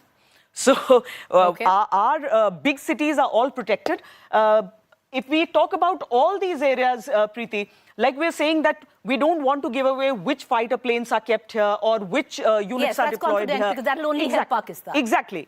Right. They might have a fair idea in this age of information. But each one of them was crucial to India, you're saying. Correct. Bhuj, again, instrumental in wars. It is a forward air base. It covers the entire south of Pakistan. Uttarlai, we fought a battle there. Falodi, we fought a battle there. Nal, Bhatinda. Now, you don't just see the forward air bases or the forward defense installations, but right behind that, we have ample defense strategic assets which Pakistan wanted to target. Adampur is an air base, and we've got, but it has got a fantastic air defense system. I was recently covering there, and it is almost like an 18-kilometer high invisible wall which protects you from all around. So Pakistan was perhaps daydreaming with the technology that they have, which is downgraded from what we have, S-400, and that is made in China.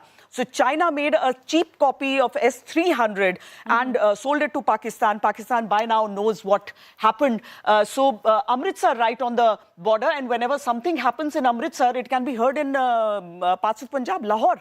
And that's why when their missiles tried to strike Amritsar, there were reports from Amritsar, the civilians said that... The sound. Yeah. In the middle of the night, the sound. sound. It was actually the S-400 firing as well. You know, give us a minute, Shweta. What I'm going to do is I'm going to ask our producers to play the importance of S-400. That is India's air defense system, and that is what neutralized and thwarted this attack on all these 15 key installations. And that is bought from Russia. We've got, this from Russia. Can you take us through on the importance of S-400? Because, since the morning, we've spoken ad nauseum, Shweta, that S-400 and its importance in the air defense system and what it did last night. Take us through that. Preeti, I would speak in a common man's terms so that everybody could understand it. Otherwise, there is a lot of jargon that is associated with defense and it confuses you. So when we talk about S-400, it is a system. It is a system which, number one, it detects, okay, is something happening?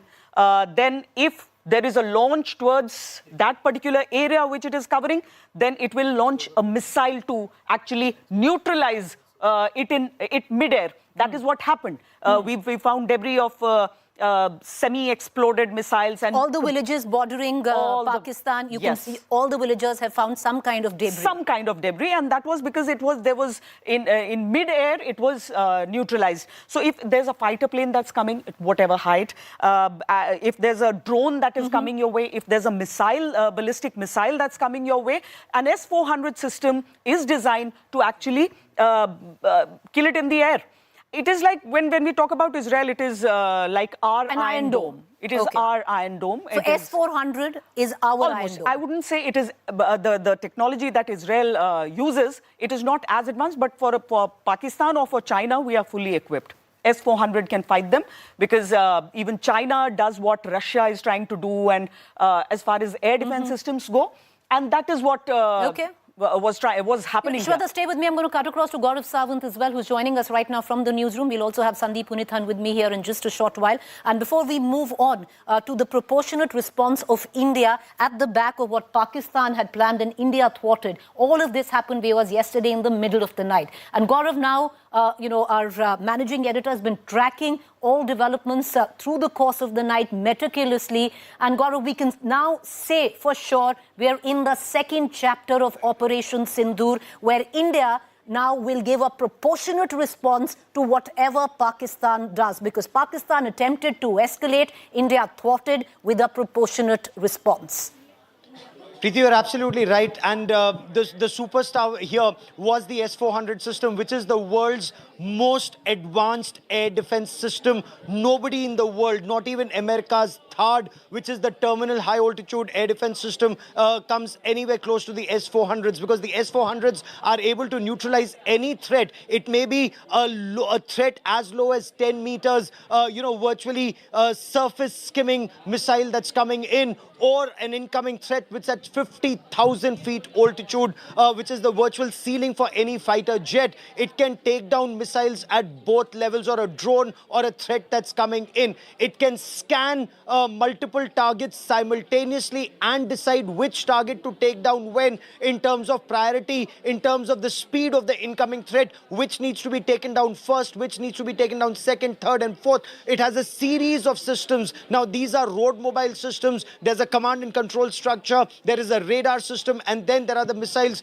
that are fired. And India, withstood a lot of pressure, including from countries like the United States, to go ahead with this deal to buy 5 S-400 systems. 3 have already arrived and have already been deployed. So nothing in the world is better than the S-400s right now. Point one. Point two, Pakistan launched near simultaneous assaults at 15 different locations using missiles and drones. India targeted 9. Pakistan wanted to send out a message that they were stronger. They targeted 15 from Jammu and Kashmir through Punjab, through Rajasthan to Gujarat, and each and every one was destroyed. But India, while not wanting to escalate, wanted to give demonstrative and punitive action against Pakistan. What's demonstrative? That you take down their missile defense system. The HQ-9s that were taken down, significant, while made in China, quite like the S-300s, an earlier generation of the missile defense shield that Russia had produced. But the fact is, Lahore becomes vulnerable. Rawalpindi, which is general headquarters, the Pakistan Army headquarters, that becomes vulnerable, as does Sialkot, where there's massive troops being amassed by Pakistan. So that signal's gone out. And not just here, down the line, multiple places have been targeted, which government will make clear. But again, Pakistan will now try to go up the escalation ladder and target once again.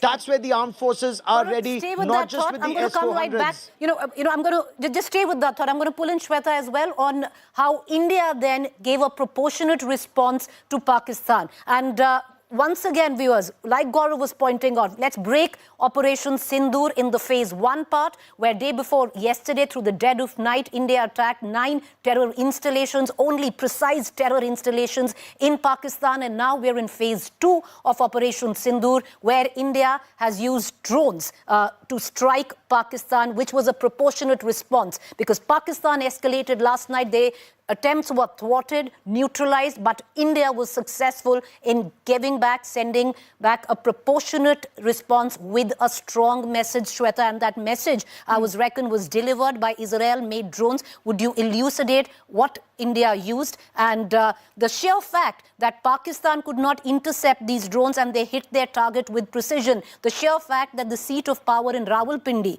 was hit, which gave a message that you come for us, we can hit you where we want. And Israel is as excited with what has happened because the videos are all over.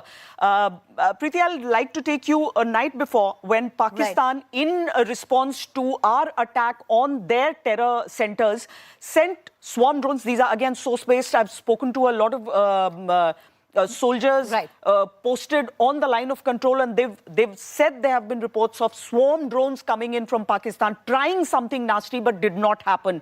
Now, they try to attack our bases. So Pakistan also used drones plus missiles? They tried to. Not attacking these places particularly, but probably for Reiki. We can just say that at the moment. And India responded by these HAROP drones, which were sent inside Pakistani territory on these bases from where their stupid attack was, I think, unleashed. That would be the best thing to say, because their air defense failed when we sent in the missiles and the drones for the attack on day 1. And then when India retaliated to their attack on our bases, we retaliated with HAROP drones. Now, Pakistan is saying, very interestingly, that they shot down these drones. And even some international media outlets are saying that the HAROP drones were shot down. No, you do not shoot down a HAROP drone. It is a suicidal drone. It is a Fidayeen drone, if I could say that. Well, that's quite ironic. Yeah. Because where we used it, it is ironic. It does not come back. Yeah. It will destroy the place. So you will find its debris, but it has done its job. All right. So, Gaurav, would you want to come in and reflect on this drone technology that India has that clearly Pakistan could not intercept at all, and with precision struck their target and sending a chilling message? We've struck you in your seat of power, Rawalpindi. So, you're absolutely right. Rawalpindi is the seat of power, its general headquarters, and the stadium. Shweta has reported from there on ground zero. There's a cricket stadium right next to it, which was where the messaging was done very effectively. Taking down their missile defense shield, again, is a messaging that's done very effectively. If we can take this down, if we can take Muridke and Bahawalpur down, then the core headquarters is not far. But so far as India is concerned, it's only messaging. Point 1. Point 2, as Shweta was mentioning, HAROP's state of the art. Yesterday, I had Israel's ambassador, Reuven Azar, on the show with me. And, he was talking about the technology cooperation that's happening between India and Israel. We all know of the intelligence cooperation that's happening between India and Israel.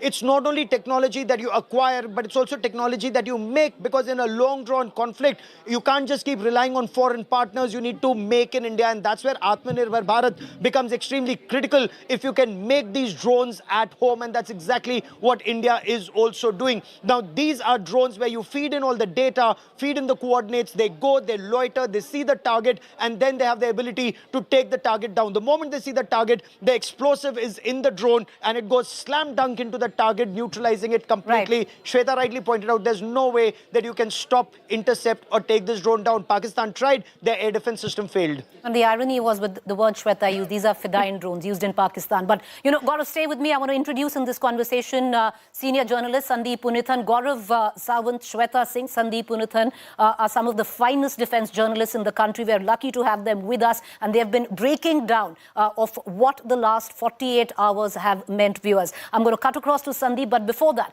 let's quickly dip in to that press conference by the Ministry of External Affairs exactly 45 minutes ago on briefing the world on the second phase of Operation Sindoor, and how India's hand was forced the second time to give a proportionate response to what was grave escalation by Pakistan, or an attempt at grave escalation by Pakistan last night. Listen in, we are back with the three of them. Pakistan has also claimed that India deliberately attacked religious sites. This is completely false again. I have made it clear that the targets were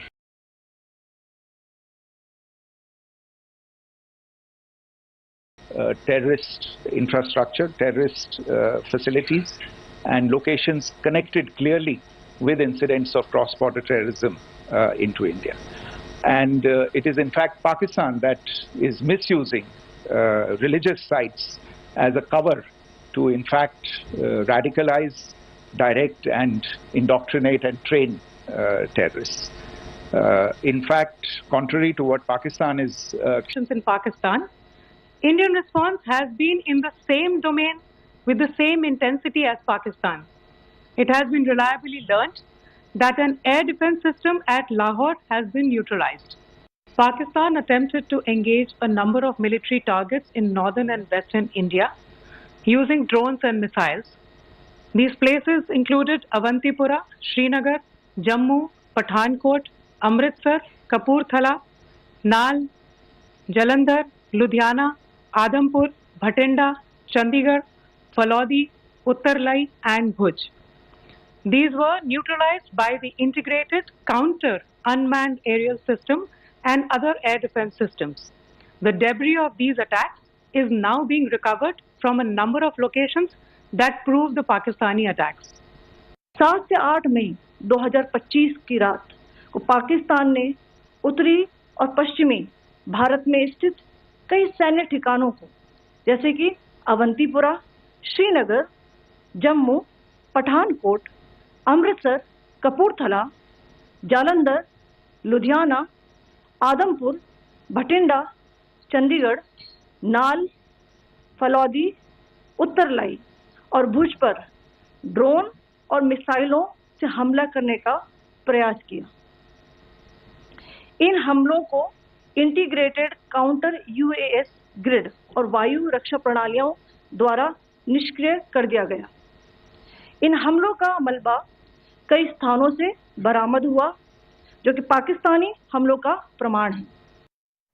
So, viewers, clearly, late last night, there was escalatory provocation by Pakistan, which India proportionately answered by giving it back. The difference was that India was able to thwart, repel each and every attempt of Pakistan to strike 15 of its key defense installations, but India was successful in striking back through drones. What next? The latest information that is also coming in, and we just want to give it to our viewers, that all airports in Pakistan, flights have been suspended right now. Number two, the US advisory has come in where the United States of America have asked all its citizens to leave Lahore or find safety or safe places in Lahore. So lots going on the sidelines of it. The National Security Council in Pakistan, well, if it really tantamounts to anything, because the Pakistan Army always is the one who has the say, has given a free hand to the Pakistan Army to what they call retaliate in whatever measure they want at a time of their choosing. Sandeep, I want to pull you in, but Shweta, you first, very quickly. What can we now expect? Of course, everything is in the realms of speculation, but the sheer fact, the sequence of events suggest the ball technically now in Pakistan's court again. Will Pakistan escalate a second time? Because India is very clear, we'll give it back. Pakistan will have to escalate, at least you think they will escalate? To their home audience. They have to give them a message. Preeti, they've actually lost very important people, even in the cross-border shelling, since they started first. But there are reports that some army personnel have died and their families have been affected because they were, even in these times, there were reports of certain families that were on the front line. A CO of a particular battalion has lost his family. Asim Munir was part of that janaza personally. And so these are things that they need to tell their home audience that we are doing something. They have to give a semblance of some action, and as soon as they do that, India will retaliate. And after all, Operation Sindoor 2.0 is still left. There is a list of 21 locations we have to hit. We've just hit 9.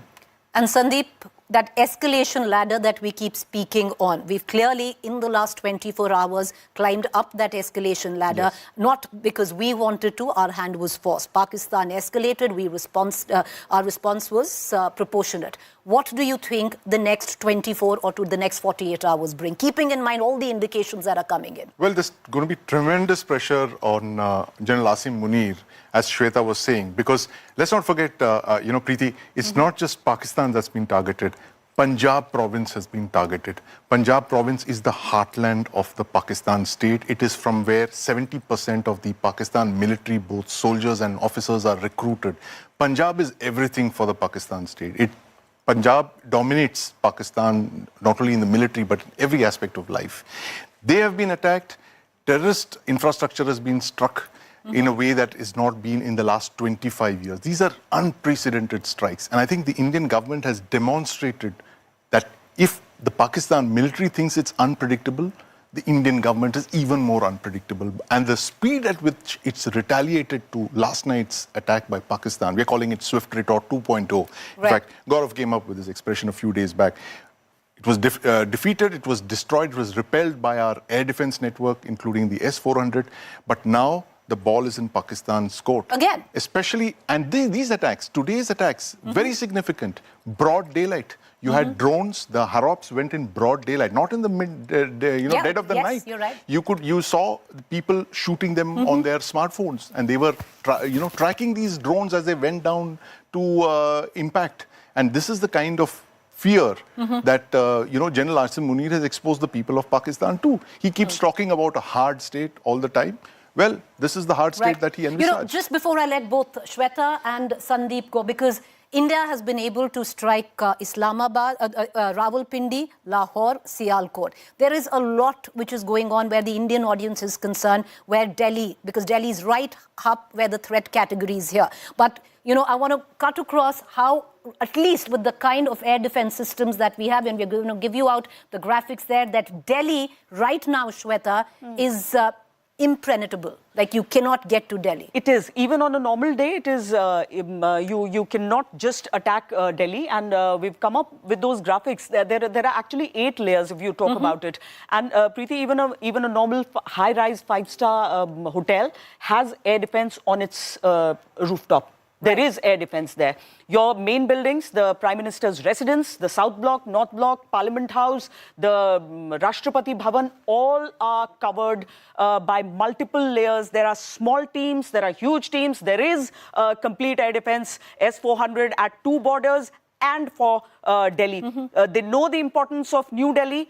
Any attack here from the air would be fatal, would be deadly, and that is why Delhi is protected in such a way. Sandeep, you want to reflect on that? Because a lot of people are speaking of Delhi. It's right up the threat ladder. And if you're escalating, there is an imminent threat where Delhi is concerned. But I think it's impenetrable right now. It is impenetrable, Preeti, but, you know, as Shweta just put it, multiple layers of defenses, looking at everything from drones, from small drones right up to fighter aircraft packages. But if Pakistan were to make that mistake of attacking Delhi, even, you know, crossing into airspace and attempting to attack Delhi, that would be another red line that they would have crossed, and the consequences would be terrible for Pakistan.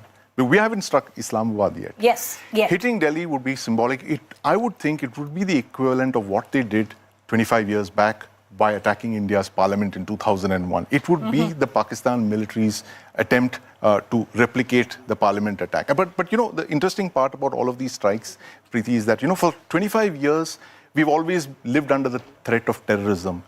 Thanks to General Asim Munir, that mask of terrorism has fallen off, and we see the person wearing the mask. It has been the Pakistan army all along. And those pictures that we saw yesterday in that... The funerals. Where you have the soldiers standing side by side with terrorists. That just tells you that that's the biggest visual proof that you have that Pakistan, the rogue nation, is the one for whom terror is an instrument of state You know, policy. I just want to give you both just 10 seconds each, and then we're going to quickly cut across to what the defense minister said this evening. The next 24 to 48 hours right now, Shweta. Very crucial, especially around the line of control, and to see how Pakistan wants to retaliate. I think the terror threat is bigger. The terror threat is bigger. Yeah, Pakistan, more than Pakistan as a state. Sandeep. If there is a terror attack, as Shweta mentions, a covert option, that would mean that the Pakistan military has exercised a covert option. And that would immediately mean another retaliatory attack by India. Because right now, the forces are raring to go. Because this is an opportunity that we have got after a very long time. The weight of the international opinion is behind us. And if India has to take out Pakistan's terror infrastructure, now is the time to do it. All right, thanks, the both of you. What we're going to do is quickly dip into what the defense minister said a short while ago. Listen in. साथियों, सबसे पहले तो मैं हमारी arm forces ने कल जो कार्रवाई की है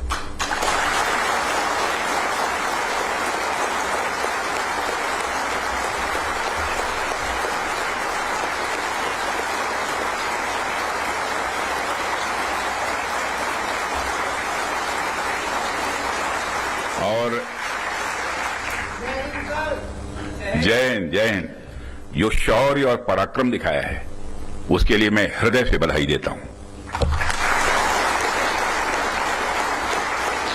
पाकिस्तान और पीओके में जिस तरह से हमारी आर्म्ड फोर्सेस ने टेरर कैंप्स को नेस्त नाबूद किया है वो हम सब के लिए एक गौरव का विषय है। क्वालिटी की क्या भूमिका होती है, यह क्या रोल अदा करती है, इसका नमूना हमने कल देखा।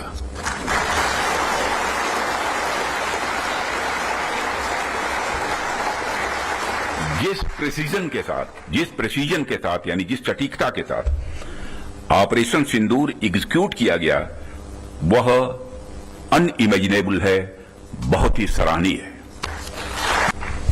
साथियों, मैं समझता हूं कि इस दिशा में प्रयास करने का यह सबसे उचित समय है, क्योंकि इस समय जो परिस्थितियां चल रही हैं उसे आप सब देख रहे हैं। हमारे रीजन में ही आज जो स्थितियां उत्पन्न हो रही हैं उससे आप सभी अवगत ही नहीं हैं बल्कि अच्छी तरह परिचित हैं। हमने हमेशा ही एक रिस्पॉन्सिबल नेशन होने का रोल बड़े संयम से निभाया है, सदैव निभाया है। हम लगातार इस बात के पक्ष कर रहे हैं कि समस्याओं का समाधान बातचीत के जरिए से हो, परंतु इसका अर्थ यह नहीं है कि हमारी सहनशीलता का कोई नाजायज फायदा उठाए। यदि कहीं कोई हमारे इस संयम का फायदा उठाने की कोशिश करता है तो उसे कल की तरह ही क्वालिटी कार्रवाई का सामना करने के लिए भी पूरी तरह से तैयार रहना होगा। Don't test our patience because we will give it back. We are a responsible nation, but we are capable of a more than proportionate response. That is what the defense minister said. With that, viewers, I'm going to go into a quick break to stay with us. On the other side, we're going to cut across to the 2,000-kilometer border that India shares with Pakistan, speak to our reporters who've been stationed in key locations. All of that coming up. Stay with us.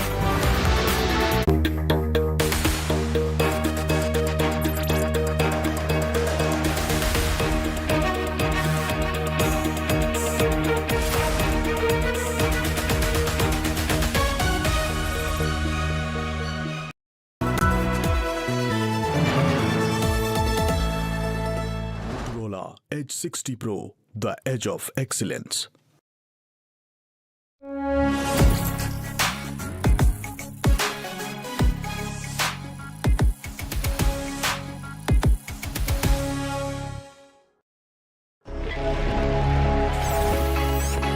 Long night? You have no idea. I got you.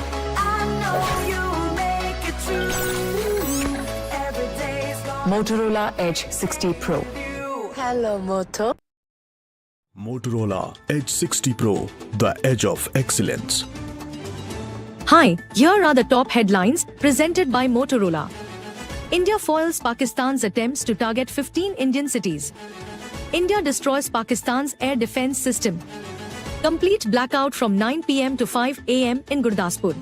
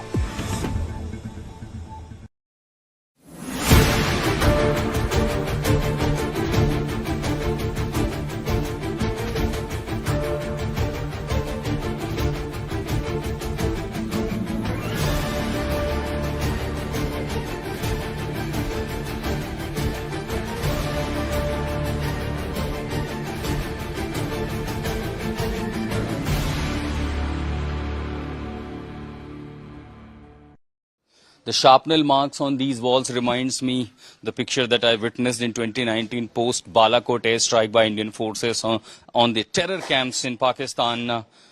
What I see here, that how Pakistan used long guns, the long barrels, to target the civilian areas, and these are the documented evidence. The footprints of their act is quite visible in Poonch, and this is exactly what unfolded during 2019 when they targeted civilian areas. As in Poonch, what is known for that Pakistan having advantage of the height, they often target civilian areas. So after 29, and this create literally a panic and sense of fear amongst the people.